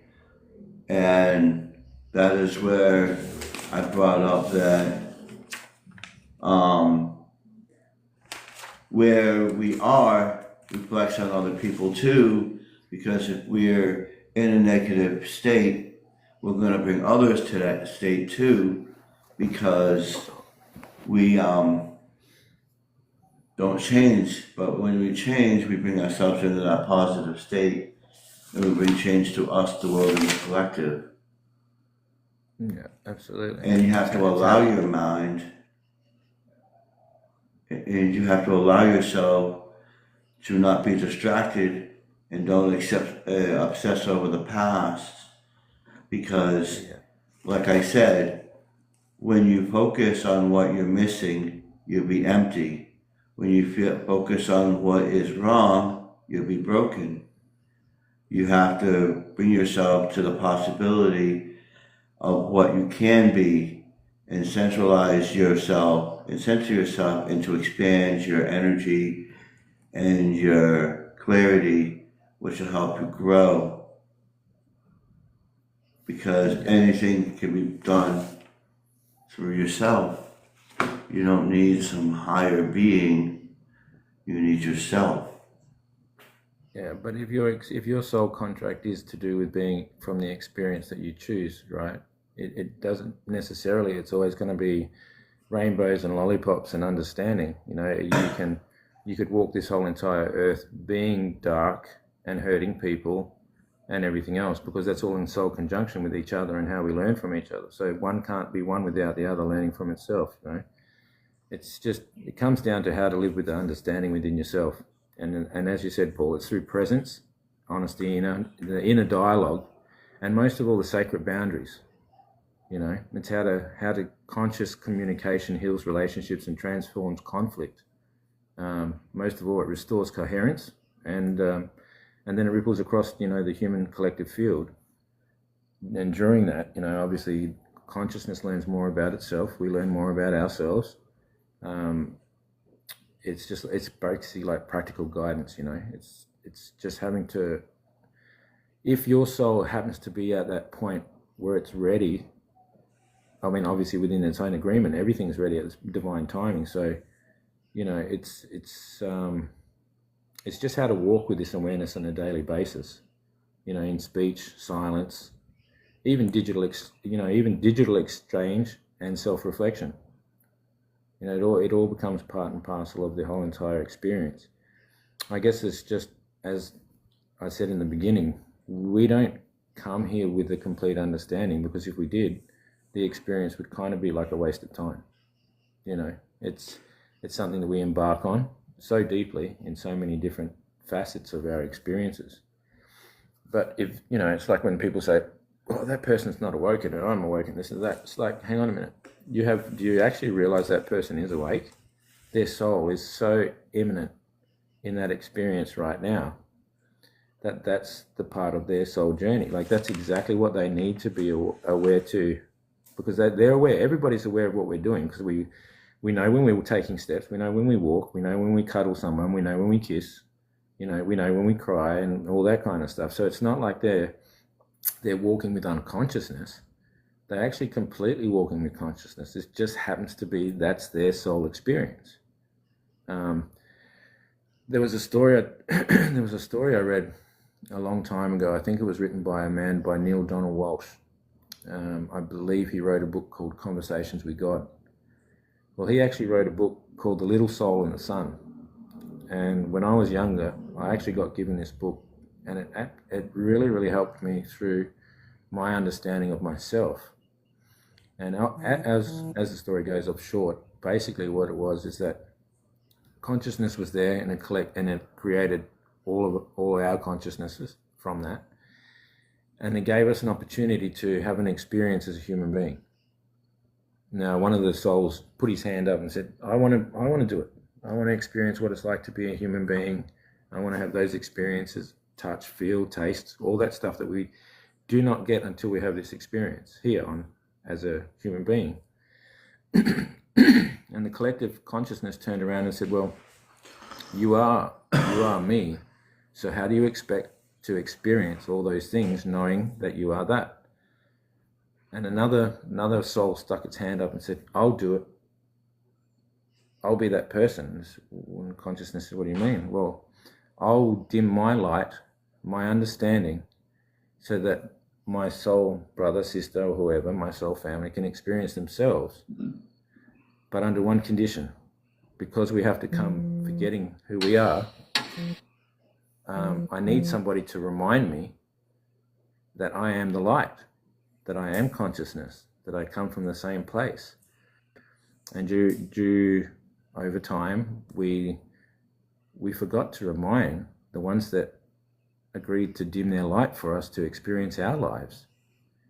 And it's just like seeing that person that's angry or, malice towards others. It's not to pass judgment on them, but to actually shine a light towards them and show them that we are that reflection, to remind them who they are. So when a time comes for them to return home, their soul remembers, the consciousness of their life remembers, and they are able to return to that space. And this is why a lot of us have so many incarnations, because we just keep coming back to have that reminder. I also think we should look at it through a different lens, and I brought this up earlier that, we look at things like everything's bad. Well, what about if you look at it through everything is beautiful? Nothing is bad. When we go through things in our lives, we always look at them being bad. But, if you put it into a perspective of, this could be a great journey. I can learn from this. What can I learn from this? And it doesn't matter what people think. It doesn't matter what your body looks like. It doesn't matter. What matters is what you think. And I often and I said this earlier too, our brain is the thing that gets us in trouble a lot if we don't put it into perspective. And our brain is like a camera. When you look at garbage and trash, you're going to see that. You'll magnify it and it will get out of hand. But when you point it at beauty, you will see beauty and you will feel the beauty. The brain always stays on whether you focus, when you focus. Consciously or unconsciously, your subconscious saves it as a memory. It shapes who you are, how you act, how you think, and how you respond, and what you respond to others, and it also affects the way you live. So once we change that camera lens into something beautiful instead of negative, you will bring out the positive. Yeah, of course. It's just exactly what I just said, just in a different way. We do, as we all do. You know what I mean? We all have our different ways of delivering stuff, but it doesn't mean it's not the same thing. Yeah, I feel like that's what I've been struggling with for a good little while, is getting back to having that positive mindset and vision and everything. I used to be like that so much, and then something happened and changed, and God, it's been so hard to get back to that vision and mindset. It's just crazy. Well, that's But I why you're feel led like in I'm in different the right. places. Yep. That's why I You was get led to those. That's why you get led led to to these different places. Like, places. Yeah, yeah, yeah. That's absolutely. why I felt like that's why I brought into this room for sure. The And soul's most never of wrong. us don't. Most of us don't live our dreams. Well, why don't you live your dreams? It's because you put these things in your way and it causes a distraction. You allow it to control you and alter your mind and your perception. And you need to change that if it's for the If you're good or the supposed to. bad. If you want to. Yeah. If that's what your soul But like if you is want ready those for, dreams and you wanna achieve those goals, it's your free will to do that or not. Yeah. See, I think that's choices. been my problem, that so at one of these points I lost my vision, my goal, my want, like in life and everything. It's like I don't know what I'm working for or towards. I don't have like a vision or anything anymore. Like it's all gone. And I was the complete opposite of that. Like I was such a strong visionary and purpose, and I had it everything and then something happened to where I had this bad tendonitis in my ears that almost took my life, and it put me into a real bad depression over it. And ever since then, it took like all of that from me. Like, and I have like no vision, I don't know why I'm doing anything, and I don't know what I'm to work towards or anything. I'm trying to have to just refigure everything out. It's like, why am I here again? Well, sometimes, CB, you have to empty the vessel to have clarity. When the mind is full of stuff, you can't tend to sit with yourself and your own inner standing. That's why a lot of the teachings say you have to go within to find the answers about yourself and only yourself. Yeah, and that's another thing I was sure, because I hate being like emotional and stuff and getting in my feelings. And I know that I've been through like a lot of trauma and stuff like that. I know if I don't go in and deal with that stuff, then I'm never probably going to get anywhere with it, You will, brother. You'll get wherever you need to be at all the time, because everything is in divine perspection and in always in time. If you don't mind, Paul, can I share a poem I wrote? Why not? Yeah, absolutely. All right. This is called The Prelude, The Forgotten Understanding of Incarnation. Before we were human, we were light. Before we spoke words, we spoke vibration. And before we were separate, we were one. Every soul chooses to descend in a human experience, to taste form, to know emotion, to rediscover its own divinity through the mirrors of others. The forgetting is sacred. It's how the infinite learns about itself. Yet many have forgotten the purpose of incarnation. They believe the body is a story to be the whole truth.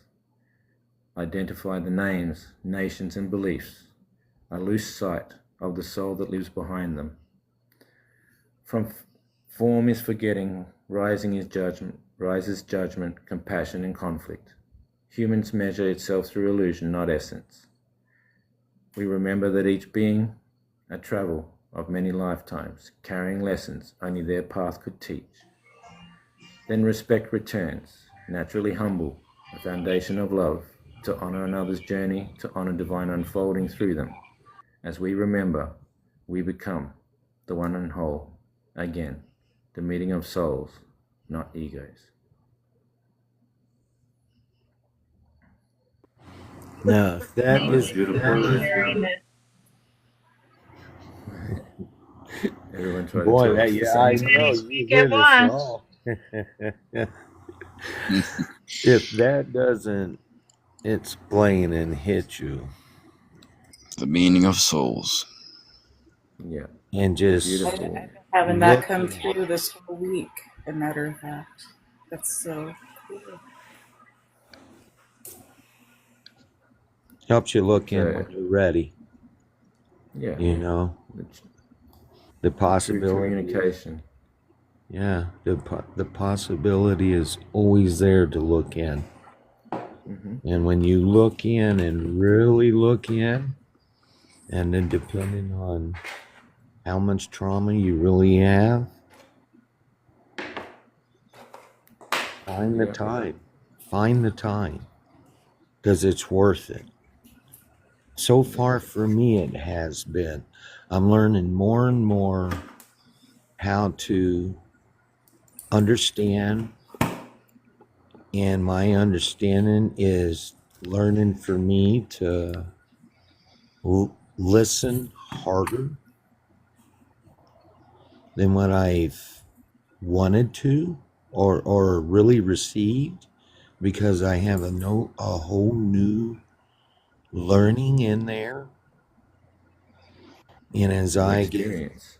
yes, exactly, a whole new experience that I never could even imagine, but it wouldn't have started if I hadn't have gone in and found myself and talked to myself, you know, Yeah, grab them, grab a hold of them.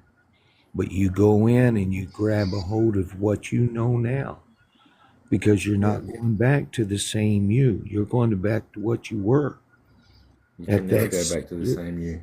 No, you wouldn't want to in the first place. Yeah, And you the just true. Sorry, let Mike. get, Keep going. no, please. Yeah, you're, Yeah, the true communication it begins long before words. It's born in the energy that you have. It's the silent current that flows between your hearts. Every thought, emotion, and intention that carries vibration. And that vibration is what others truly are here, and what they hear as well. It's generally not the words; it's the vibration and frequency that they feel and hear first. yeah. Too many people may speak the Absolutely. same. Two people may speak the same words, but it only carries one voice of truth. When the one alignment with the heart, and it only speaks the one truth. When we speak unconsciously, we project our pain, but when we speak consciously, we actually transmit light. To communicate as a soul is to see beyond behavior into being. It's Oh, you the can feel it quality. for sure. It's the quality. It's to listen, not for agreement, but for understanding. It's to respect another's journey and to say, look, I may not know your path, but I honor its sacred design. And in this way, communication becomes an act of love, and most of all, a remembering of our ancient unity that binds every living thing, not just us, but all the plants and trees and animals and everything else that we are, that is created by consciousness. And the first conversation is always with self, no matter how you look at it. Right? Before you get upset with someone, or you want to say something beautiful to somebody, that conversation is always with yourself before you actually release it. So then what happens in that? It becomes a responsibility of how you speak to your own heart, and that then shapes every word that you give out into the world. If your inner voice It is has harsh, intention too. yeah, well, if your inner voice is harsh, then your outer world will echo that tone, because we are vibration and frequency. And if your inner voice is kind and it speaks with peace and kindness, it will flow wherever it goes, wherever you go. The presence is the gateway. So when you're fully here in the present, in the now, what people say about living in the now, listening comes without having to have an armor. Because you feel like you have to protect yourself all the time. Someone's out to get you, or put you down, or challenge you about your belief systems, or whichever shape it forms. You create. You can actually listen without the armor, and feeling without fear, because fear is what disconnects us all from our own true selves.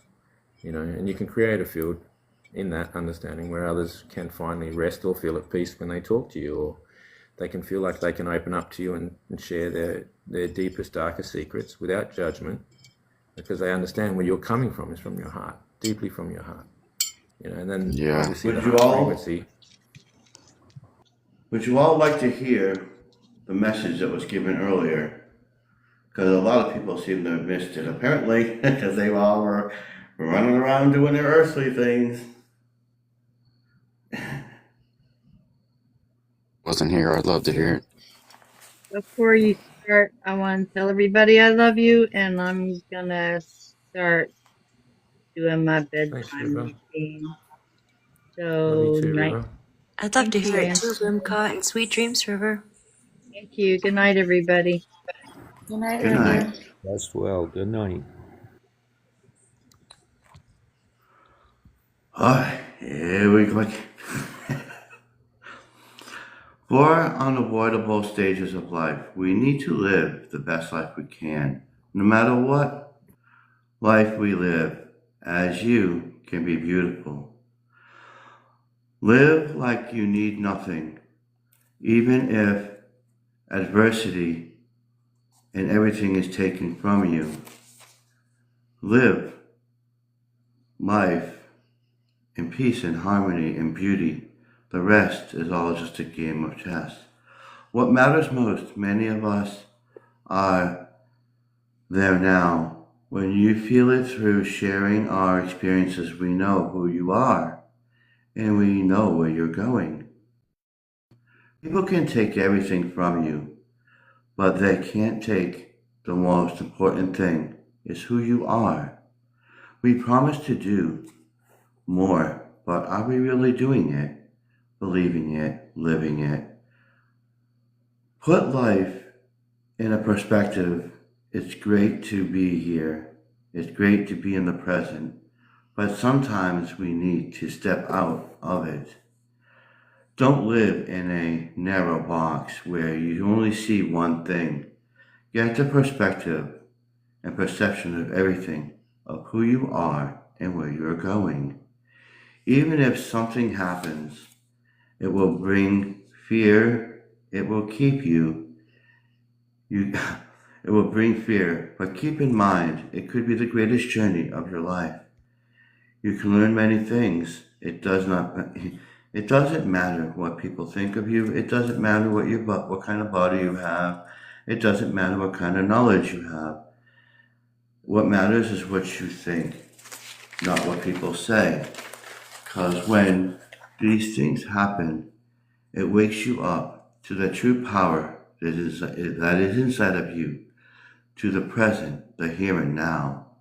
It shows you what you've missed. It's about remembering who you are, the love who you are. You're in the biggest power of your life. The quicker you answer the call of the universe or source, there is no more pain. There is no more suffering. Move forward. Focus on your life and the beautiful surroundings around you.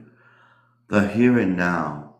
On how we focus on our own power, you will change your own biochemistry. We can solve everything when we learn to understand who we are and the world we live in. We as humans create problems, but we never fix them. Perhaps fixing them with love and compassion and we could create something beautiful. We create the problem, whether it's good or bad.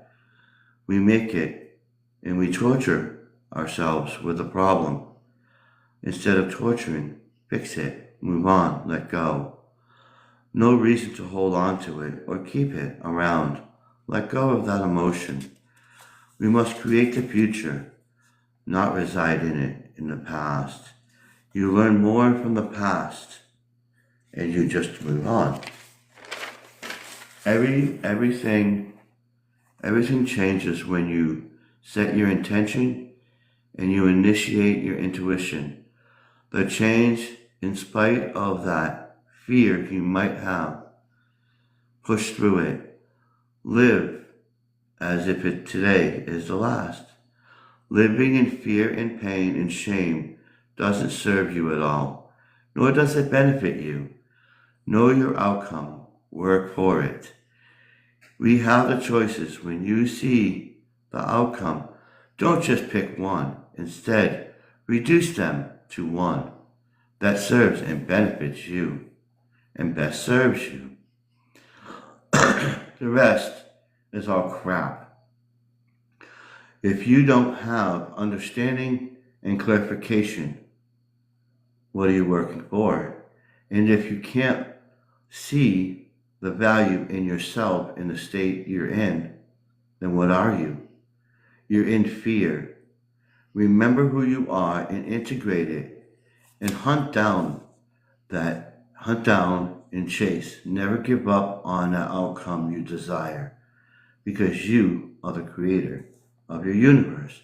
Your life is a reflection of what you tolerated, whether it's good or bad. You tolerated the stress.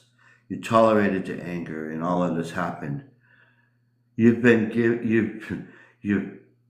given and used excuses all of your life, or giving yourself a distraction. Your future is waiting for you. It is waiting. Time is important. Time goes on. It doesn't wait for you. You stay in the same, you're going to be boring, stale, and stagnant, and you will not grow. You can't turn back the clock at all. In fact, you hold the keys to the future. You will use these keys to unlock, or you can remain the same as you are, never capturing your dreams. That will cause regret. It will choke you, like you're drowning in a pit of despair and inside of an abyss.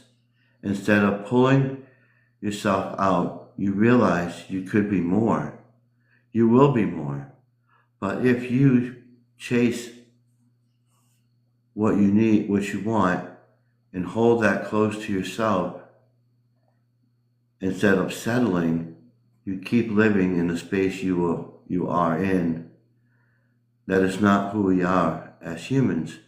You get what you put into it. The point is, move out of that zone, shake the foundation, make it wonderful. Focus on who you are and what you want to be and where life leads you. Love flows, focus goes, it all comes to one truth. You can't create a reality of love. Your brain is a camera, as I said earlier. When you look at garbage, you will magnify it and you will see that. The point is, look at life and everybody around you as beautiful.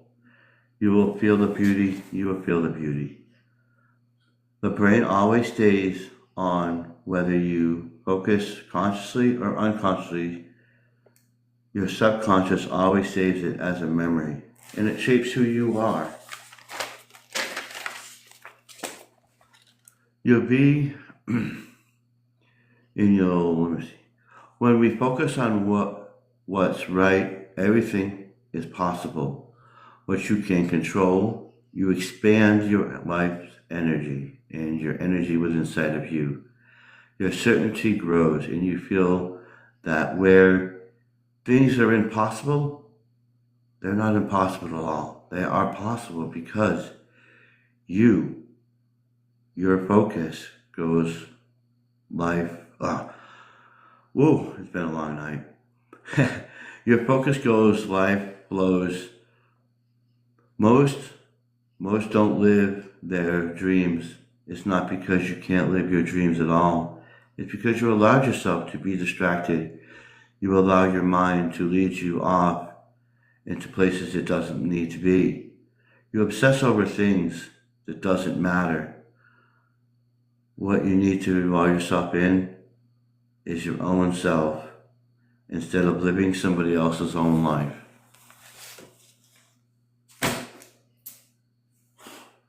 Boy, I stumbled through that. And that was the message. What Texas that are you reading that from? My mind.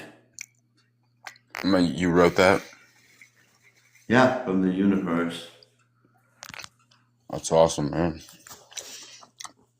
'Cause I wasn't sure if it was like a book or something you read from, or man, if that came from your mind, your heart. That's amazing. That's true as can be. I'm glad you decided to share that again. Something told me I had to. It was probably for me.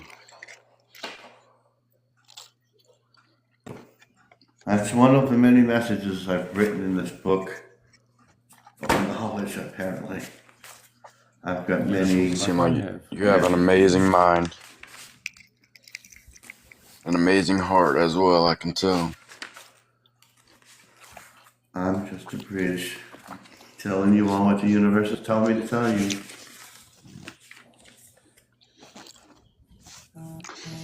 And I know a lot of that, and I've been through, a lot of it, but it's just like I was saying earlier, it's just trying to find my way back there and wondering why I'm having so much trouble doing it.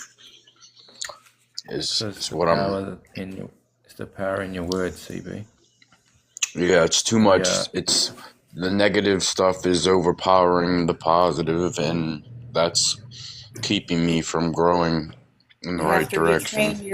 retrain your brain again, and Connected to the heart. yeah, a lot of us, like a lot of us have gone through trauma. The thing is that you're here. Absolutely. Don't give up, and it's normal to feel the way that you're feeling. I just want to let you know that, and you're in a process right now. And you found a good group right here. A lot of us will talk to you. A lot of us have been in those situations, and we've all been growing together. And don't beat yourself up that, oh, I used to be this way and I'm not that way right now. You're just having the responses right now. But you have to start retraining your brain and how you talk to yourself. Yeah. Because words have power. I mean, do you think as going through good affirmations and stuff every morning, every day and stuff like I used to do, go back into those things and just start doing meditations, do breathing, like Simplify stuff. we were doing breathing techniques, and there's a see lot that's of something I've needed to learn because I struggle with meditation because my mind so much goes through it that I can't slow it down to meditate. And a few times I've been able to, but only once or twice, and it was amazing when it happened. There's many different ways, and one way somebody does, it may not work for another one. And exactly. Like with me, I do sound bowls and things like that, and you'll figure It's out also the vibration. Yeah, the sound and the vibration. That's why I like the singing bowls. Yeah, I've thought about getting some of those too to try. Oh, I recommend it, but they have lots of things on YouTube that you can watch and listen to the different herbs. Yeah, and learn into the breathing techniques too. And I really need to find somebody I can to be there to do this with me. Other than being with y'all on here, in person, someone I can just walk the path with me, and when I'm down, pick me up, and vice versa. It's harder to do it just by yourself all the time, but it's hard to find that person, that's on the same path, that wants to do that. I got 2 affirmations for today that I picked through, and the cards just jumped out. The first one is, am I afraid to be seen? The world doesn't want you to hold back any longer. Time to shine your unique light on the world. You were made from love. You were born from love.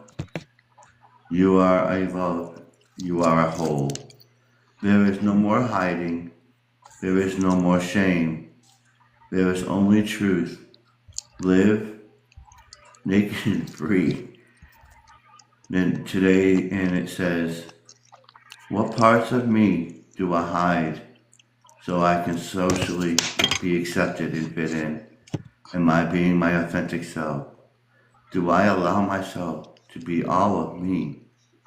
What do I need to feel so I can be safe, be seen in my journey? You have a soul script that was unwritten. You have a soul script that was written and to be spoken. Your story matters. It's time for you to share it with the world. So share your story. That's appropriate. Yeah, that was good. And CB, I'm going to tell you, you know, a lot of people in this room, like Yaya, she does singing bowls and things as well. And we've been talking about different breathing techniques and maybe getting together and doing it together.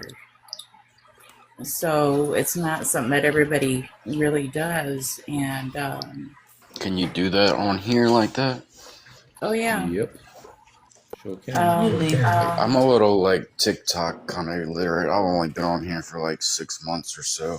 So I don't know all the stuff you can do and can't do, you know. Yeah, you could I put can your even beat camera my on drum. and people can do it together. And doggone, I want a drum. I miss my drumming. He a knows drummer. that I miss my drumming. I'm a But drummer and Yeah. piano. see, Well, you were asking about meditation before, CB. When you sit down and play your piano, that's actually a form of meditation. You're right, Piano, because I because I'm a feel, musician. yeah, I feel, I don't know how I can explain how I feel when I break into it and just start playing. I don't even know what I play. I really don't even know how to play the piano. I just play and it sounds good. I don't know what chords I'm playing. I don't know what notes I'm playing. I just like sit down and I just play and it just sounds beautiful. And I really don't know what I'm doing. But like you said, it's like this feeling comes over me to it, and I could sit there for hours and just do it. It's your soul But playing its I didn't melodic really music. think about that being, you know, a part of a meditation. Yeah, But it's just being able to be in the moment, and I guess as human beings, we tend to complicate a lot of stuff. We don't keep things simple, you know. Whether that has to do with our learning or whatnot, but I don't know. But I like to simplify my life and my understandings with things, you know. And that's when I write music. I'm in a very meditative state, and that's why my lyrics flow so beautifully, and then the rest of the music that I produce and put together all tends to fit in place. But it's just as Nightbird was saying before, everybody has a different understanding of what meditation is, but it's all about just being in that moment and being able to be with yourself, you know, being able to just let yourself be, you know, and let block whatever everything comes else through that. out, and it's just you and that. And yeah, that's right. And within that, you'll find clarity. You'll probably think, you know, you can try something, you know, just as some advice. Next time you sit down with your piano, just put a paper and pen beside you. And as you're playing and you get into that state of mind, if you feel things starting to come through, just write them down beside you. You know, continue to play with one hand if It's just like my you thoughts, can too. whatever's happening. Just keep writing. Yeah, whatever. You can set an intention before you start playing the piano. You can set an intention to the universe and ask certain questions, and then just let them go, and then just start playing. And you'll probably find that every one of those intentions or questions that you set will come to you whilst you're playing the piano. Yeah. that's right. And if you have any like obsessive thoughts or anything like that, you can write that down as well, and then have the intention to get rid of that. And you can burn the piece Like of have paper. like a pros and cons side. Or just admit However that you want to Things do that it. sit with you. crazy and you are not like normal people, and normal people you don't want to be anything like. And then all of a sudden, No, it gets a little easier. We're I all know I'm normal, not and like we're all everyone weird. else. We're all the same. Once you accept the fact that We just if they want to define you as crazy, that's their definition. If you define yourself as sane and you're doing what makes you happy, all of a sudden you're in control, and that's where the magic happens. I think. I'm learning in this life, at least. Were you in the military, CB? No, nope. I Because am like there's ex-military. I do not like the military or the there is government. a technique that we did on like briefly on a live the other day. Like, I don't know if anyone jumped into it because I've never coached it before. But it's just a very simple box breathing technique where you breathe in, you hold it for a certain amount, and you release it, and it For sleep. sleep and relaxation. But it Yeah, does I've like done some of those. They sometimes do work for me, I guess, and sometimes they don't. But maybe I'm just don't do them exactly right. But yeah, was that I the do know what you're was that talking about. it's was like that the basic 4 breath box that you were in my breathing. life with Lavender? There's a few different ones that they do for certain different things. Say that again, Yeah. Ancient. I'm sorry.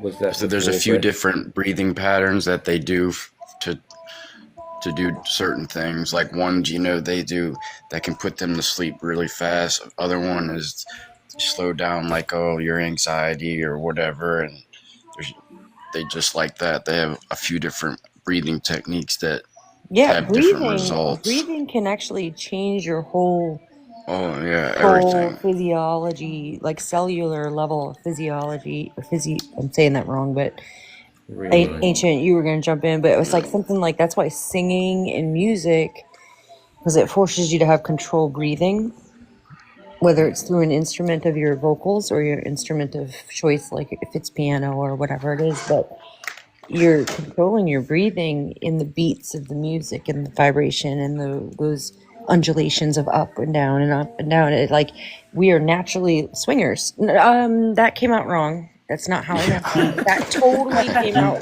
I heard it in my Whatever, head Lavender. before it came out of my mouth, and that sounded wrong. Okay, there, Tree. Oh Lord, that is not what I meant, guys. We understood what you meant. I meant like Yeah, we yeah. are musically Well, at inclined least it's you to. that's doing it this Oh. time. I get called Naughty Bird every once in a while. So Girl, I am not. I'm like so not like. Oh my gosh, I don't even know how to walk this back. Can someone else jump it in, doesn't please? matter if you. It doesn't matter if you were anyway. Even if you were, No one's one of my passing good any friends, judgment. You know what I him mean? and his wife have a great old time, and I love hearing the stories about it. But that's their thing. But I That's didn't their mean it thing, that way. exactly. We're all here to experience different things. Like if we had adult beds that like swang like a hammock. I'm gonna walk They myself do. back in this again. They do They have do those. have those. They do, Lavender.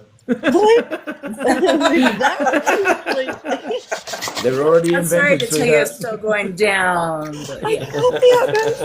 Grim, help me. I will take that shovel away from you. Oh, you sound so sheltered. Reel her in, reel her in. She's an I'm Italian judging girl. it. You done threw Yeah, yourself everything. into that there, Tree. I said it so Yeah. purely too. It just came out. It rolled right off my tongue. I'm like, oh man, I can't even walk that back. Lord Leverduck. Where's Yaya? Why you being quiet up there, Yaya? Like, wait a Yeah, minute. where you You're a at? little funny the I'm other just night. listening. I'm just listening. Observing. Yeah, what do you think of the grasshoppers? Oh, Grasshopper's grasshopper. doing just fine. Which one? It would be wrong to say. They're all doing just exactly what they're supposed to be doing at the most perfect time. Even swinging. I'm Not dying. even swinging. From a tree. I know. Can I just? I know. I'm still in the hammock. I created a hammock, but yeah, we don't go Hey, there. if I wasn't like an oddly We're like just a swinging. if I wasn't an From the oddly jealous tree. person that like Near. I Now. think we need to hear that song tonight. Just change the Anthony, subject. I can only imagine a song you can come up with just a swing. I probably could, I'm mate. sure. Absolutely. You could too, buddy. You could pull I some could call it light the out swing of of that. life. That is pretty kind of cool title. And throw a Lord love a duck, and you see the size Into of it. that chicken in there. It's got a rhyme. Do you know I at have the written pet comic store songs. they have these duck heads that are a treat for dogs? It's an actual duck head. And this guy was telling me about his duck farm, and I'm like, so does that insult you that we have duck heads here? And he's like, no, not at all. We want to get rid of the male ones. You only want the female ones anyway. And I'm like, well, that's what she said. But it was a very awkward conversation, just as this swingers thing. I need to just mute. I'm going to mute up. Would you like me to save you? Yes, I'll please. save you, Yes, brother. yes, please. No, no, no, no. I want to share something with you guys about the power of what we speak and say, because I don't know if some of you knew I was supposed to fly out from Bali today. I was supposed to fly home, and yesterday I said I don't want to go home. And at 1 o'clock this morning, my daughter woke up with the most severe illness that we are unable to leave. So be mindful of what you speak, say, and how you react to things, because you are a powerful manifestation of creation. It's just make sure you make it more descriptive, I guess.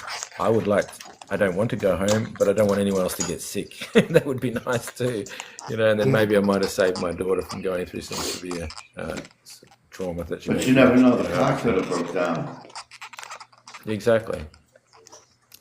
So, look, it's going back up track. Go back to tracking. But before, when Paul interjected, So I just wanted to finish up. Yeah, CB's playing with Glenn. Could you mute me, CB? Oh, I'm sorry. That's okay. I just wanted to finish off where Paul interjected before when I was speaking. I just wanted to finish off the last sentence of this.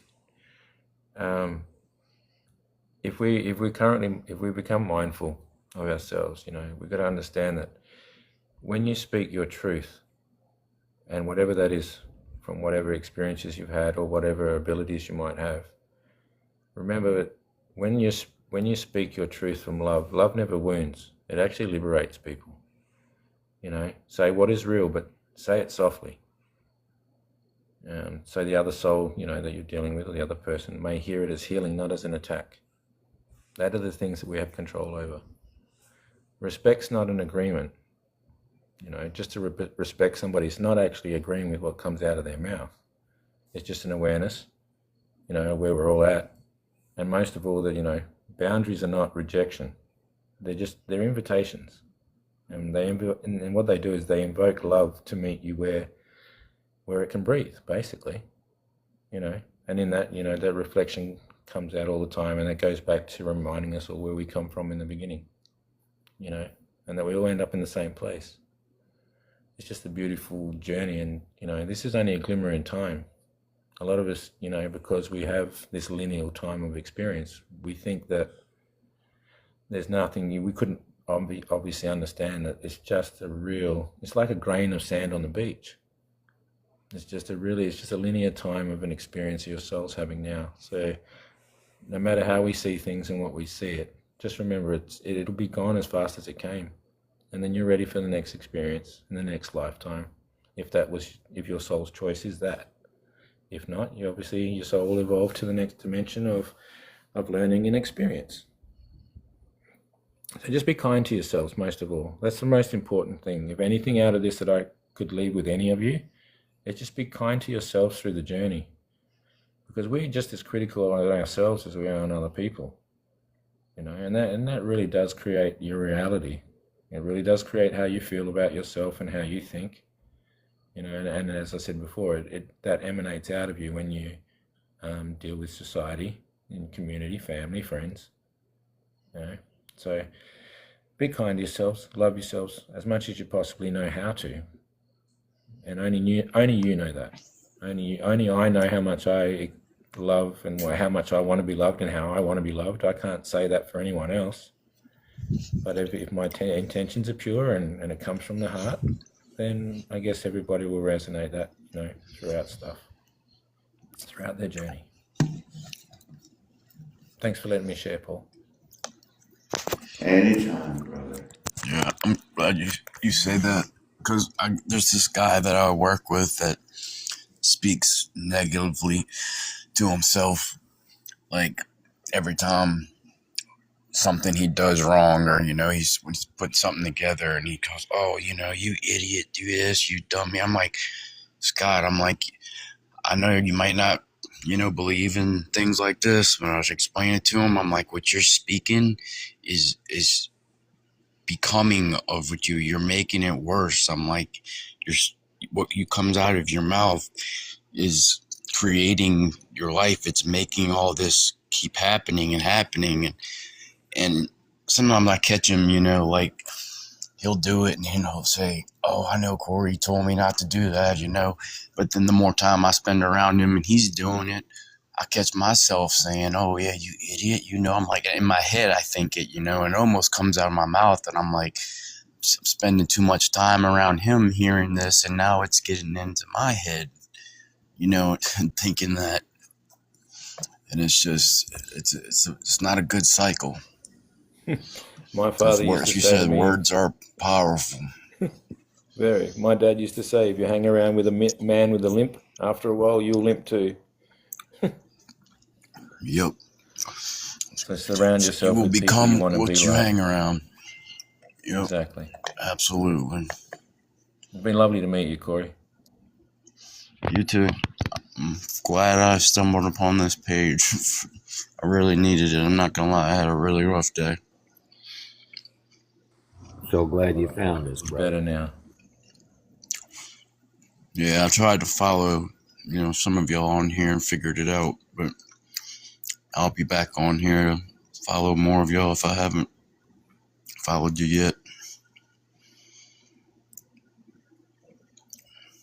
Y'all get on, do lives around like the same times or randomly?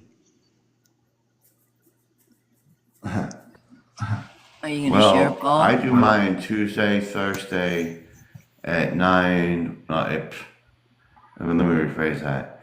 I do my lives on Tuesday, Thursday at about 8:30 p.m. at Central Standard Time. Sometimes I go Saturday, but me and somebody else, we either share it live or we switch off, so we haven't figured that part out. And I hand it off to Yaya.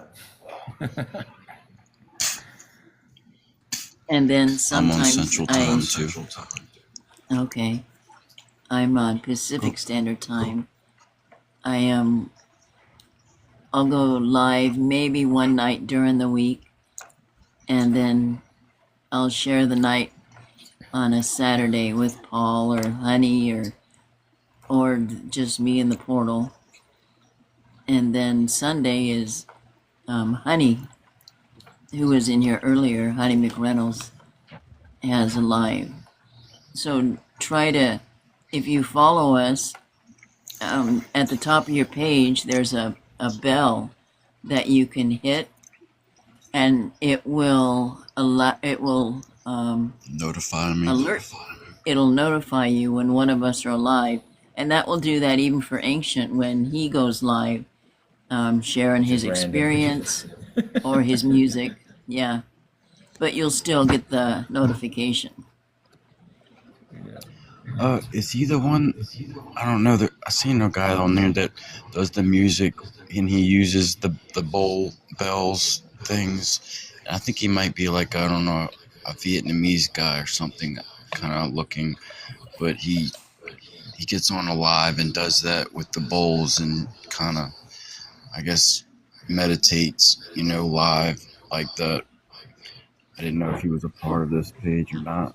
He's No, actually he's quite wonderful. I know who you're talking about. He's from like Turkey or from like a different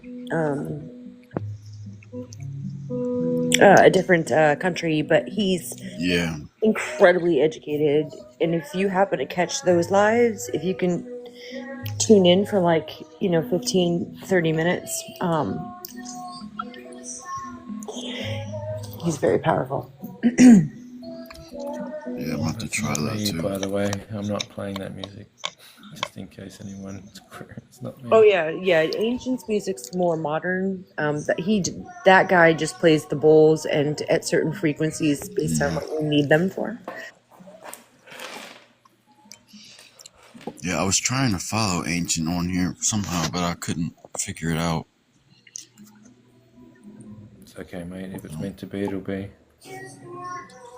I just don't know what to click on actually to do it.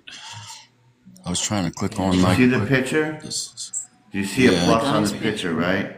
Yeah, that's what I was trying to. Okay, I was not hitting the plus. I was just hitting the word. Okay, my bad. There you go. I got it now. No, you're good. Thank you. Never bad. You're Stevie, good. where are you from? Louisiana. You Right sound next door. you sound a lot like someone I know, and you have even almost his same accent and voice tone. It's really freaking me out. Where is he from? He was from Boston. Oh God. Mm-hmm. Oh, Bram, it's freaking me out a lot. I texted Honey actually because so have you ever lived in the Northeast? Nope. I've always been down south Louisiana, just outside of New Orleans. No worries. Yep, I'm a Southern boy. You don't sound Southern though. You sound more like. I really don't have too much of a accent. I don't think. That's why music resonates in your bones. That's a compliment there.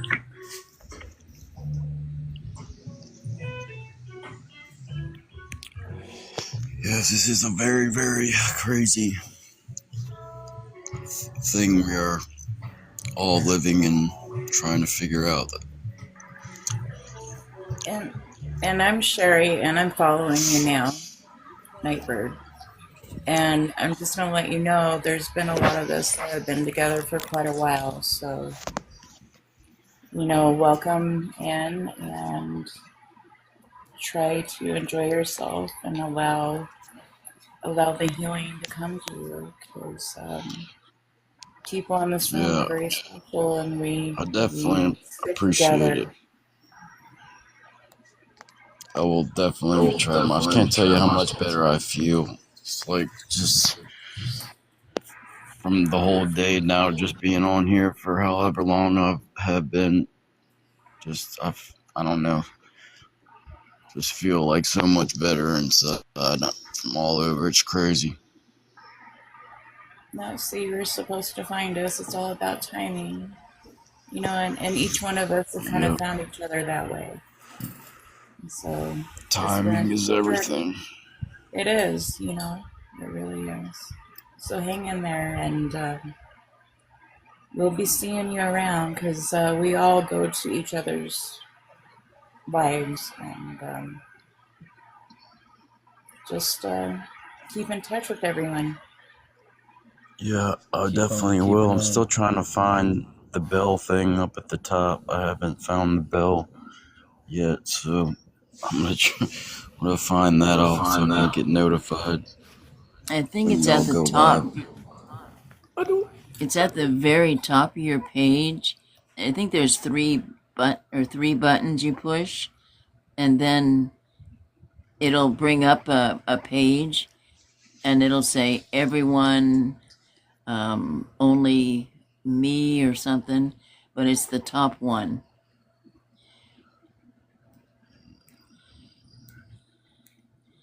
It's at the very top right of the creator's page. trees. Where the heart, it says heart join or something. Like if you if say if you clicked on Mike's page, and it'll bring up his profile picture, his profile, Okay. and at the very top of that profile, there's those 3 dots. And then at the 3 dots, you'll see it'll pull up another page, and you'll see the it'll give you the choice of all Okay, you know. I think it's Mike's. Got Mike's page, I guess, up. Or it came up. Yeah, I followed you earlier. And A Soul's Journey just came in the live too. She's another one, another good one for you to follow.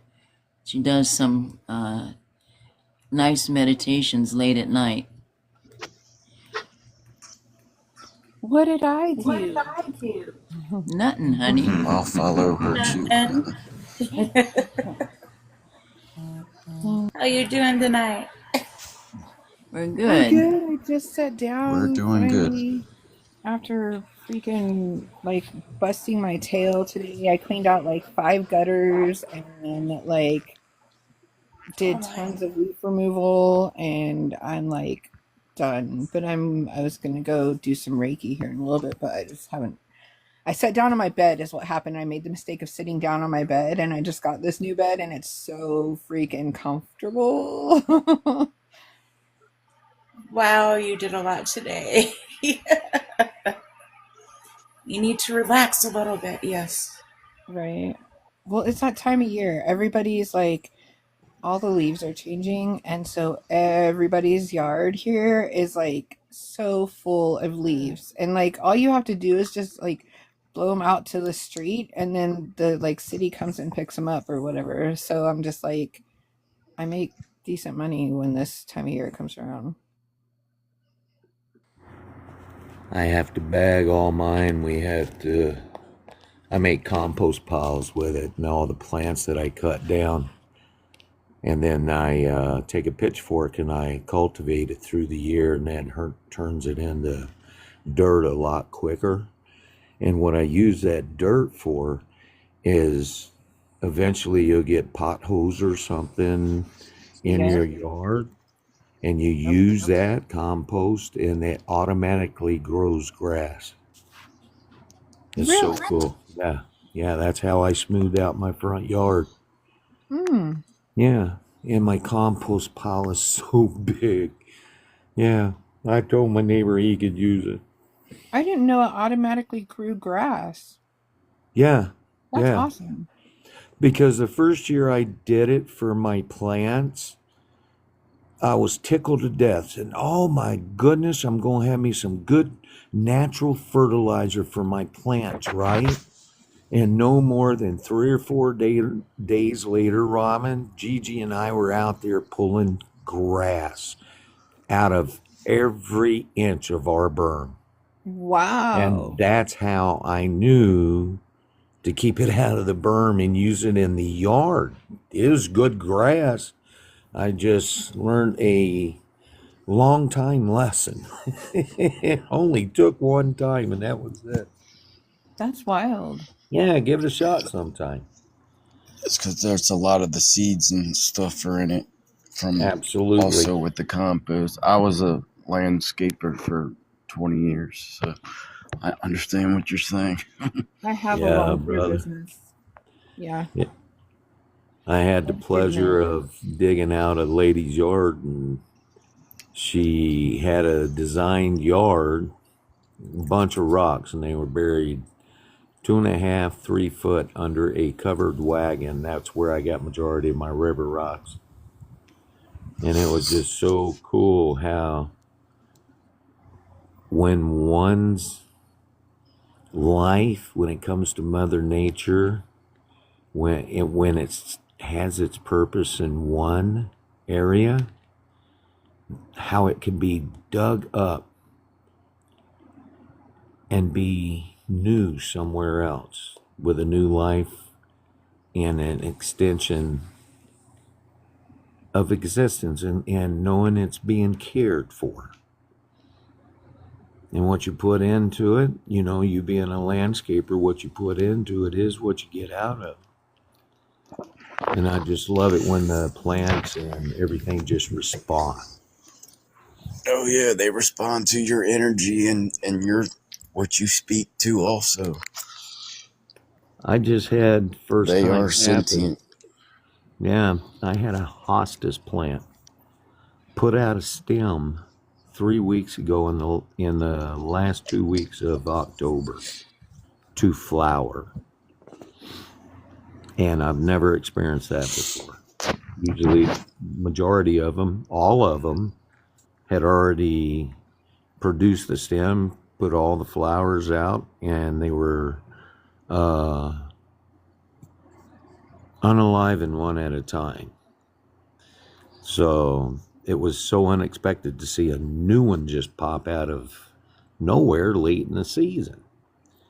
Mm-hmm. So I just kind of take it that the whole yard said, "Thank you for taking care of us. Here's a little present for you." Same It's thing. funny that you say that. It's happened.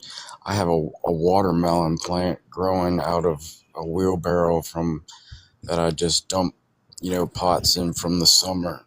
Yeah. That watermelons aren't supposed to be growing right now. Like, we're about to have a frost next week. And I'm like, this is wild. I'm like, how big is it? It's about 3 inches. I just noticed it like 2 days ago.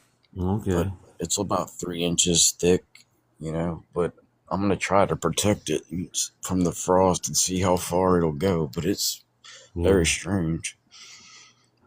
If you were to, is it a big plant, or is it just a plant that produced one out in one section? No, it has like 3 or 4 other small ones on there that I saw too. Is the root but system it's a vine. Okay. Yeah, it's all one root system, but it's a vine. Yeah, growing watermelon vine. Oh, that's cool. That's cool.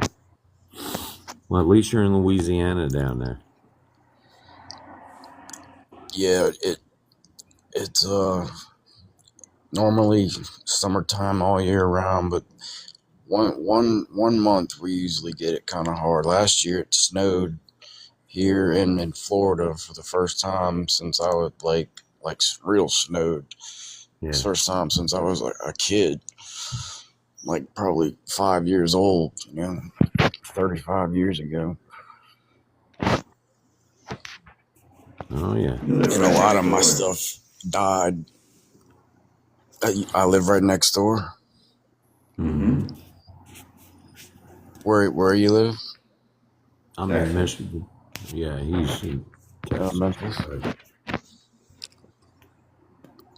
Yeah, I have some papayas that I went to work in Africa last year for a month, and I smuggled back a bunch of fruit seeds and all kind of stuff that I picked in the jungle, and I grew papaya trees, and one of them got what I thought killed in the snow, and it came back and like doubled in size and split off and grew 2 out of it.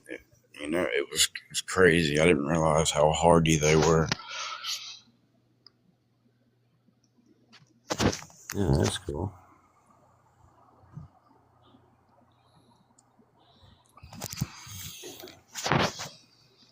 Well, I have some rainbow hostas seeds coming to me, and I haven't stopped smiling since I heard about it. Told our friends about them, and I saw the picture, looked them up, and they grow in the snow. And with all my rock design I have in my yard, when it snows, you see bumps everywhere. And it gives it its own winter design, because I cut all my plants now. Right. And it exposes all my rocks. I got my rocks on top, my big rocks on top of pieces of concrete. that I accumulated from that yard. And when people saw what I was doing, next thing I know, I had different plants, different stones, stepping stone, bricks, landscape blocks, and I just utilized everything. I didn't use the landscape blocks normal for what they are for. I dug down and I made a patio out of them in the front section there. You know, and then I had a friend who had a brick patio that was made long time ago, and the guy made the mold for it right there on the spot. And I was able to tear it down. It took me 2 days, and I tore it down in order, and I rebuilt it the way it was out there here. So told me I could have it if I dug it up, and so I did. So every time I accumulate something that somebody gives me or anything like that, I'll just go ahead and add it in. I'll find a home for it. But yeah, I love my landscaping, bro. I understand what you're feeling there. I even helped him with Love to know what your hostas are going to look like. If they come out in those different colors, that's beautiful. You know, I showed my neighbor, she used to live across here. She stopped by and gave us, she makes the homemade bread. And yeah, she dropped off a loaf. We haven't seen her in a while. And she brought it up on her phone right there. She said, I've never seen it. She's Mike, this is amazing. I says, I just can't wait. So I have Sue's burn. She's the lady that was a very good friend of mine that I worked for before she passed. And then I took care of her husband for 7 years after that. And I learned a lot there and realized I had a green thumb. So I cleaned that yard over there, made piles over here, was embarrassed for 2 days, got done being embarrassed, put a couple of concrete chunks in the back of my truck, and I backed it up and grabbed a piece and looked up and says, let's do this. I didn't do all that work for nothing. And I turned around and looked at what I had, and everybody even around here says, Mike, we know exactly the very first concrete chunk you put down and where it's at. And it's still there. And it's grown since then. And it's pretty cool. I like the way it draws a lot of attention around the neighborhood here. And the people are just so nice. You know, they really appreciate that heart out front. I didn't really expect it when I built it because I really was zoned out and into mom and dad at the time. But it's okay. Because a heart ain't supposed to be selective. It's for anybody that wants to look at it and see it for what it is. Something big, beautiful, and it's deserving. We all deserve it. We all deserve to feel the love. And when we do, it's the warmth, how it expands. Good gravy, man. Gee. It's all about the heart. It is. It is.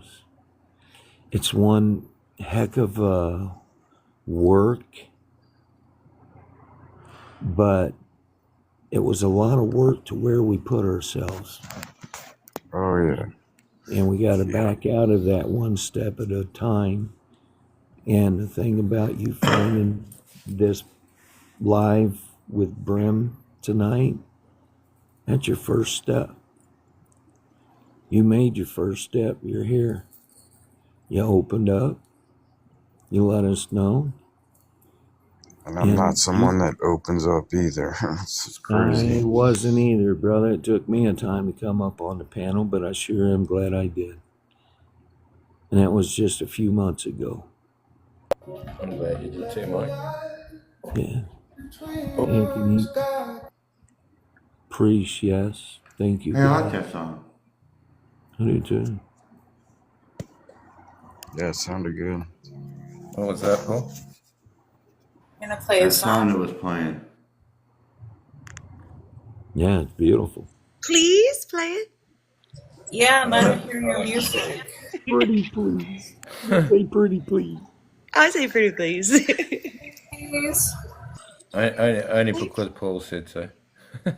Brim, Brim.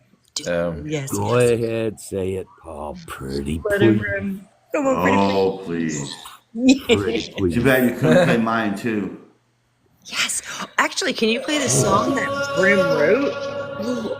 Yes. Yeah, I don't know if I've still got it because It's in the email. I deleted it because it's his. Oh yeah, in the email. That's right.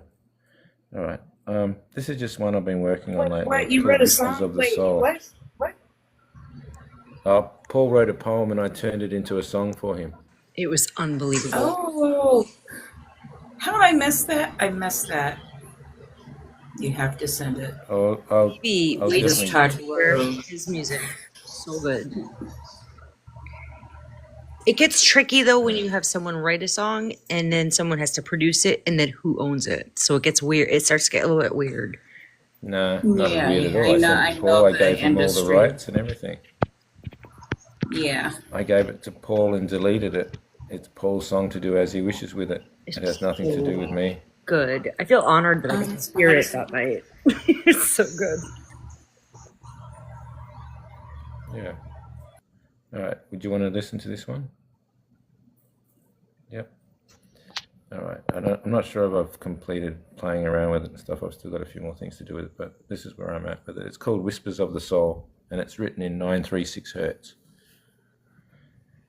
So here we go. Enjoy.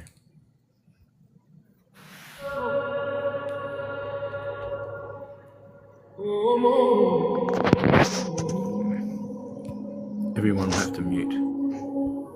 There we go.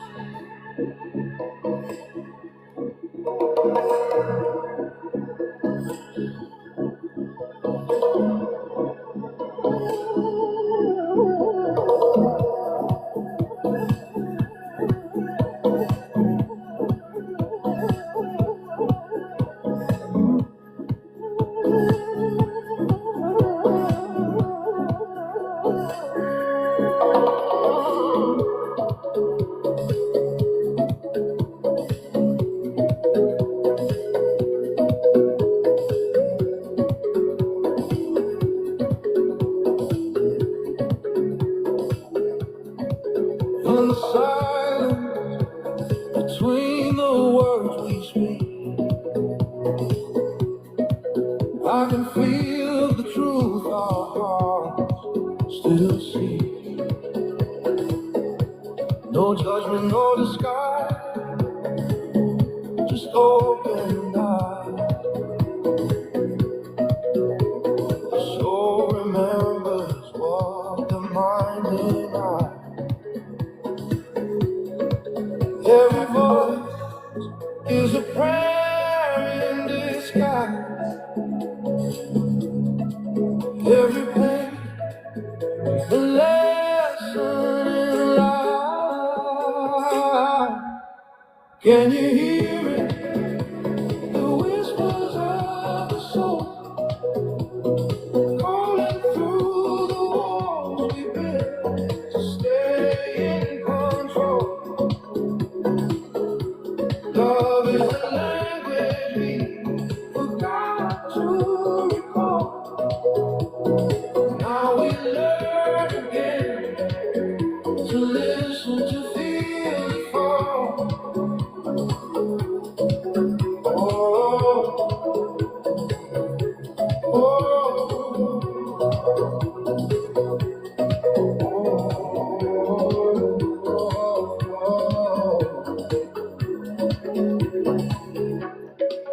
I see you walking through a sacred storm.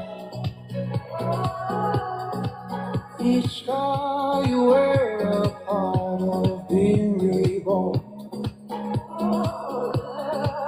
In your story, I see mine unfold. Different paths, one eternal soul. Every silence speaks if you learn to hear. Every distance fades when the heart is clear. Can you hear it? The whispers of the soul calling through the wall we built to stay in control. Love is the language which we forgot to recall. Now we learn again to listen, to feel the fall.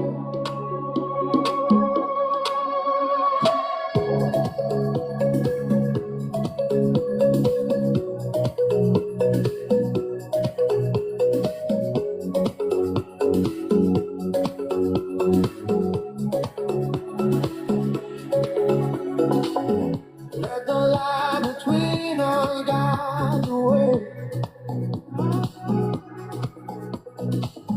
through the dark where the lost words lay.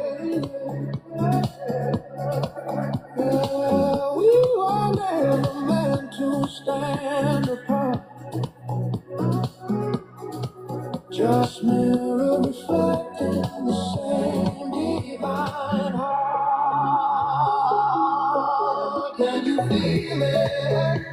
The pulse of the one.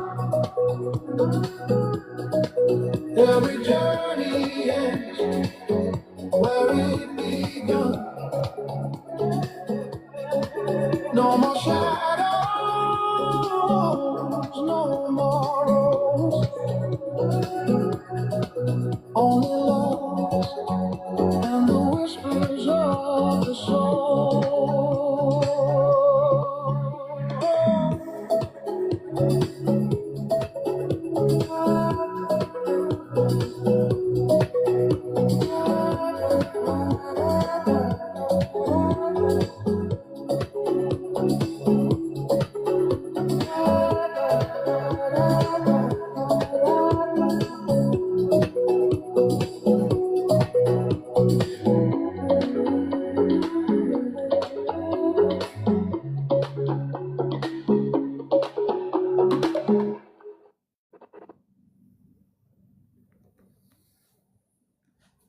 Bravo. Absolutely. That was Beautiful. so awesome. You had at least 3 women dancing around the kitchen over that song. That's awesome. Yeah, that was amazing. Thank you. It's, I still got to tweak a few things in it and whatnot, what I do with my music. But Thank you for playing it. You're so welcome. Very I'll talented. see if I'll find Paul's Muse song. Hang on a second. If I've still got it. Yeah, you doing the yet strut? That's fun. I'm doing the yut strut. Yeah, I girl. was breaking into a meditation, just listening to it. That can happen. I think I found it. Good. Anthony, You got a what decent is your speaker to play? Did he hear yours? Yeah, I'm Yeah. gonna try and find it so I can play it for. You got a decent speaker, Paul? Otherwise, I'll try and find it for you. Yeah, I'm playing it up to the laptop. All right, I'll try and find it for you, man, so I can play it through a decent speaker. What were you going to ask somebody? Someone said Anthony. No. I forgot.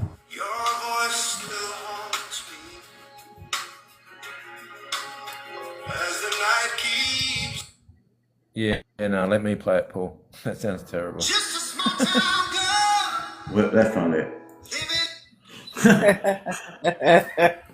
Sorry, that was mine. That's all right. Where's Paul's?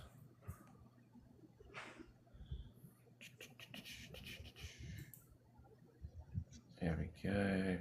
Wild card. That's you, right? Wild card. Yeah.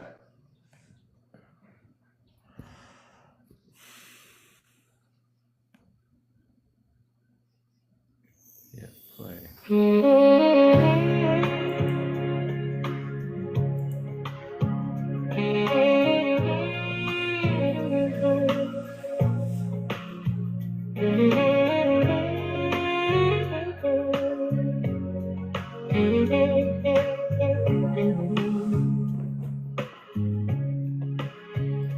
Misty rain softly fall. Tears are sliding down my face. All I can think of is you. This world feels like an empty place. Your voice still haunts me as the night keeps turning round. This love for you, it burns in me, a fire I've never drowned. I am the sensitive poet under a bountiful moon. I pray this ache inside my chest will leave me sometime soon. You're the mountain sunset and the morning's hopeful light. My heart won't ever fade away. It still beats for you tonight. The roses catch no tears. The thorns don't pierce the soul.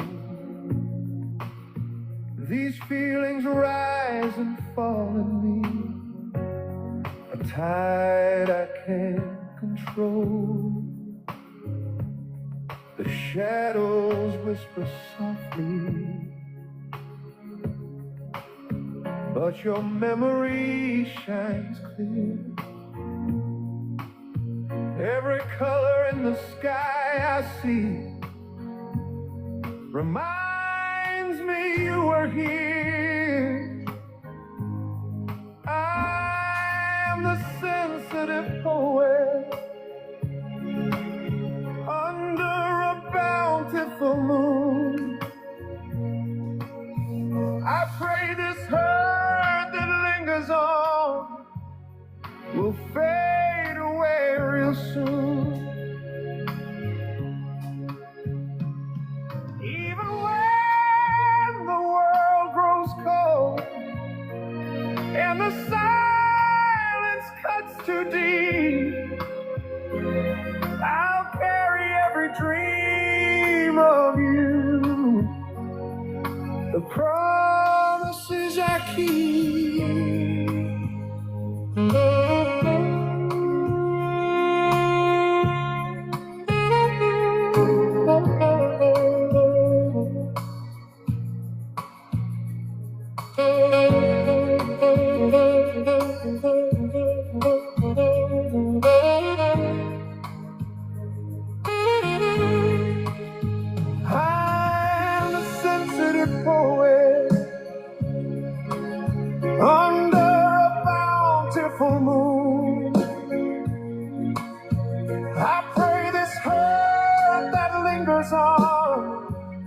will fade away real soon.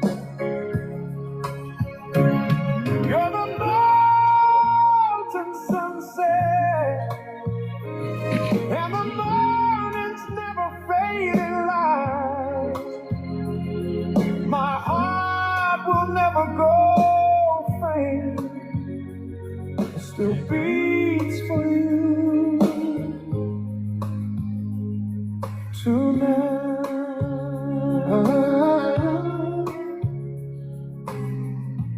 29 August 2035.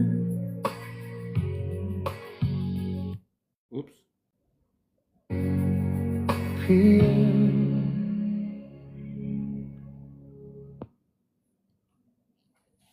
Paul. We still there, everybody? Wow, it always hits me every You time I both hear it. did such a good job. Wow. Thank you. Bravo. It's beautiful. Took a while. That's amazing. Yeah. It had like a Whitney AI Houston Note Taker is different than all the rest. It allows you to focus on your meetings. What's this? Not your Sorry. notes. It captures everything. It had like a Whitney Houston, and then like who was the saxophone player? What was his name? Michael Bolton. Yeah, it had like a Michael Bolton kind of vibe, Whitney Houston like merger. It's really beautiful. And then when you listen to the words, knowing Bremka wrote them, chef's kiss. Beautiful. Ancient, do you follow a guy on I don't know if he has a TikTok or not, but on either Facebook or Instagram called like Savage or Savage Life or something? And he's a music creator also. No, Have you ever it heard doesn't of ring a him? bell, brother. No. I have to share him to you. He's a friend of mine from around here, and he does very similar stuff, but he has his own, style of music and tapping into everything. He's pretty amazing, creative too. You remind me of him. Does he write it in hertz frequencies? See, all my music's written in Yeah, different oh yeah, frequencies. he's into all of it like that. Like awesome. I'm not sure if I don't know if he has a TikTok, but I'll find it if he does, and then I'll share it with you tomorrow. If Please not, do. I'll share his other page if he doesn't have the TikTok. Cool, But man. yeah, That'd be much gratitude. he actually does like these retreats down here, and he takes people out and teaches them how to do all of this, like you're doing. Well, that's funny because I'm in the process of building a healing respite retreat in Bali, and I will have a sound room, a healing sound room. Wow, that's what he's all about, man. You two, y'all should connect. Yeah, absolutely. Yeah, Nothing is coincidence, my brother. No, I'll definitely get you all in touch. Awesome. No, that is so cool. That's exciting, actually. Yeah, I'm excited for both of you. It's wild. Two minds are better than one. We need to have places all over the, sanctuaries like that. Those healing places everywhere. Well, that's my you have me plan. sold on Bali though. You do. Well, the collaboration of people I'm putting together, the whole plan is actually to build these centers all over the world. Yes. He actually goes all over and does them too. 1994, I've had a vision like that. Yeah. That's why I thought something I was getting involved with in the past was supposed to be the right thing, but yeah. It was for the moment in time. Right. Like everything. And also working, where I was at and the experiences that I had actually maybe take a whole nother path in it as well. Yeah. The soul guiding you.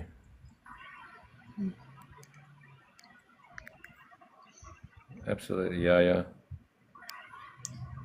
Mount Shasta, yeah, I know that place. It's a beautiful place. Absolutely. So pretty. It's beautiful. Is it raining at the moment? Can you tell? Yep. It is. Yep.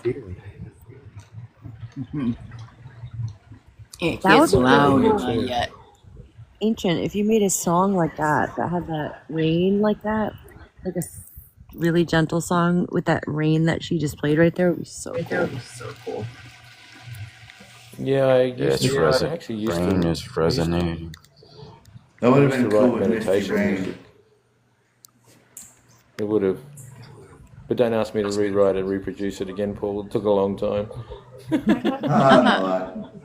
I have a song that Me too, Jules. I could write, or I mean, not that I could write. I mean, I have a song that I wrote, and I'd love to share it if possible. Yes. Oh my gosh. Ram, you're bringing out the talent tonight. I love this. It's the newest. This one's the newest one that I've written. I have an album coming out like towards the end of the month. And so We still have to connect, so I can help you refine it for you. yeah. If you want, that is. Okay. Sure.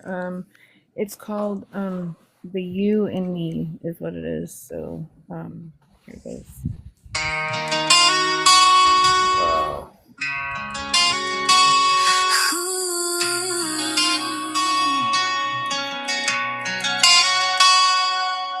Remember in school, wanting a label of being cool, the craving to fit in, the battle you wanna win, the everyday game of someone seeing you the same. Everything that you see, the dream of who you wanna be, who you were back then, is what we all hold within. That is the reflection, the reason for connection. That's why we see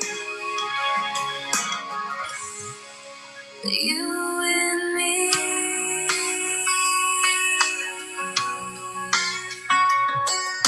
I can be the power you find inside. I can be everything that you hide. When I know there is a reason for the changing of the season, allows me to break the chains. Then I realize the truth remains. Everything that you see, the dream of who you wanna be, who you were back then, is what we all hold within. That is the reflection, the reason for connection.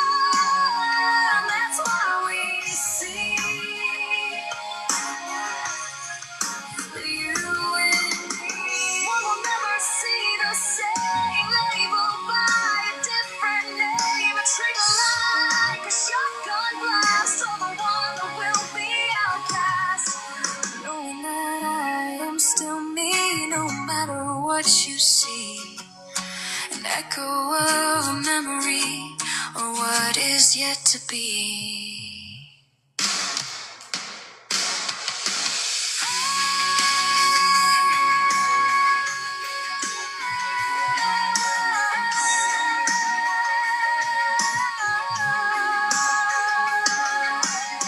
Everything that you see, the dream of who you wanna be.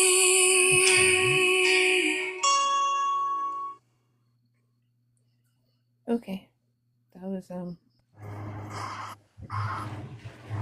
Wow. Yeah. Nice. Wow. Oh my god. You're talented. Beautiful. I wish I had funds. I would be buying. Yeah, I would definitely. That's wonderful. Robin, that was beautiful. Thank you for sharing that with us. yeah.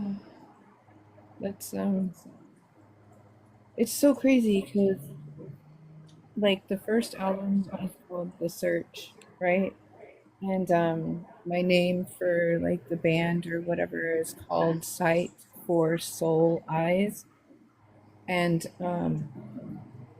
it's the first part of your journey, you know what I mean, when we have this awakening, is the search for everything.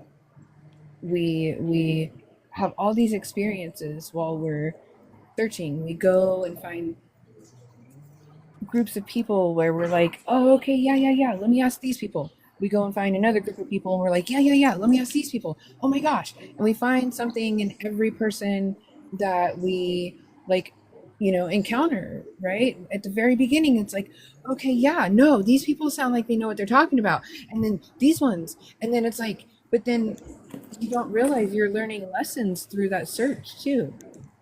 And you don't realize that, like, everybody that you are encountering is meant to serve a purpose. It's not meant to hurt. It's not meant to be discouraging. But you may not even realize what the purpose is. But at the time, we're so sensitive, you know, because we don't know. We're searching. We want connection, and we want to know that we're not crazy, right?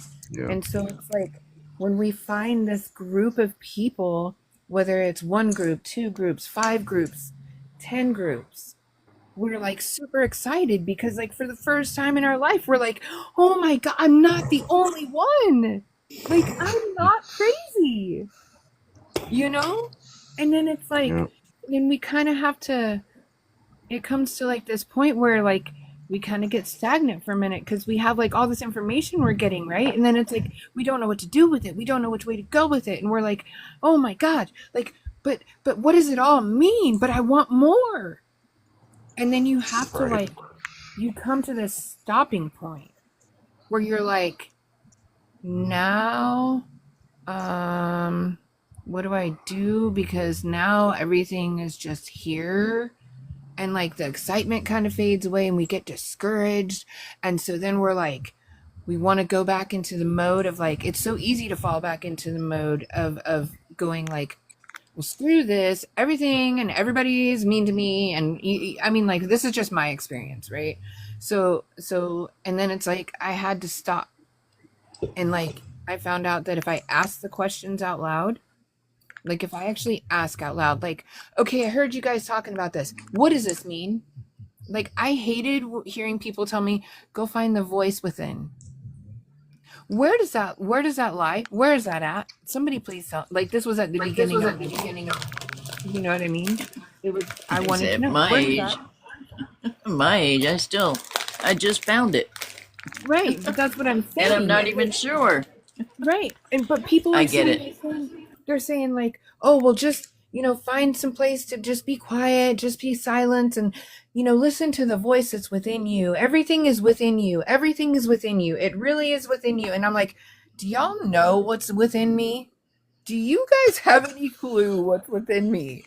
Like, I would laugh. So like, the first album is all about like my journey, my searching. Like, there's one called Solid Ground, and it's like, is truth a solid ground? Or is the echo just a sound? You know? And it's like, and then there's another one about walking down a hall, seeing all these masks on the wall. Each one has a story, and they're that tall. I reach, but they don't stall. Like, breaking through them all, watch them crumble, watch them fall, no longer a dress-up doll. I'm free, right? Like, there's so many different parts of our search, you know, and it's like waves. It's like waves. It's a roller coaster of waves, right?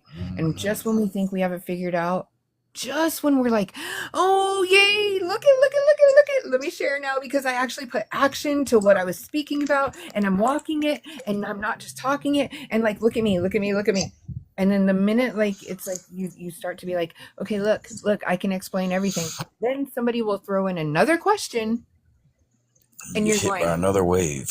you're like, wait a minute, hold up. Can you stop for, like, where did those words come from? Because nobody told me to incorporate those ones. Like, what? No, now you just threw my whole theory off. No, but I mean, I'm just saying, this is just my experience, and I'm just trying to make fun about it. But I mean, it truly is. The search for everything is like,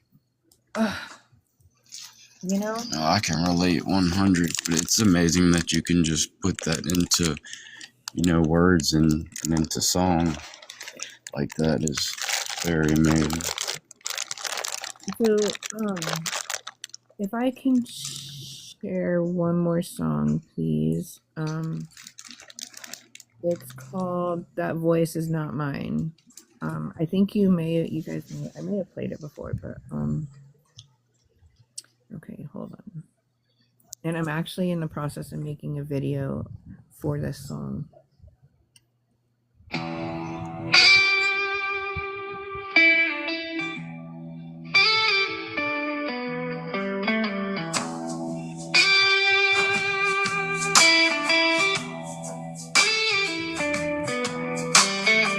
I know it's hard to show up for you.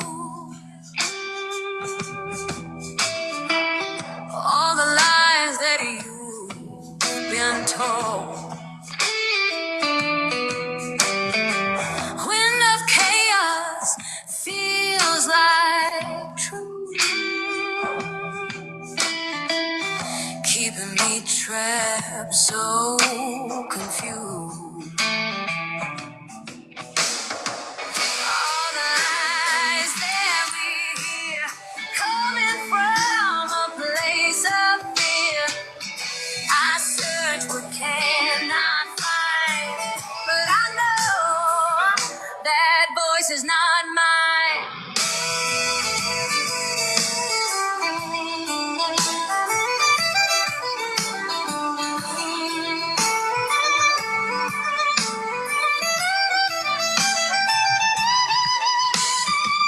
So many words meant to deceive, keeping the confidence at bay so I don't believe, leaving me crying on the floor, falling apart, stripping my clothes. All the lies that we hear, coming from a place of fear. I search but cannot find, but I know that voice is not mine. That voice is not mine. That voice is not mine. That voice is not mine. This world is spinning so very fast. Just grab onto you and let go of the past. All the lies that we hear, coming from a place of fear. I search but cannot find, but I know that voice is not mine. That voice is not mine. That voice is not mine. That voice is not mine. That voice is not mine. Okay, thank you. That's cool. Yeah, I That's a can beautiful one. I relate to that. That was You really are right. What we were, that voice isn't mine. Not now. So much things in our heads, yes. It's like we know that's not my voice. Yep. When it leads us nowhere without an answer, that leads us to just confusion, what we're immune to. But when we can take that and apply it to this light source and reach into that, there's always a lighted answer. There's always one. We just have to figure it out on our own. Sure, we get wonderful information and good guidance here. It's truly helped me out. You are But I very really talented and in touch with yourself for sure. Yeah, I don't want to ever let go. And what I acknowledge now, it could be just one breath away or one word away. But when you even experience that, that helps you understand more control, which gives you more confidence, you know? And it helps you understand other people's vibes, where they're at, and where they come from, the words, their music. It's relaxing. It's finally, I'm learning, it's finally the first time in my life I am really giving myself a chance to relax. I don't have to, I don't always have to be the first, you know? I like being the first to receive, not being selfish, because I know I'm not going to keep it for myself. So that's why I just do the best I can do. And when I make a mistake, I do my best to make it right. That's about all we can do usually. That's exactly right. And hope that everybody understands it. You know, but here we do. We do. And that's what Very helped guide touching me. music though. I'd like to hear your albums. Yeah, Robin has beautiful music. Thanks. Oh, is that your name, Robin? Yes. My name is That's my Robin. mom's name. Really? Is it with a Y or an I? Because my name's spelled with a Y. It's a Y. Yeah. Nice. Nope. I'm wrong. It is an I. I just pretty much it's an I.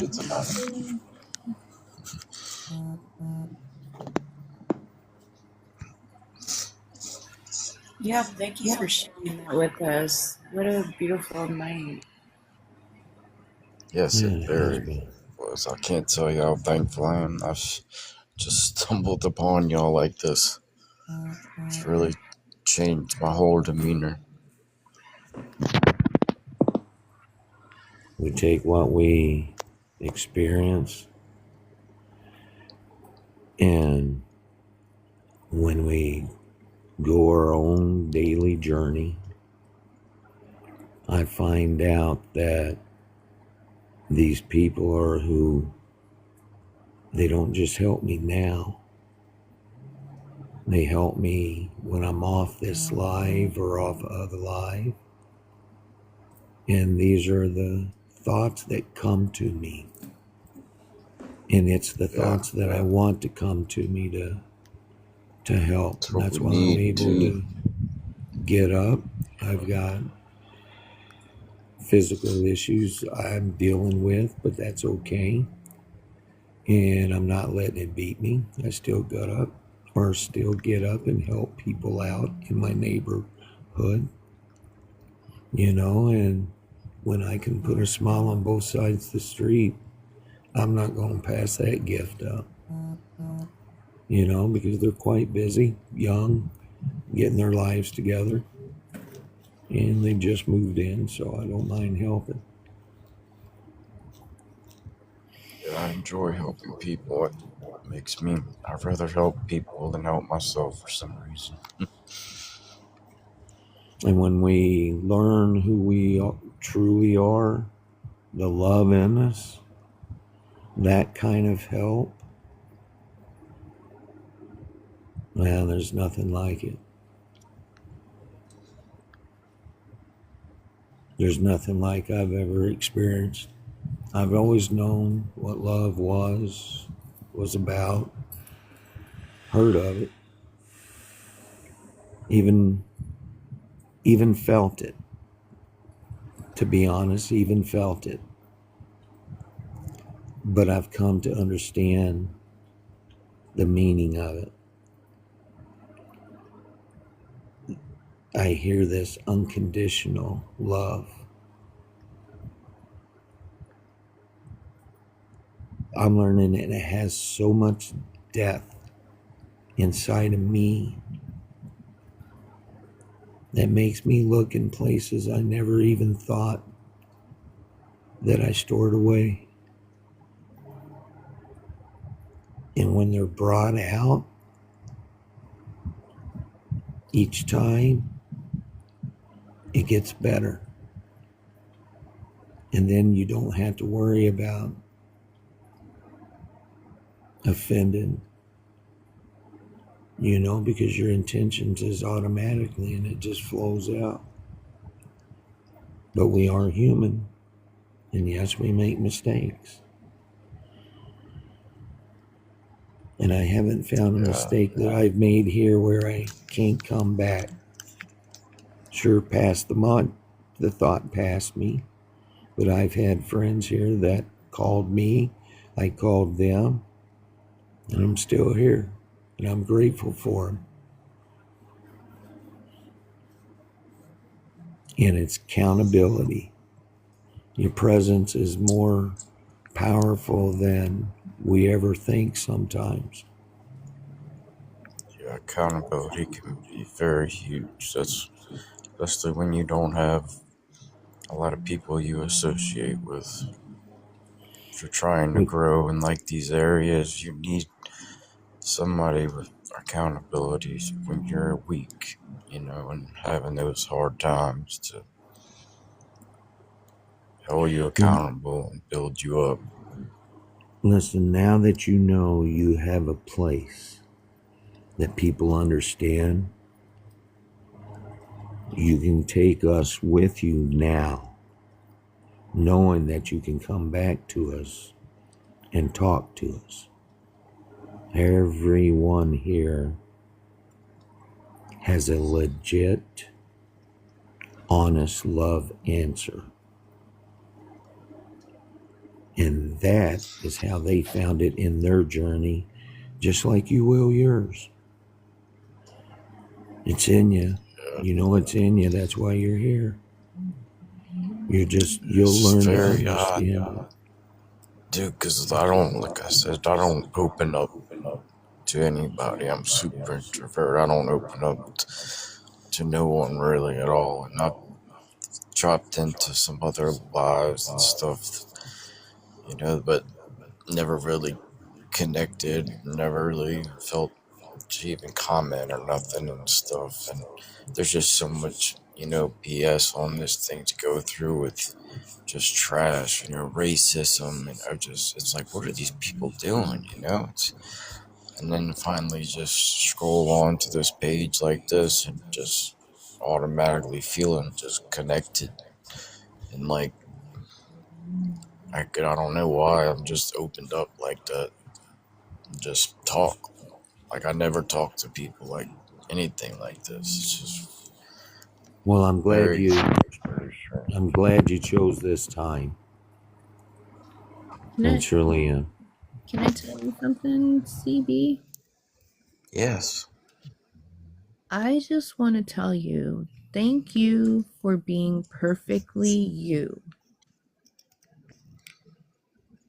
You have a piece to the puzzle, and your place in life is just as important and valuable as everybody else.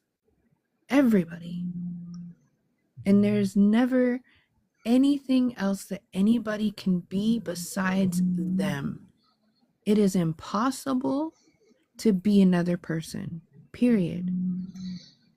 You are divinely, perfectly you. There's nothing that has been wrong or right in your life. It's been exactly yours. It's been what's meant to be for you to be the best version of yourself that you've ever been. And right now, in this very moment, right here, right now, all of us are the best version of ourselves that we've ever been. Ever. Give yourself credit for that. Because, like, we can't ungrow. That's, like, impossible. And every breath we take in life is growth. Every situation that we make it through, that we grow through, we're that much better than we were. And just in case nobody's ever told you, like, this is a great place. This panel, this place, this room is amazing. Amazing. And Oh, I can feel it. Trust me. I've got nothing but love for these people. And I feel like I've been guided lately, at least anyways, to just remind people that you are literally perfectly you. So whatever bad things, whatever you think you're not good enough, the voice that is not yours, that's telling you things, or whatever the case may be, it's exactly where you're supposed to be, doing what you're supposed to be doing, thinking what you're supposed to be thinking, feeling what you're supposed to be feeling, and just being exactly who you're supposed to be being. And honor yourself and your journey. Honor yourself for everything you have gone through. It's all just part of the journey. It's right. Yep. You're on the journey you were meant to be on. Often we, like I always say, we reside in the past. Once you let go of that past, you're ready for the future. Like I said today, the future's unwritten and you can write that future. But as Dr. Emmett Brown once said, you write your future, so make it a good one. By being your authentic self and being who you truly are. Being that love and light that you have, and I see it and I hear it through the tone in your voice. I sat here listening to Lavender, and I sat here listening to Anthony, and I sat here listening to Journey and everybody else. Certain times and certain people have certain frequencies that their voice and their tone go to, and you can read those tones and understand them. You feel the energy through the words, the vibrations. You have the same aspect, and when you understand yourself and who you truly are by looking within yourself, you have a great value to the world and yourself. You don't want to diminish that, so you want to bring yourself into a group of people that show you that love, peace, and the understanding that you need. Because often we don't understand how we feel or why we feel this way. Or why do I got this ability? You know, in the beginning, I didn't want none of this. I didn't want my abilities. I just want to be a normal human. I just want to get married, have some kids, and go to work. And maybe have a pet dog. But obviously that's not going to happen. My life has some really crazy twists and turns. My life was a living hell. But I know now that it was meant for me to go through that, to experience this, to sit here, into every experience that I had. It was to help every one of you. And each person that I come across, each part of them and what they've experienced, I've experienced. So that automatically has a bridge to it. And when you have that bridge of understanding, and you can feel the compassion that each other have, that builds that communication, that foundation, like this family, this collective has. We have a foundation that can be unbreakable. And the more people that we have that feel this way, the more we can help humanity grow in the aspects of raising our vibration to be the best being we can be, no matter if it's through song, by preaching and lecturing, or giving advice. It's all the same. It's all done with love and compassion that we have for each other. And when I heard some certain music, it just stupefied me for a moment. I just, wow. The words just, I've not heard them put in that way, said in that way. It kind of threw me through a freaking loop. I'm still going, duh.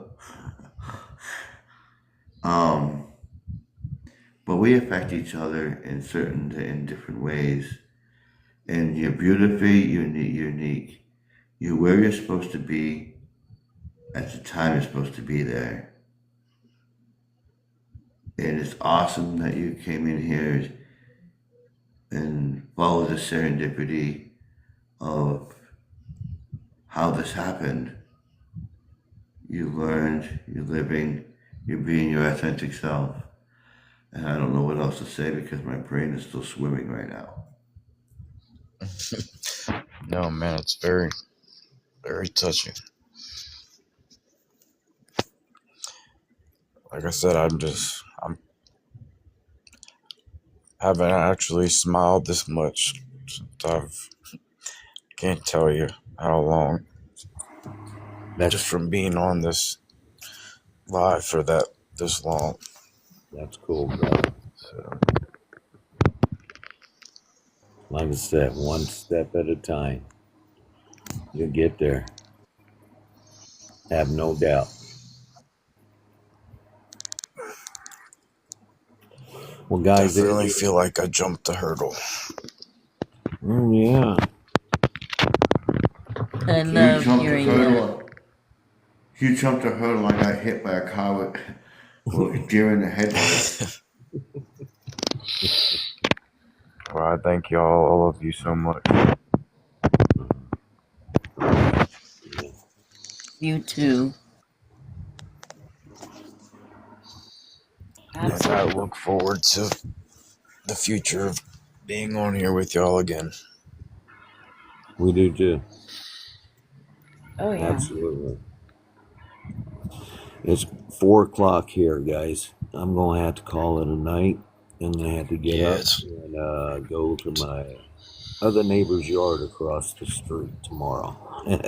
We got a hard rain coming around 5 o'clock, so that'll knock more leaves out of the trees.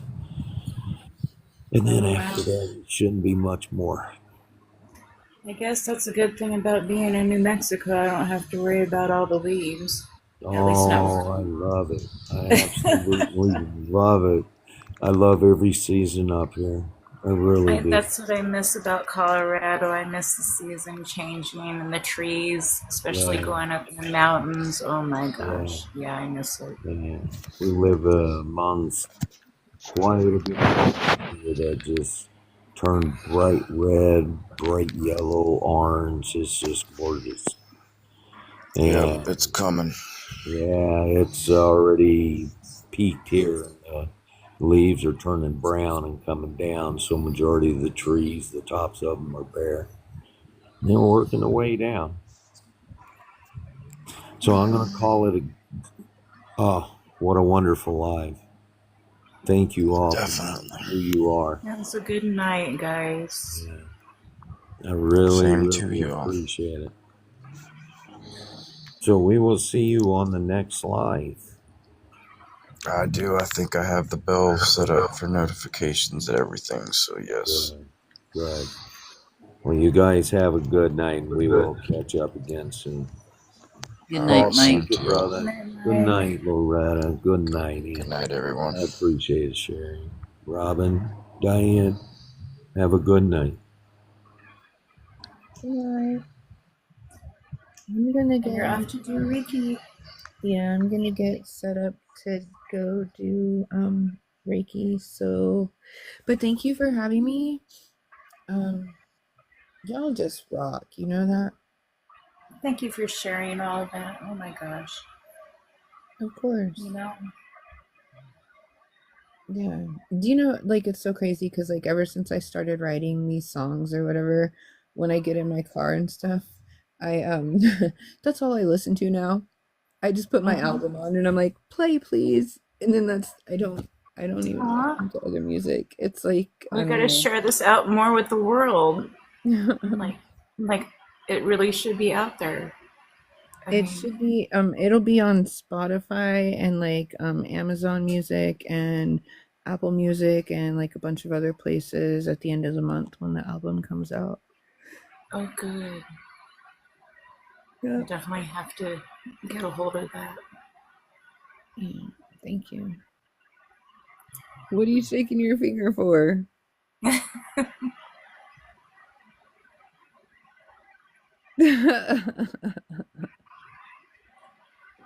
His head's still swimming. I know, right? I don't It know reminds me. why did Anthony Remind. Oh, go ahead, yeah. He reminds me of the movie Bambi. He's Twitter pated. Oh, Anthony said in the comments that he had to go to his own live. That's why he ended up leaving. No. I think you were getting ready to ask. Yeah, I was just wondering because I know he said he wanted to. I don't know. Whatever. Oh, he was liking it. I know that. Oh yeah, he has a live every night. But Paul. No, I don't need no tweaking. No. It's not have you tweaking ever heard the pated. poem? It's Twitter pated. Twitter pated. Have you ever heard the original poem? Twitter. Of what? That song. Of your song? Yeah, you never heard have you ever heard the poem part? Oh, I've been fortunate enough, but I don't know. I don't think anyone else has. I think he may have shared it. It is misty rain softly falls, the tears sliding down my face. All I can think of is you. This world is a cold, empty place. Your voice haunts me as the world around me turns. All this love for you grows and burns. I'm the sensitive poet, the bountiful moon. I wish and pray this hurt will leave soon. You're the molting sunset, going pale and bright. You're the hopeful sunrise and never fading light. The thorns kiss no souls, and these are my feelings, that I have no control.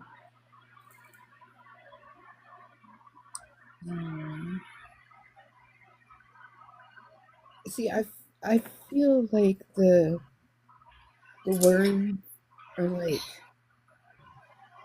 a little bit more like powerhouse kind of feel to me. Hold on, sorry, I have to cough.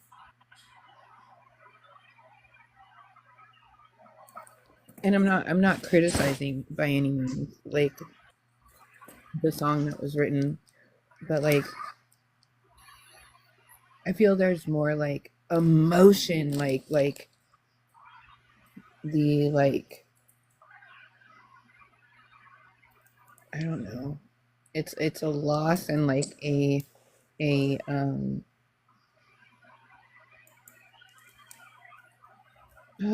Original. Huh? It's different when it's spoken and it's coming right from the heart. That's what It's it is. original. Yeah, it's Yep. like there's a The loss, original and form. emptiness. You know what I mean? And it's like kind of like I'm blank, staring. Like what am I supposed to do right now? Like, why the fuck? Excuse my language, but it's like, and I just got full body chills. But I feel it's not romanticized. I feel like it's more of a like, you fucking aren't here. What am I supposed to do?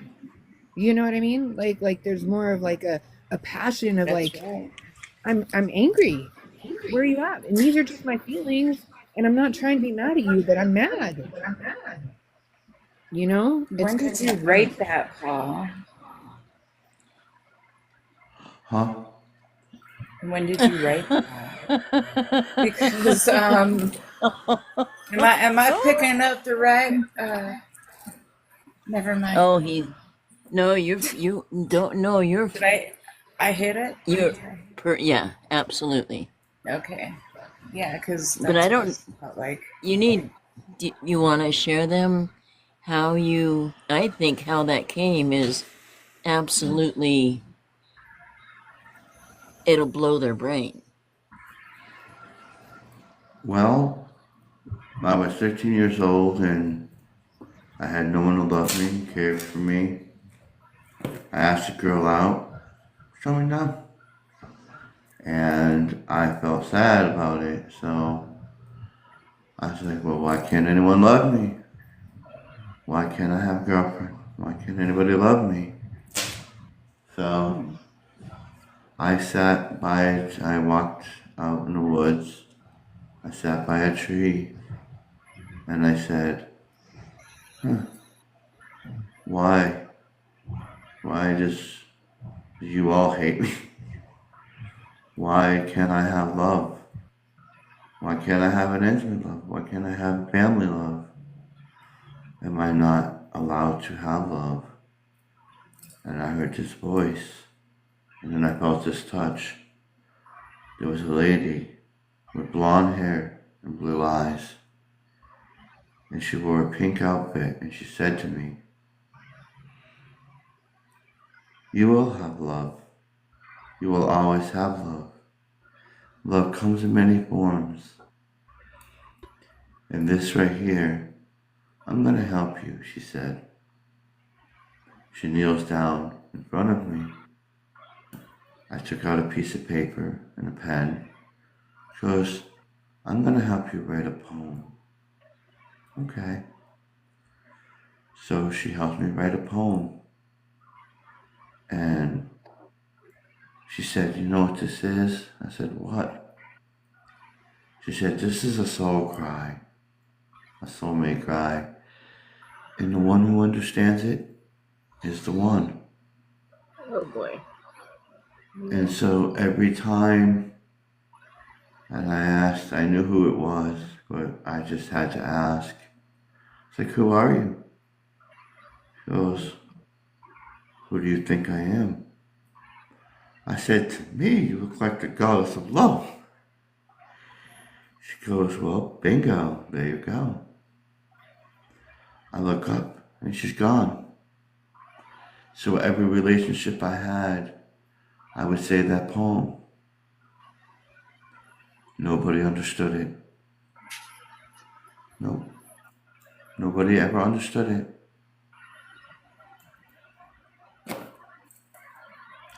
Even the wife that I married never understood it. And I was like, well, and here I done turned 50.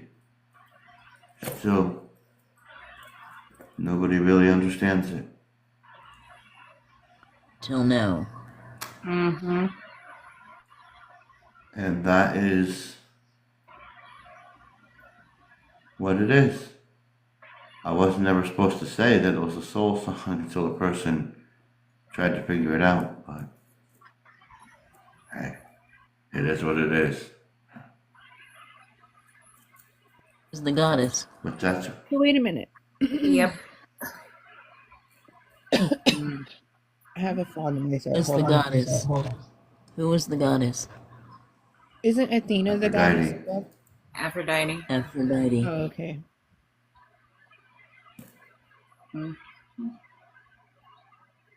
and I hear her often. That's so beautiful.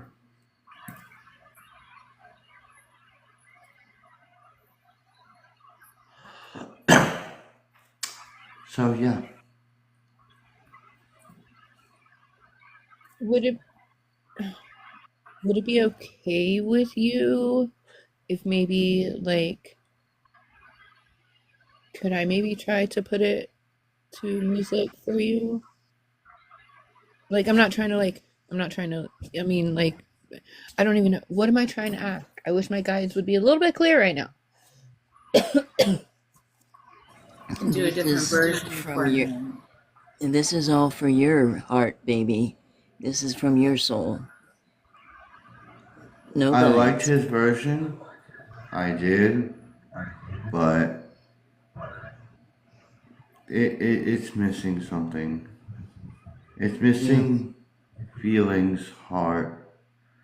And it almost as if a woman needs to sing it with heart and compassion.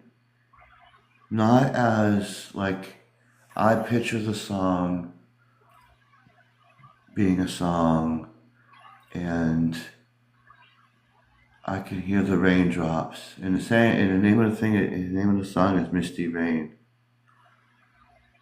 And I hear the raindrops and I can see how I'd ever want the video to go. How the rain would drop on the flowers. You could hear the rain as the person singing it in like a very meaningful voice of love and compassion with a tone of sincerity to make it do justice. Well, I think that you guys should collaborate on it, and it's synchronicity because of Yaya and the rain that was falling. Maybe Because that's when we do something with it. that is when I actually, that is when I got the idea, because when I was sitting by the tree, there was a light rain and there was a rose by the tree as Aphrodite came up. That was why I named it Misty Rain.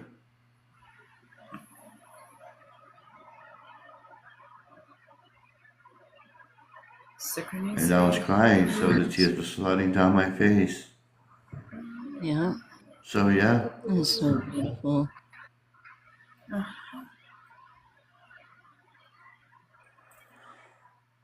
Mercy's offering.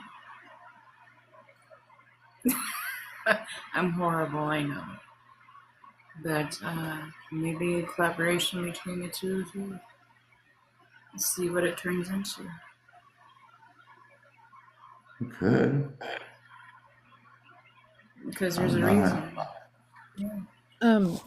Tell me, will you repeat the first, or can you tell me the first line again? Misty rain softly falls, a tear sliding down my face.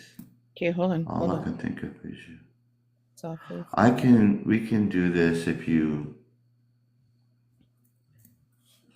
I can say it and text it to you.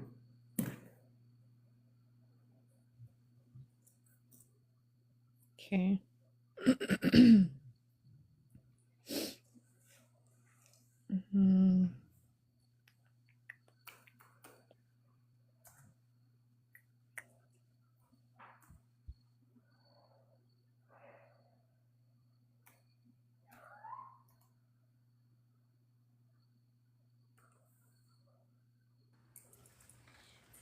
I am going to call it a night. I have to walk into the house and use the ladies' room, and it'll disconnect me on the way up there. So if you're still here, I'll come back. Okay. But Okay. I love you. Night. Good night, you guys. Night. Good night. Good night. I might go into Soul's journey if I'm still awake and I might fall asleep in there. Yeah, that's what I do. I listen to her voice and fall asleep. Alrighty. It's not a bad thing. I have a hard time No, sleeping. not at all. Alrighty, beautiful peeps. I love you. Good night, All right, Lois. I guess we'll Good night, see Bird. each other. Yeah, good night. Good night. Good We'll see night, each other Maya. on the soul I side. think she's already asleep. Yeah. Maya, Good night, probably. everyone. Good Bye night. bye. And check your Good night, DMs, my dear. I will do. Soul. So hold on, wait. Can I ask you if you like this kind of style really quick? Just really quick. Sure. Misty rain softly falls. That's kind of soul. Just fall down my face. It's pretty cool.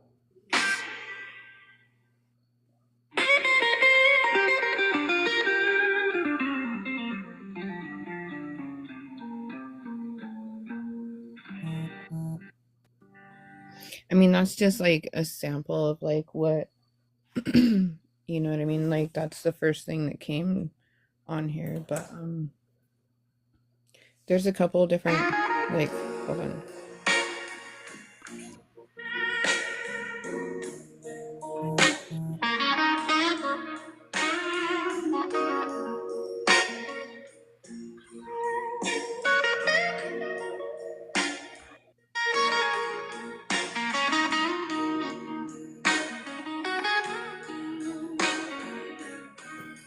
I don't know if this one's gonna sing it or not.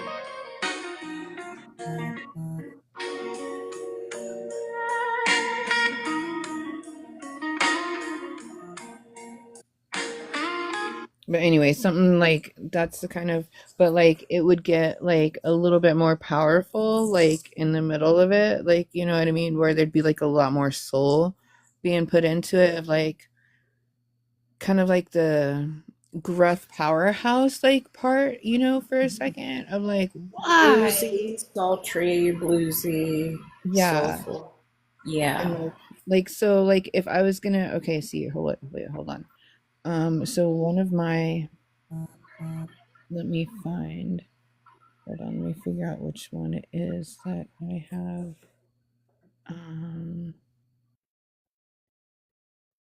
Is it this one? Hold on. So like this is one of the songs that I wrote, but hold on. What is this life for?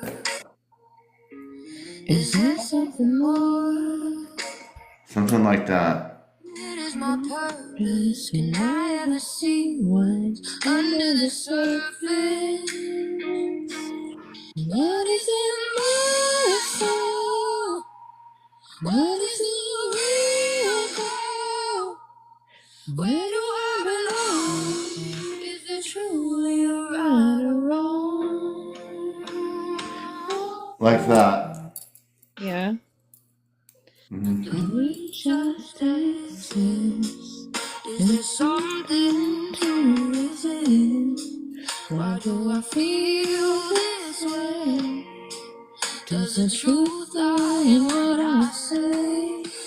Or is it all just wordplay? What is in my soul? What is the real goal? Where do I belong? Is it truly right or wrong?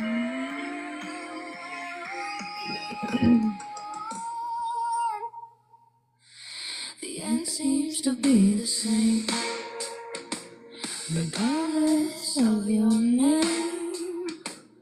Why do we need to hide? Why the need to keep divide? Who is it that decides? Is it ego or in pride?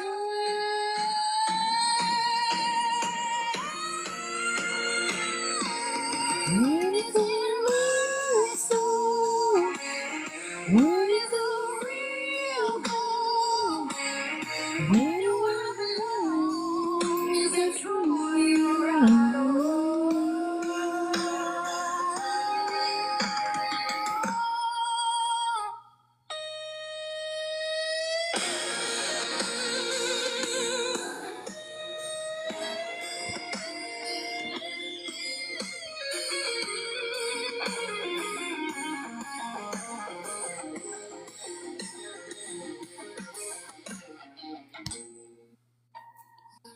reflection of you and me should be the peace and the unity.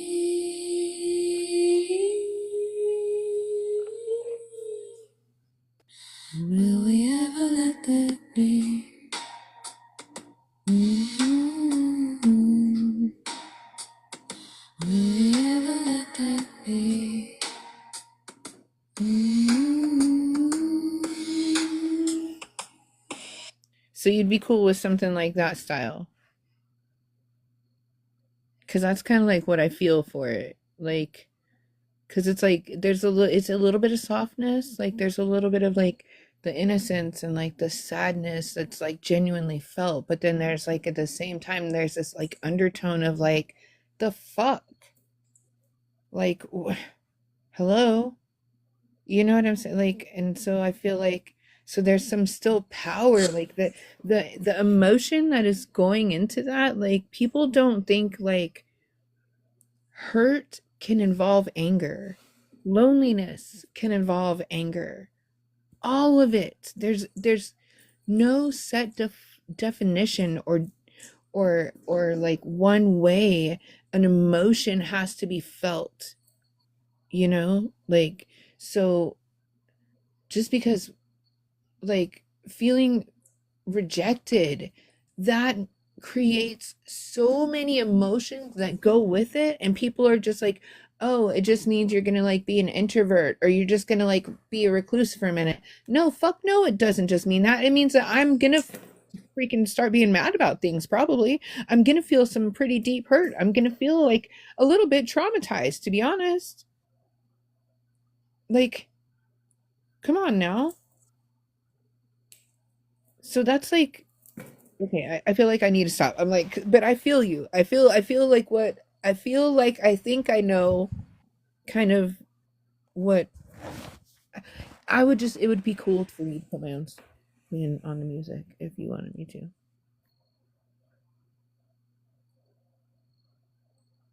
I'm speechless. No, you don't need to stop. You're passionate about it, and you've got it right on the nose. Your interpretation is right on the nose. And that's something about music, that you can make that sound of that anguish. You can make that sound with your voice. I mean, just powerful. And girl, I don't know why you're not the frickin' hell out there, because your voice. Oh, that's not my voice, love. That is AI voice, but I did write the words and I did do the music. You were just singing along with it. So I'm going to tell you right now that your voice is just as good as the damn AI's voice. I'm just letting you know.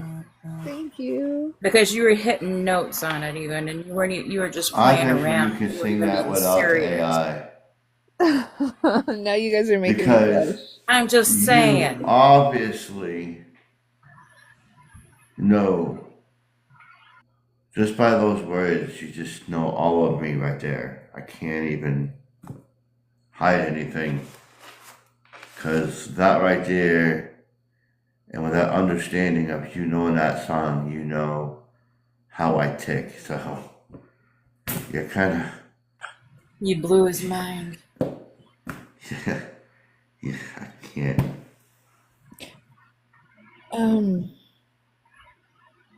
So normally I would say I'm sorry, but that's like a defensive response. So, because I know I didn't do anything wrong, so I'm not gonna say I'm sorry. But I had to tell you guys that because that kind of makes up for me wanting to say I'm sorry. No, ain't nobody not sorry. at all, actually. I don't say sorry. It's amazing. Take it back. No, I know. Yeah, that's why I said I didn't say sorry. I was saying normally Why I do would we be like, feel oh, that girl. way? It's so ridiculous that we do that. It's a I defense. was just messing with her. You're right. Yeah. It is. It's a defense mechanism. I was just You're right. messing with her because Oh. she said it in her live. I know. That's what I'm saying. Like, because you can't say sorry in my life. Nope. I know. I saw you do that too, by the way. Yeah. So see, I work through things. I work through things a Mm-hmm. lot. And yep. I Yep. know.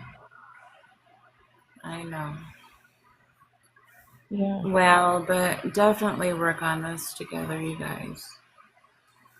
Well, she has my phone number now, so it's up to her. Okay. Yeah. Sounds good. Okay, so now I'm gonna really go get ready for Reiki. So I quit Alrighty, I smoking think. today, and I'm like really like it's like I really want a cigarette so bad, but I'm like nope, not gonna do it because my I'm getting my teeth fixed.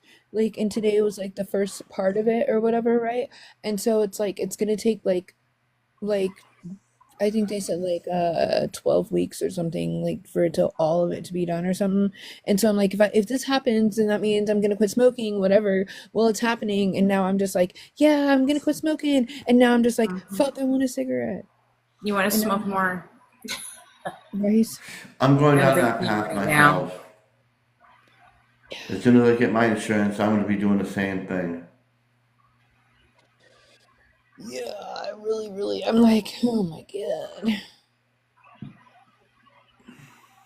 But it's gonna be fine. This too shall pass. Right? Right. Well, you got to get to Ricky. I got to get to listening. And I want to get this headphone out of my ear because it's hurt my ear. Okay. All right. Good night, guys. Good night. Good night. Finally. Everybody have a good night. Blessed be. Okay.